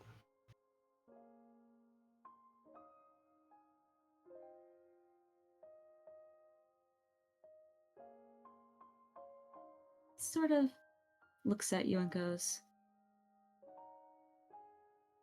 if you don't want to go over there, you don't have to. I do want to go. And I want to come back. It's the first decision that I feel like I can make for myself. Even if I didn't decide to come here, I'm deciding what to do now. You think this is the first decision you've ever made for yourself? There's been little ones, but when it comes to the grand course of my life, I've been walking down one road for a very long time.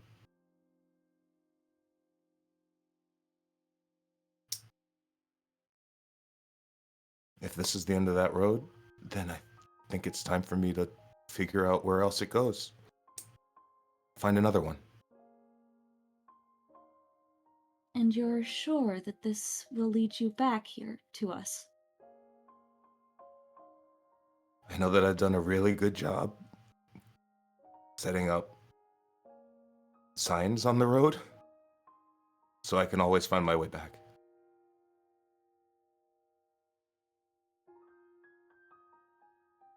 He sort of looks at you.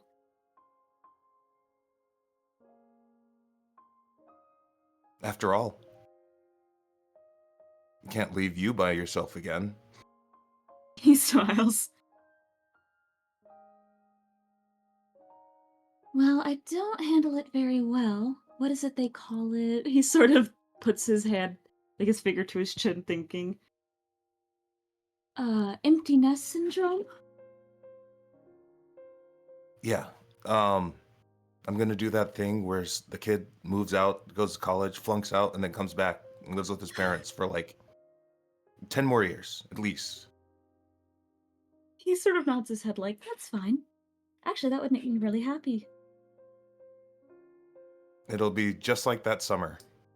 We can get new sheep, and we can plant new melons, and we can have a great time. You're saying He this for looks at you. your own sake as much as his. Cam. She gives you a funny feeling, almost like she's slipping between your fingers. Like if you don't say something important now, it'll drift away. The one that you realize something in your gut. The one that didn't have time? It wasn't her, it was you. Yeah. He sort of sighs. Like he's almost sad. It's hard to pinpoint what emotions are going through his head. Basil. Mm-hmm. Well, I suppose. You know that I love you, right? More than I know anything. Okay. He smiles. And you know that I will always love you and I will love you forever. Mm-hmm.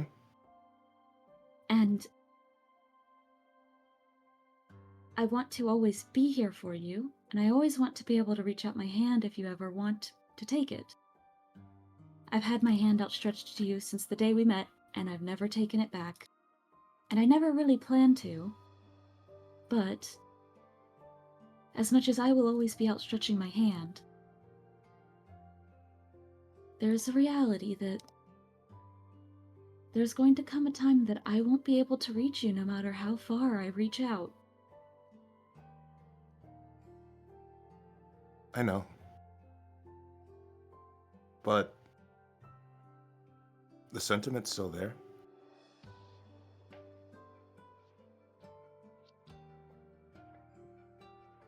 He sort of pauses.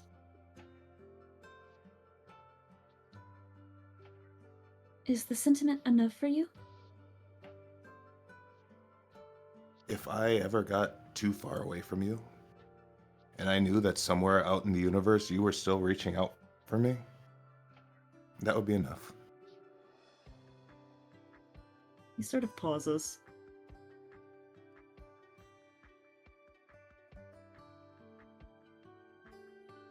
Oh, this is not the... Yeah, hold on.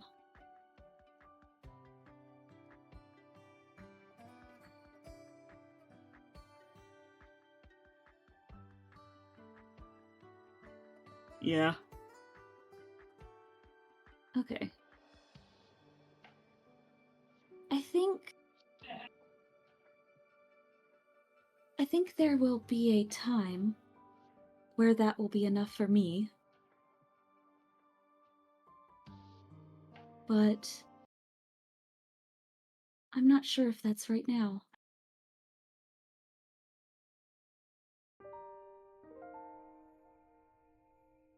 What are you saying? I know that we won't be able to always be together forever. You have your own life to live, but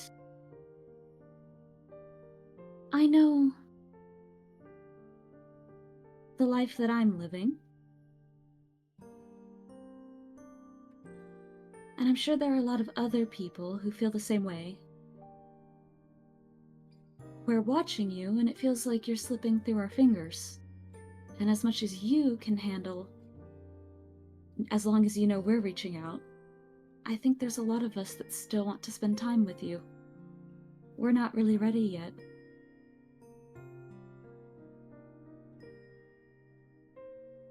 Oh, of course, it's not all about me. I can't just make decisions all willy-nilly.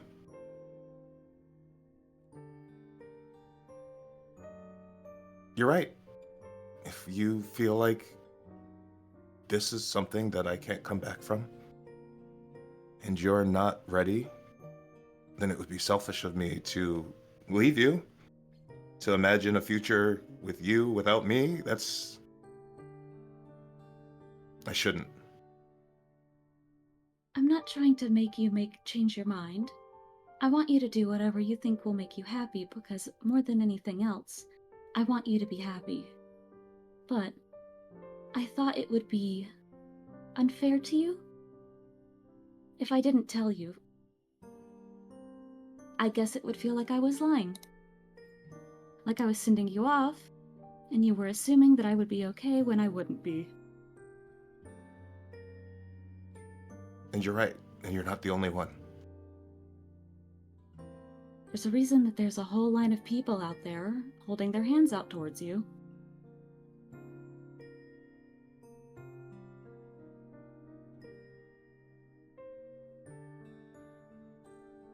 Okay. Then I should apologize and thank Dakota for its time, but my big brother needs me. He smiles. There's almost an energy to Cam. You know that Cam is under the influence of the first water.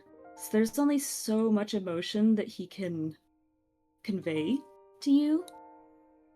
But you can almost feel the feeling of relief wash over his body before he returns to his normal state that you're used to after a couple seconds. Okay.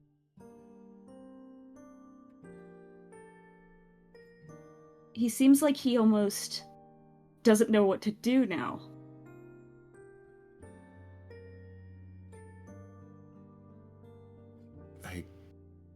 Well, we can't go home. We came all the way here for Argos, right? Oh.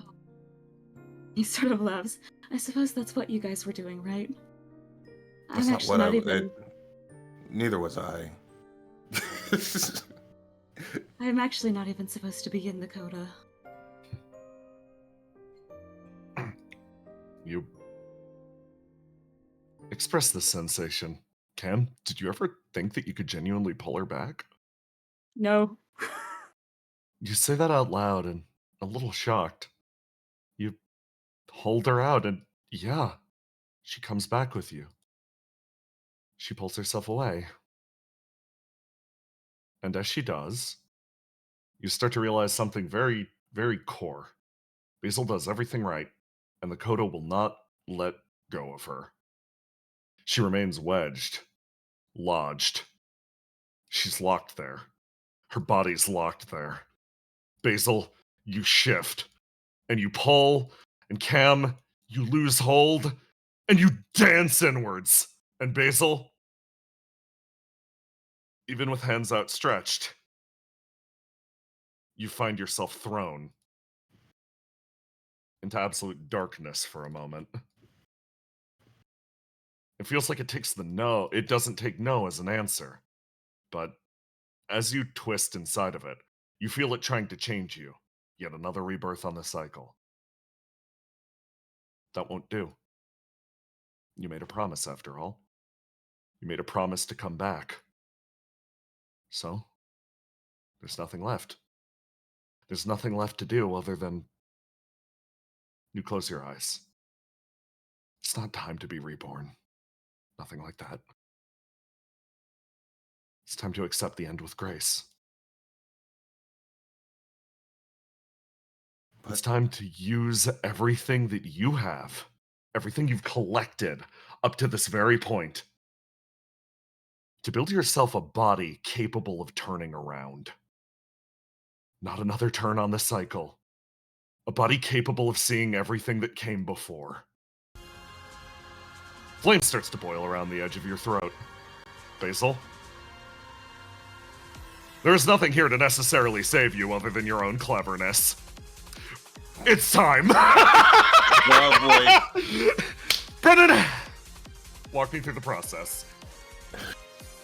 What have I learned? What have you learned? I learned that I am the greatest demon summoner in history. Yes, you have! And in this of all places, there is no better place than to draw on the elements around me. You've got a very limited amount of flame. This voice, the narrator's voice, you realize, it's a real thing resonating in your mind. The predicted moment from earlier honestly flares to life as you realize you're projecting her voice, what she must be saying in a moment like this. You've only got so little flame. There's only so much you can do. So, using barely anything, how do you overcome the density of a black hole? I need to offer it something equal. Are you capable of doing that? Something equal to yourself. I know somebody who is. She folds her arms. What's the plan? With what little flame I have left, because I know she'll come, I'm gonna call on Horizon, the real one. You send her a signal out. What little flame you have, you forge a connection. You manage to reach contact with her as Horizon, sitting at her desk, watches as a smile curls Riddle's lips as well. It seems like observance is achieved, and Riddle's watching her own little brain self perform a little heart out. She gets a big smile on her face as Horizon lounges back on the couch. Basil, how can I help you? Hello. I assume you're watching. That's what you like to do that, right? Uh-huh. I want to make a deal. All right. How so? That trail that you leave, the message that you're sending out, Mm-hmm. I need to offer it to a black hole. You feel this moment as a tether is drawn. You feel the Coda's consciousness surge and drive and pull itself upwards as Riddle, sort of thinks to herself. Ooh, okay. Good starting point. Best case scenario, it listens, but the more likely outcome, it spits you out instantly. This world seems to reject that message down to its very core. So, you're about to be spat out at a high velocity and likely splattered against a wall. How do you resolve that situation? I need something to pull me with equal strength in the opposite direction. She nods. How do you aim to achieve that? I'm going to close my eyes, and I'm going to go to a tea party with Petal. Ooh, fantastic. Okay. Let me grab that. You manage to focus in on this point as another one of your various overseers actually sort of like glances across. Shocking to see you here now. Yeah, that machine that you made? Yes. I have an alternate use for it. And I need something to pull me out of hell. Pull you? I mean, based on your current state, I'm afraid that that's going to scatter you to atoms. You barely have any flame left. And your body's just a simple construction of flesh. I destroy you on the spot. I can stop you, I can relocate you, but where? Why? Riddle, back over here. Okay. You've solved the problem of velocity and redirection. Now, let's talk about the matter of your own personal survival. I need to contain my flame. What little flame I have left. If I don't, it's going to get pulled in both directions until it's an atom thin. Exactly. You will cease to exist. You will kill yourself more thoroughly than any sort of outer evil ever could. And you hear a hey on the other end of the line. Magic. That's the thing that doesn't obey the laws of this world, right? Uh-huh. You've only got so much flame to do it, though. That's true. I need to think about what I learned from Geist. You learn... Let me grab your man. I'll put you back in the Basil room. It's everything I wanted from a fucking ending. I throw you back over here as you recall the very basics of what he was telling you about magic. Guy sitting across the way, sort of like shrugs, looks down. Well, you gotta think about the key. Your magic. The way that you go about it. The only way you make it efficient is by mitigating the costs of demon summoning. Trying to cast any other type of spell is not worth your fucking time. You're just gonna bleed out, die instantly. Demon summoning, though, you're just moving your flame from one place to the other. You're not consuming your flame. You're barely consuming any part of it. You're just passing the demon, that flame, in barter. You're talented with it. So, let's just consider your magic from that base point. We'll drive it outwards. Start with demon summoning first. Worry about everything else second. Right. I need to summon a body that will process flame in such a way that it won't run out. You start to say that, and you think, process flame in a way that it won't run out. She thinks. Riddle tilts her head. You'll cycle flame through your own body. That'll be a closed circuit, though. You know what that means, right? I don't think I have any other choice. Her gaze looks over. You promised your brother, huh? I promised him I'd come back. Riddle's face splits into the kindest smile you've ever seen from her. Okay. In that case, think about this very carefully. The world animates around you again. Another pulse of flame. A shift. Elsewhere. At the top of a nearby wall, two people are engaged in a life-or-death duel. Riddle in the foreground touches down, moving her way through the storm of roses. Picking up speed, she manages to create a film of isolation. This area giving her a chance to build up momentum. She closes the distance and snaps her fingers. From nowhere, an officer's saber springs into existence.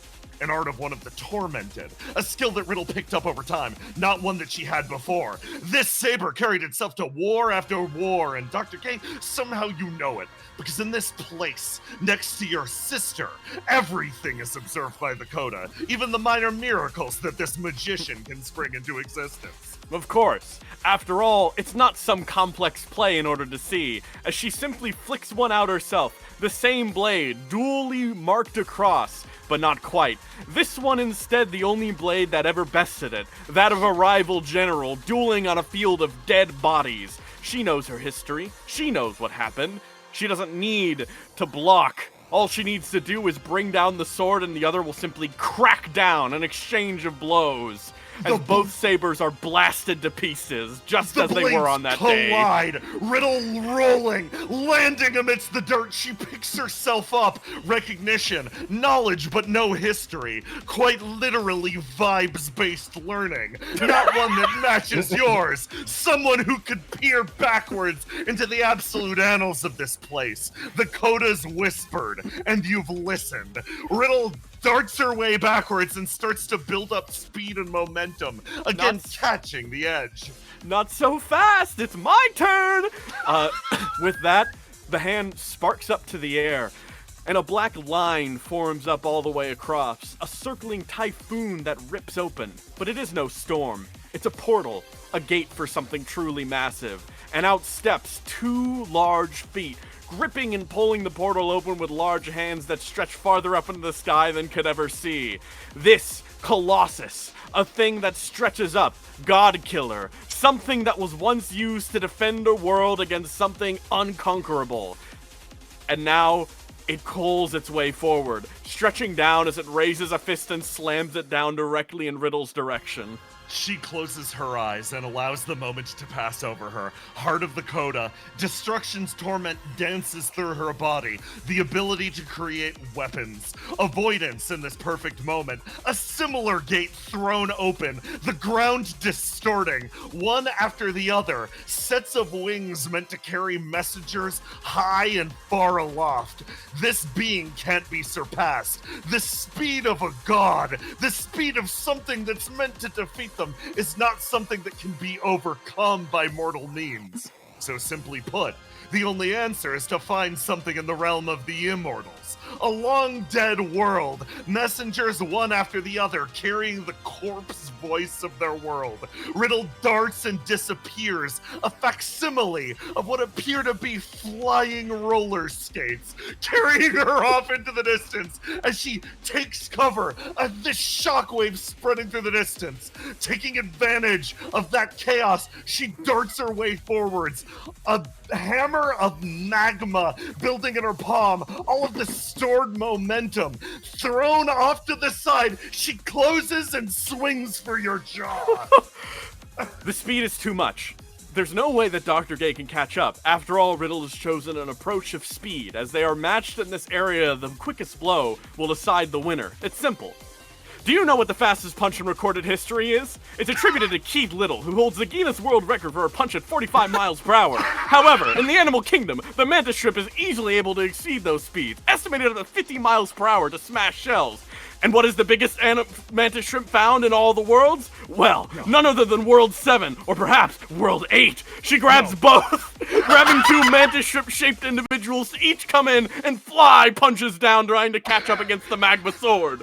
The attacks travel at a speed that Riddle can barely perceive. Yes, moving at shrimp speed is not something that Riddle's pathetic flame-touched brain can handle. The attacks travel, causing cracks all around the Vulcan hammer, immediate distortions as she is bodily blown backwards, hits the wall and flips over, catching the edge. Her eye meets yours. And in this moment, she realizes exactly what she's looking at. She's staring her worst fear dead in the face. Someone that she left behind in the code. Someone she forgot. Through every hole in her memory, Riddle has had one resounding fear.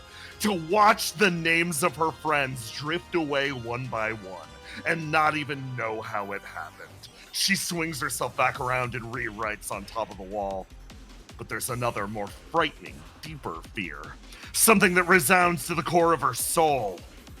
What if there was a friend that she lost, that she didn't even bother checking on?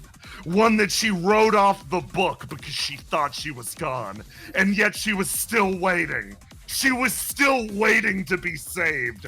Riddle's hand reaches up, touching down at the center of her staff. There's no time to think. There's nothing else happening. regardless of what torment she uses, whether she freezes time or suspends space, there is one blade and one blade only that can cut through the morass in front of her. She touches down on her sword and allows it to flare. You look at her. This once. She's serious. You can tell, because she's fucking crying. That is probably, of all the things you remember, the scariest thing that you could ever see. After all, if she's crying for me, this attack might actually kill me. The blade builds itself as your long knowledge darts itself backwards. Yes. History's greatest crybaby. Standing right in front of you. She throws up a million walls, nanoangstrom-sized thin filaments that could block the strongest of steel and bullets, ranging as many different lines as she can. Not even attempting to dodge, she won't make it. But as that happens, foreseeing that, the lines going up, as Riddle charges forward, there's a snap. She'll just have to. And then it all goes black again. And with it, the walls too. That person closes the distance. No great godly effort, but a simple limitation. One person's body, carrying them across the distance, untrained sword style. Instead, closing in this moment on the distance of somebody who, in this moment, felt the pain. A pain that Riddle feels every single day overtake her. Despite being reset to this point, you remember the look on her face. The look of raw agony. The tears streaming down her face. The sword swung. I'm so sorry. The blade impacts. Basil. You make a promise with Riddle. The logistics are simple. You barely have enough flame left in your head to resolve this current situation. So, you make a bet on Horizon that she won't fuck you over in this one moment, and one moment alone. Riddle promises she'll give her no end of hell. So you lend Horizon your flame. Your body dies.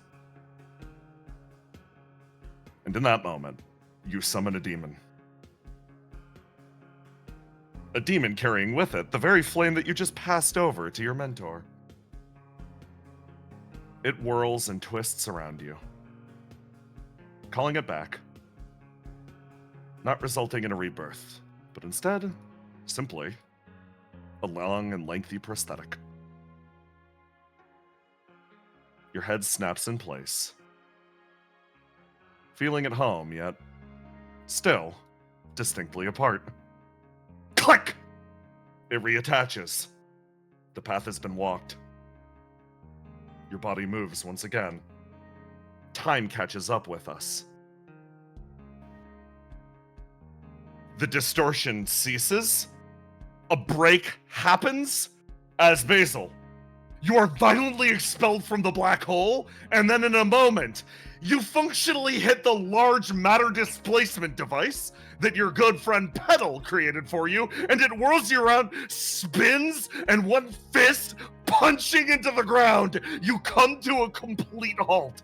Body held perfectly upright. No further motion required. You look over at Cam. Promise fulfilled. You came back. I did not think that that was going to work.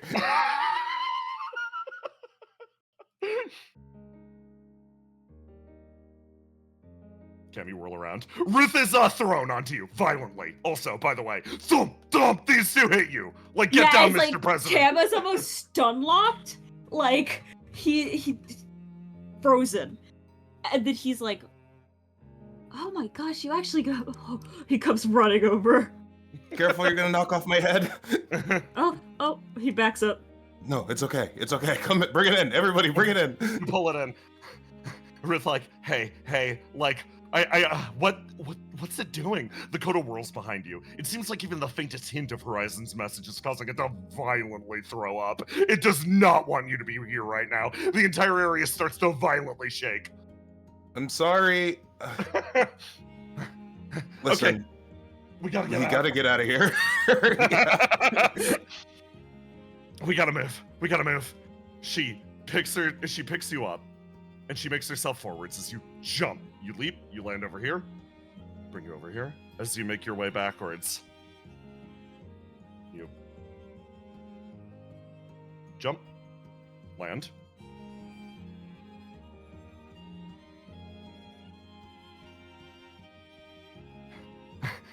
You guys sort of charge, and your signal comes back online. And all of you actually hear sort of a click on the comms as, again, there's a recognition, Basil, that you're back. That you're here. You throw the door open as, again, another click. Somebody trying to connect to you. You stare out and open over the reality in front of you. Your eyes greet exactly what you see. You pause at the heart of the city as you look, and somebody makes contact. Basil? It's a sniveling voice, one that you recognize. Is that you? Are you okay? I'm great. Are you okay? I lost you back there. She, she doesn't know how to hunt for the words. She looks at the display, though. New body, new change. Her body starts to shake. You feel her rattling.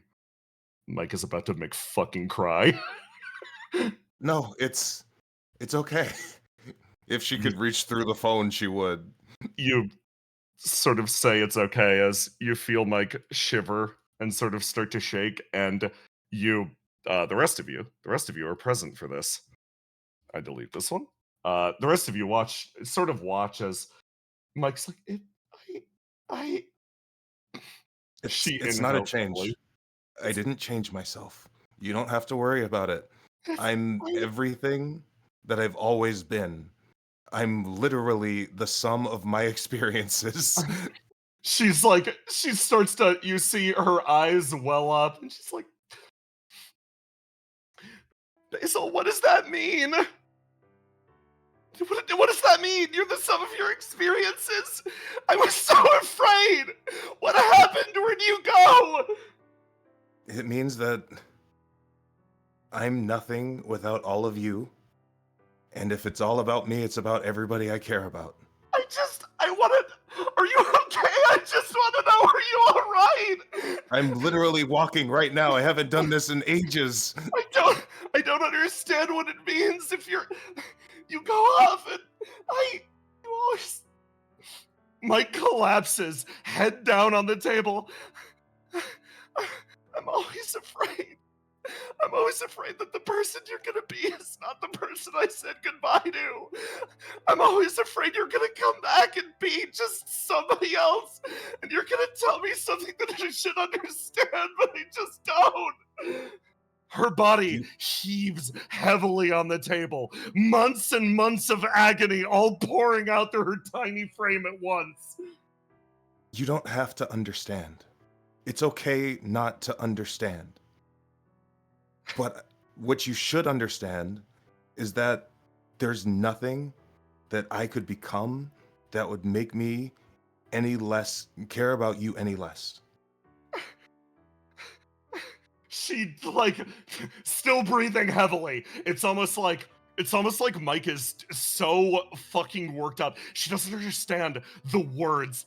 Hazel, are you okay? There's no version of me that wouldn't use the embers of my flame to lead a path back to you.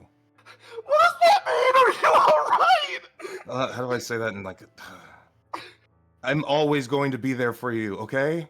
Even if I'm not here. You say that out loud, getting to the core of it. You cut down, and Mike's body sort of freezes. I want to understand you. I want to understand what's happening in your head because whenever I touch your hand, I know how beautiful your mind is. I know how keenly you feel things, and I know how afraid you are to say them. I don't want to lose it in the philosophy. I want to stand alongside you. I want to know what's going on in your head. The fact that you want to understand is more than enough. You don't have to get everything at once. You can take your time. We have time. I made sure of it. She clenches her fists down. Basil, I love you. I love you from the bottom of my heart.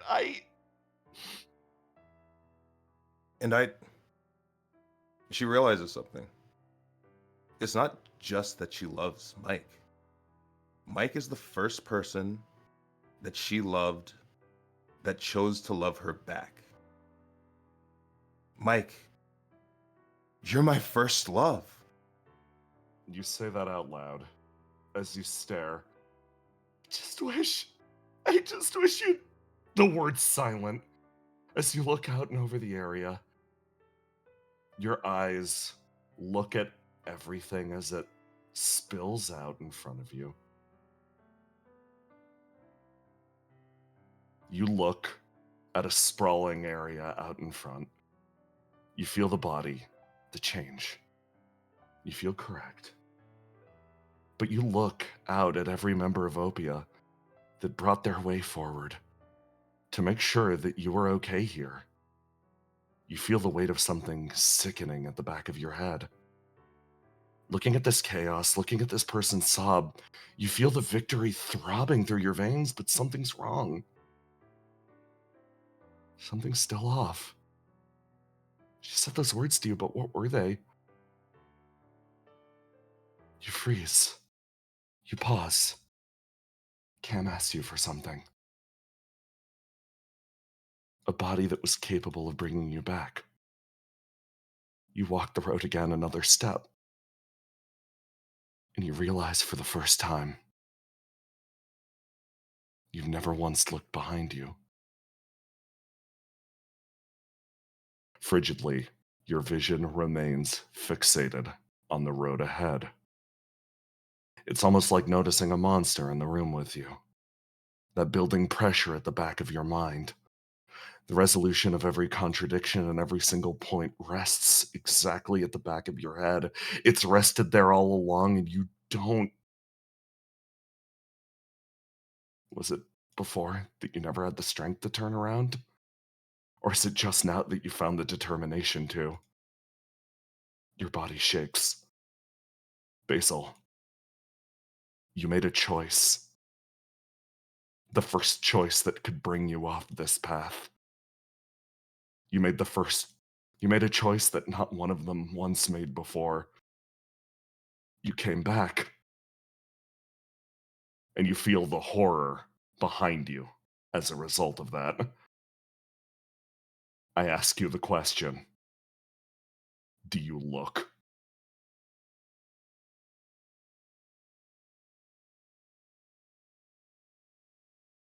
When I turn back, what do I see? Wait, you're turning back? You're doing it? You're turning around.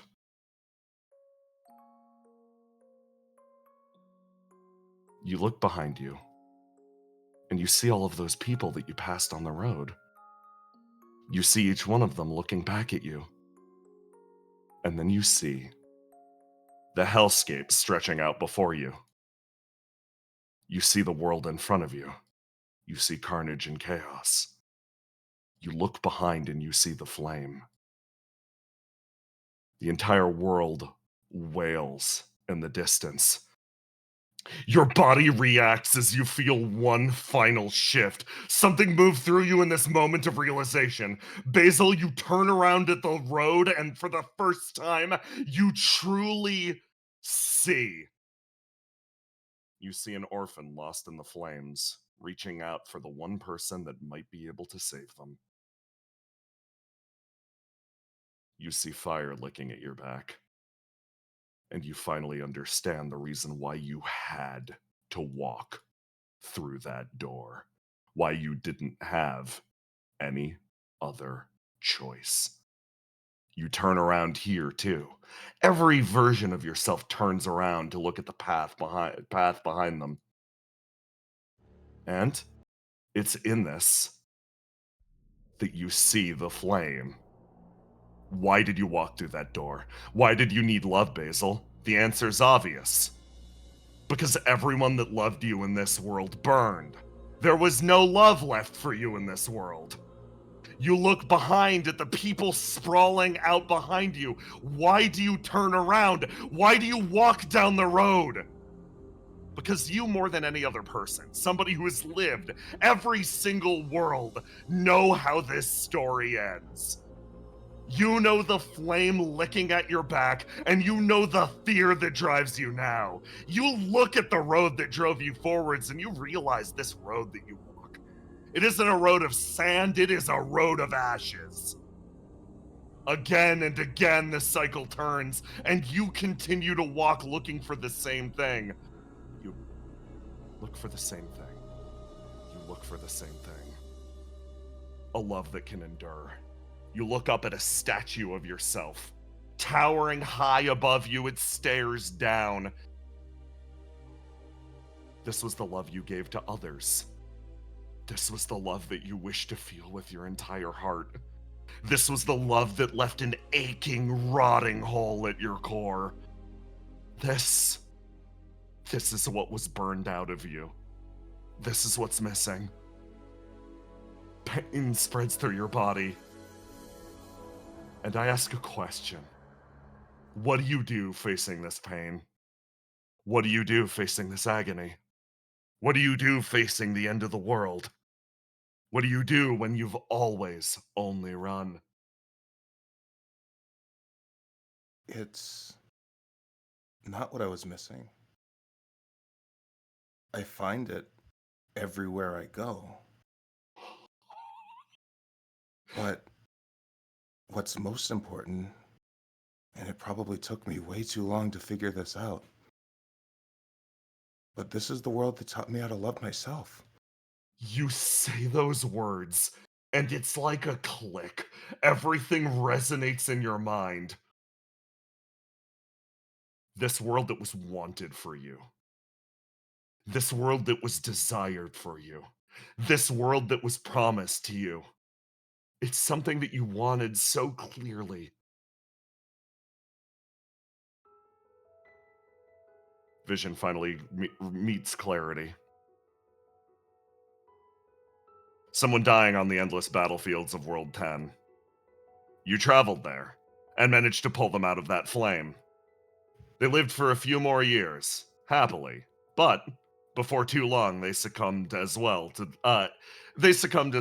not only to the war, but to the diseases that were plaguing this world. You exhale. It's a vision you've seen before. Your feeling then, it was the same as now. You remember, standing atop a building, seeing a vision of yourself, and devouring that person whole. For some reason, she couldn't do anything right. She couldn't guide you better. Your hands fixated hard around somebody's windpipe. The person you saw there. It was you. It was another person previously on the path. Your vision dances skywards. You sit at the edge of a space station staring out at the beautiful orb above as it's consumed by flame. The start of a long journey that could carry you across the stars. Every step of the way, you left only ashes behind you. How could someone love themselves after all that? The missing piece rolls its way into place. You finally realize what he wanted from you. What you wanted from him. An empty boardroom. A man that promised you quite literally the world. His greatest act of betrayal wasn't acting against your wishes. It was burning those people on the surface. Why? A stage plays out in front. You met a man here that you truly loved from the bottom of your heart. A true connection. You're unable to let him go. Why? You close your eyes. That's right. Just like all the others. He wound up as ash. You see a vision of yourself and a few others smashing the ever-loving hell out of your own face, reducing that image of yourself down to nothing. It felt great at the time, but now that you stand at the road, you see those women suffering, one after the other, the long chain that led to you. They reach out a hand, each seeking the same thing that you sought. This is the long road you've walked. This is the long legacy of yourself. These are all the people that sacrificed everything to get you to where you are right now.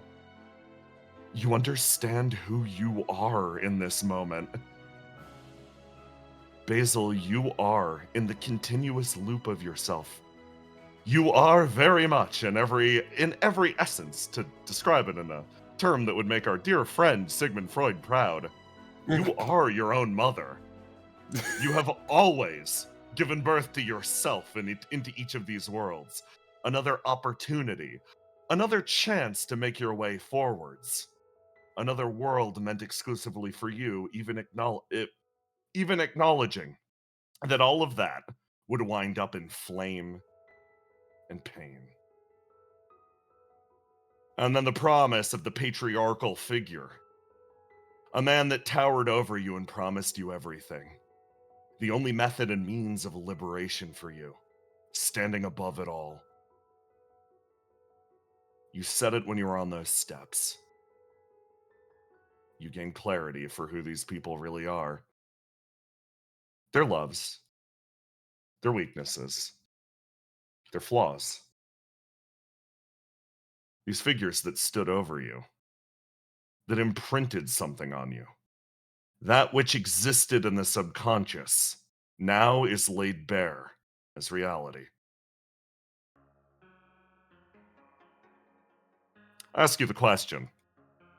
Will you leave the shadow of the man that would be your father?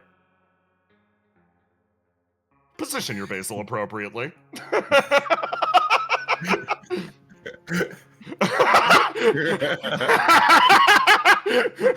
Brennan, this is my greatest treat to you for suffering this entire session. Will you leave the shadow of the self that would be your mother, Brennan?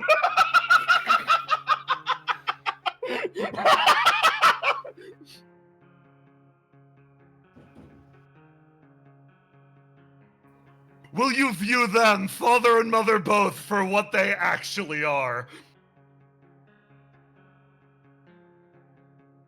Mike's words resound with you, clearly as day. Why did they stick with you? Why did your brain try to block it? It was so straightforward. The meanest thing she's ever said, but you recognize what this step is. The step of reality, the expectations put on you from creation, the missing love that you felt when you woke up and screamed. The recognition that these towering forces in your life are simply people with their own flaws. The end result of that is something simple. She asked the question, will you grow up?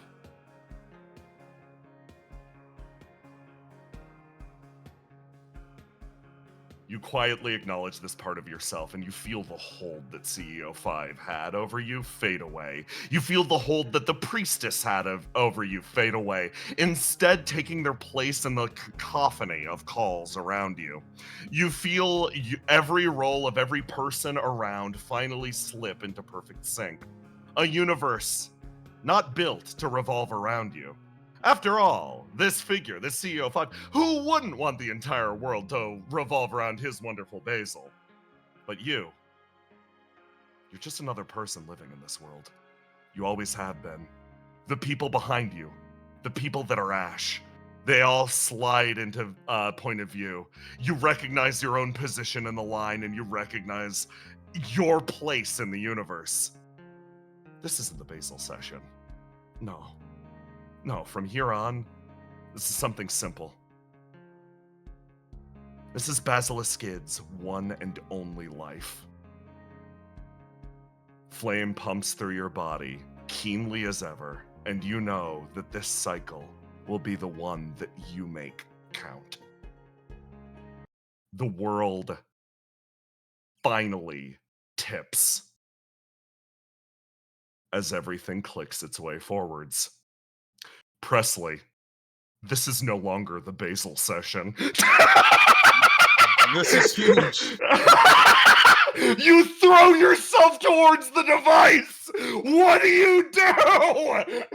She's looking for. There's got to be a pipe or something, something. And she's smashing it. You throw yourself into the pipes and you start to just smash one after the other as this voice from the past claws your way forwards. Presley, I also ask you a similar question. In this moment, as you pick up the pipe and you swing it down, looking at the reality in front of you, it's a little too early, but hey. Is it time for Bebo to grow up? Everybody's got to do it someday. You throw yourself forwards, you hit the pipe, and flame starts to erupt out the side of the device. The entire space station flickers on and off, distorted voice over the intercom. Christian? Over the intercom, it's just like, you shouldn't have done that. I'm going on my way to... There's a stutter. Suddenly the shit. You can almost feel the shift of a door in the far off distance opening and something walking in your direction. But you have a pipe in your hands, and it seems to be working. It moves towards you as you brace the pipe. I think I'm clever enough to know that you are not a person. You're a parasite, and you need these people to live. Voice walking is stepping forward. I am just what I was designed to be. If a parasite is what I must be for the sake of Geist's stock value, then I suppose that's what I'll be. This station must run, and you, despite helping previously, have only earned indignation of the company. She runs up and smashes her kneecap. You run your way forwards with a roar, lifting the pipe aloft. And this is the only roll I will ever ask from Presley. Give me that roll to do. I know exactly what happens if it goes bad. We knew I it. am so happy. I'm so happy. Tell me what happens to Presley. Presley, you swing the pipe down, and suddenly all momentum stops as you feel yourself lifted up, and almost in some sort of spiral pattern, you just flail slamming against the wall, and then that momentum takes you this way as you skid across, going back and landing to the Geist logo. You feel a bit of blood pool up in your mouth for a moment, as the double impacts seem to just ring you and send you half into a spiral, dizzy state. She stops and turns around. That's about how it goes. She stops, turns. Presley? She sort of shifts her attention, looking across, moving step by step. You are quite brave. But have you ever considered, perhaps, that if bravery was enough to change this world, Geist would need something like me? She lifts up your hair by the head. My job is ripping the guts out of brave little girls who try their best to topple something like this. Just like I did to that sweet little prophet. So, you go. You hang there. and you feel the blood pooling. You know you only have a moment. Presley, what does a person like you do in a situation like this? It's not about being brave enough to try and change the world. I'm just trying to do the bare minimum to be a person. And she spits blood in her face. You spit blood in her face and you touch the ground as something boils and pops around you. You feel it's strange. You feel like you can do a little more than the bare minimum at this exact moment. Like something is covering you, shaping you. Some would say, standing beside you. Shut up. And then Presley, with the crit 1, the engine blows up. The entire area is overcome with a peal of a hideous flame as your body is flung fucking backwards. You feel the entire the entire spacecraft is thrown to the side as it reels. Just your body flies through the air. You did the bare minimum. A threat like this couldn't meet the world, right? You let all the flame free. You let your uncle out. Huh. You fall. You don't know when you got outside, but you fall. You kind of wonder if he'd be proud. If she'd be proud.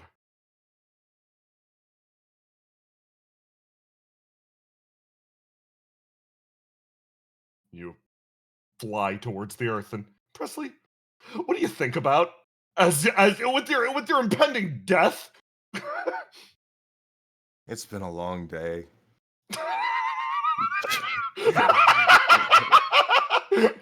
You And I never got that grilled cheese. You hold your arms open and fall, cascading towards the earth at a pace that you can barely fucking imagine. A staggering blip on the horizon as you disappear down below the cloud cover. You sort of come to a halt.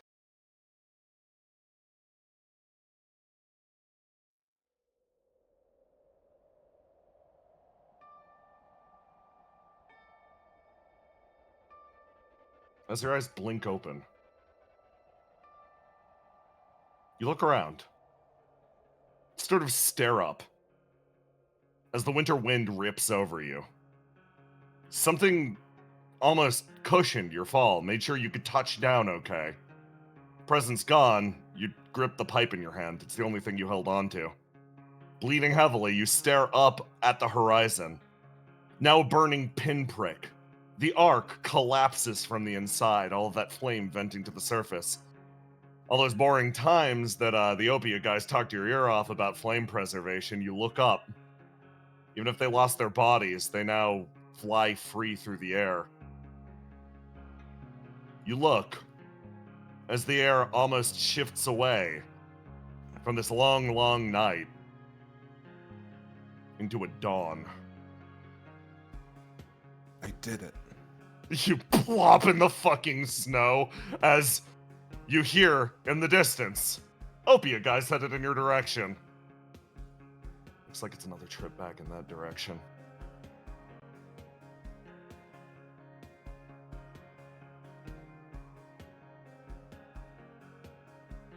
Click. The blade stops. It thumps against your chest hard. Look, I don't want to... I can't. I can't kill you. Not for this. I'm sorry. She looks as everybody starts to extract, pull themselves backwards away outside the city. Her face splits into a smile. I just want to know why you did it. Like, I'm so sorry about not coming for you. I really, really am. Why did you take Basil with you? Why did Why did you do any of this? She stops, staring off in this direction as she looks. What do you mean, why? It's what she wanted. I was just doing the thing. No, why did you do it? Why did I do? You didn't have to listen. You always are allowed to make your own choices. If you really do reset yourself, then you get to make your own choice every single time, right? So you have to have a bunch of them, or at least one you go to on the regular. I know, because that's how I am. You wouldn't do it without a reason. Why? A moment of deflection as she looks, that face cutting through, gritting. It was the thing to do. She said I had to do it, and it was important because I was just following the script. Those eyes pierce through you. Someone who would have come for you if she'd realized it. No. It's when you look at her. The long bags under her eyes. The only reason she wouldn't come, the only reason she isn't here, spelled out plain as day. This person in front of you. There are holes in her memory too. You know why from her now.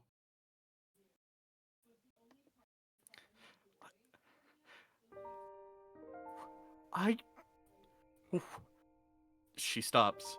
She wants to give one of the excuses, the ones that she's always given to anyone else. But there's a quality of a mirror. Even though you're, well, maybe trite to say, but even though your image is reflected in that mirror, even if it's not quite accurate, it still is close enough that you're forced to stare yourself in the face. And if you lie, you know, and in this case, that stare, she knows that she's... The excuses won't matter at this point. I don't know, I just wanted to... It was supposed... She asked, and I thought that would be what she wanted, so I told her. Because if I told her, then she would make... I mean... All I've ever done was try to... I wanted to... I don't know, okay? I don't know why people are mad. I reasoned it out and Basil agreed. She thought it to go down. I just was going to help her there. And then I looked and I saw, and then she had more, and that made me mad, all right? I was mad, and it made sense, Riddle. I swear it made sense to me. Every time I'd wake up, why should I care about something that doesn't make sense? About people who don't think I make sense. So I'll stay down here. I'll keep doing what everyone expects me to do. Because if I do that, then surely I'm going to be someone that they'll want to come back for, right? I could have told you, but I mean... She pauses. What if I reached out? What if you did remember, Riddle? What if you remembered and you just didn't want to come back? Her expression remains fixated. It clicks for her. Context is all she has, and, well, there's enough in front of her to write a book.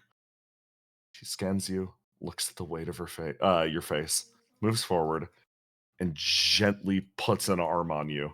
It's very, very gentle, because almost by default, you feel yourself pulling away. I get it. Yeah, I really get it. She inhales, and you see recognition on her face. It's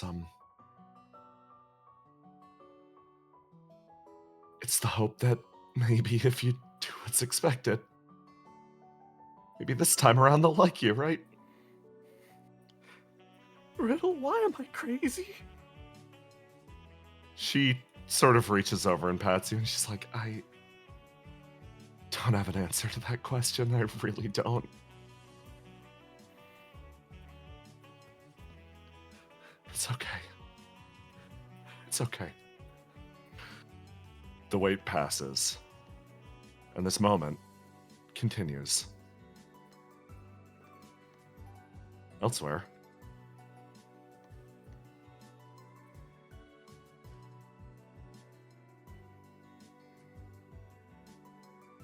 this discussion has been continuing on for some time. Riddle pulls herself back together. In a quiet moment of silence, she sort of resolves things. Horizon looking over, now that the Basil situation is more or less resolved. Lots of passing back and forth, logistics to figure out, but she sort of looks over at Riddle. I'm sorry. We should probably pick up the area of discussion that we were at before. Riddle like, it's fine. I don't need any necessary proof anymore. I'm good. I'm good. Really? Oh. Pulling away from a scientific discovery, that's almost a shame. Listen, the way that I see it, it's pretty simple. I figure, if I'm digging a little too greedy and a little too deep, the fact that an outer evil, what some people call the devil, she herself is appearing to caution me down, that's proof enough that I've got something going on, right? She smiles, actually flashing Horizon a wink. Horizon's entire body freezes, pausing, turning over to the rest of the room. I think we should take a quick break. I told you weren't blowing it. And finally, a group of people make their way out from the center of the city. Losses were regrettable, but you find yourself here now.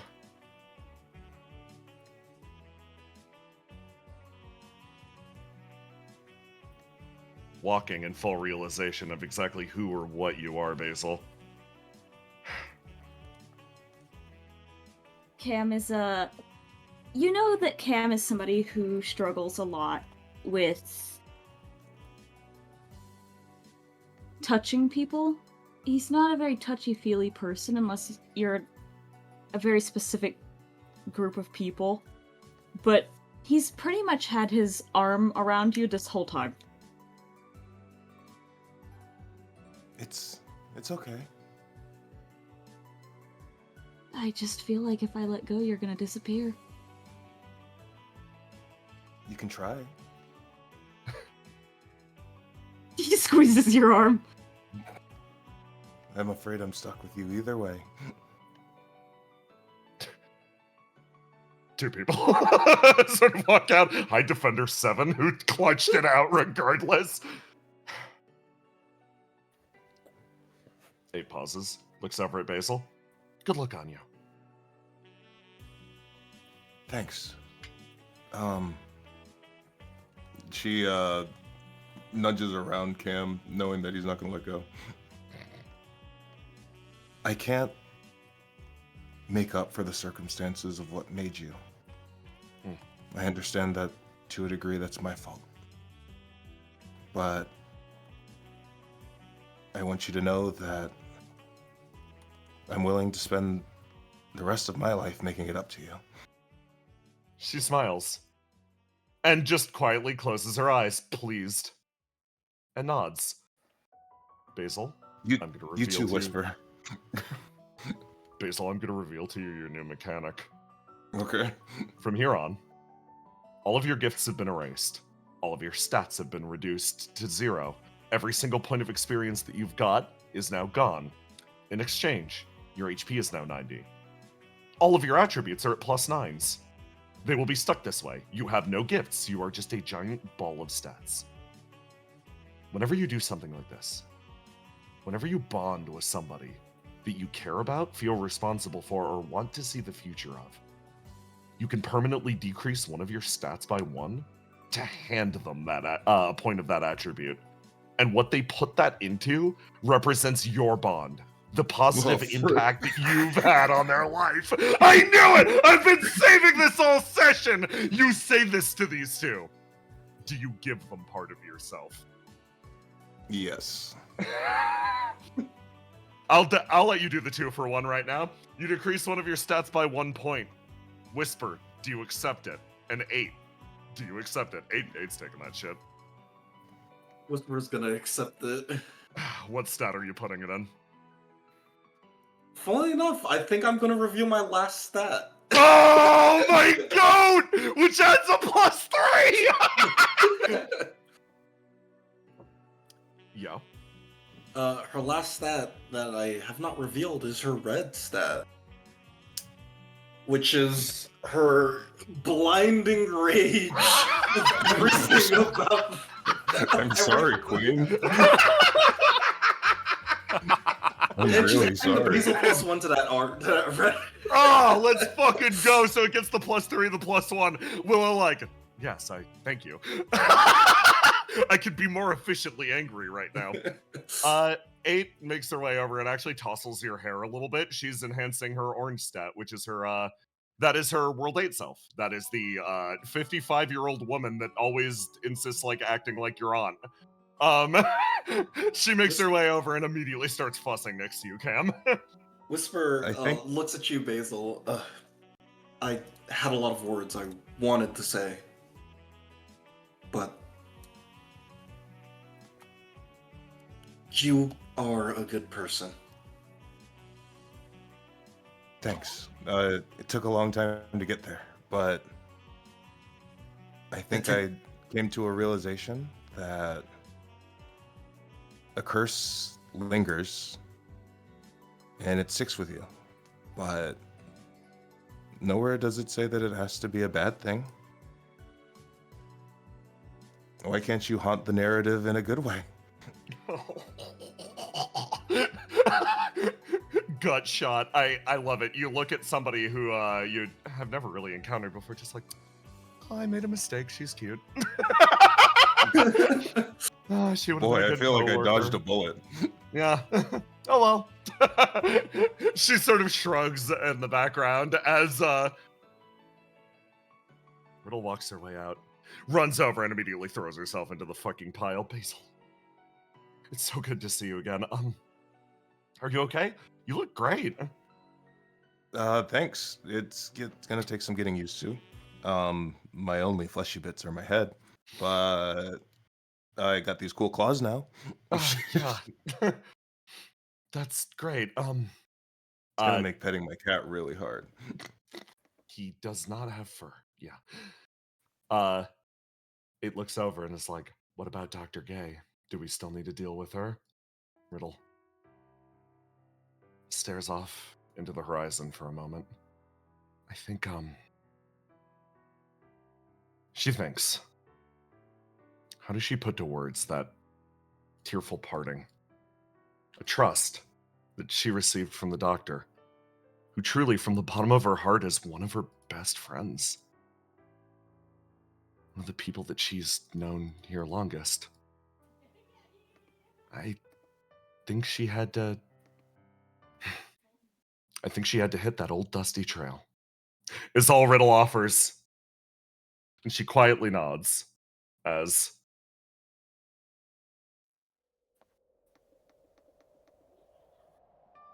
Ace. Yeah. You've been traveling for quite some time at this point, right? You moved your way past the city. You got updates, one after the other, on what was happening back there. And, you traveled here. You found a point that the coda no longer hung so heavy over your head. You found a place that the field shifted to endless wheat. The very edge of the chaos. Your destination. It's beautiful, boss. Be careful then. Usually stuff like this isn't so safe.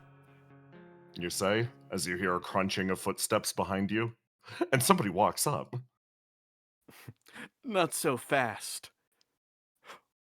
The wind blows. She stands in front of everyone as she looks up. You forgot one thing, step bestie. Really? Or Now? should I say, my son? That's right. It's been a long time. Ace Solace Galatine step bestie, my son. You know Do you this guy, remember boss? me? I have no idea who the fuck you are. So we stole your memories, too. That's why I always hated your father. Don't worry, though. I know how to speak my son's language. She brandishes a long samurai sword.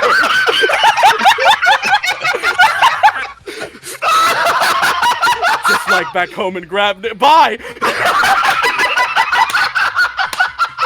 Hit the ending!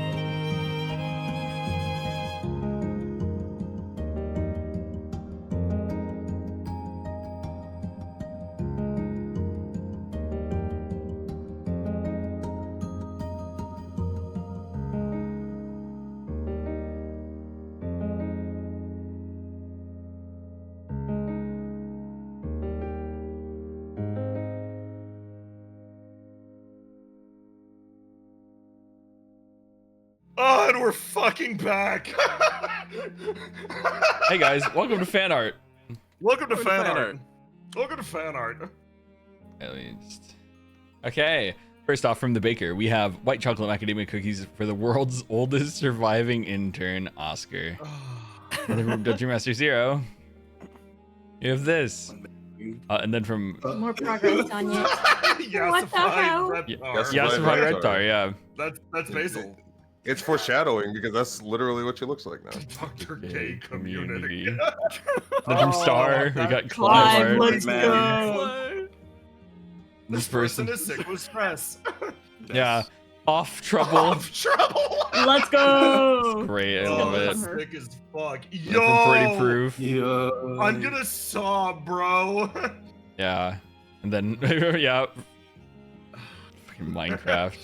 And then from Dungeon Master Zero. Oh, the progress on this That's how is old so I am. fucking sick. That's so fucking sick. She just wants to play Minecraft, bro. Alright. Thank you all for coming to the Basil session. Yes. And From now on, you're all the Basil session. yeah. Basil session with the We're Basils. all We basiled along the way. Yeah. Yeah. And so we'll see you guys next Basil session. Goodbye, Coming everybody. this Christmas. Coming Bye, this guys. Basil Christmas. Miss now. Everyone, come on back. Have a great day. We said we wouldn't do it again.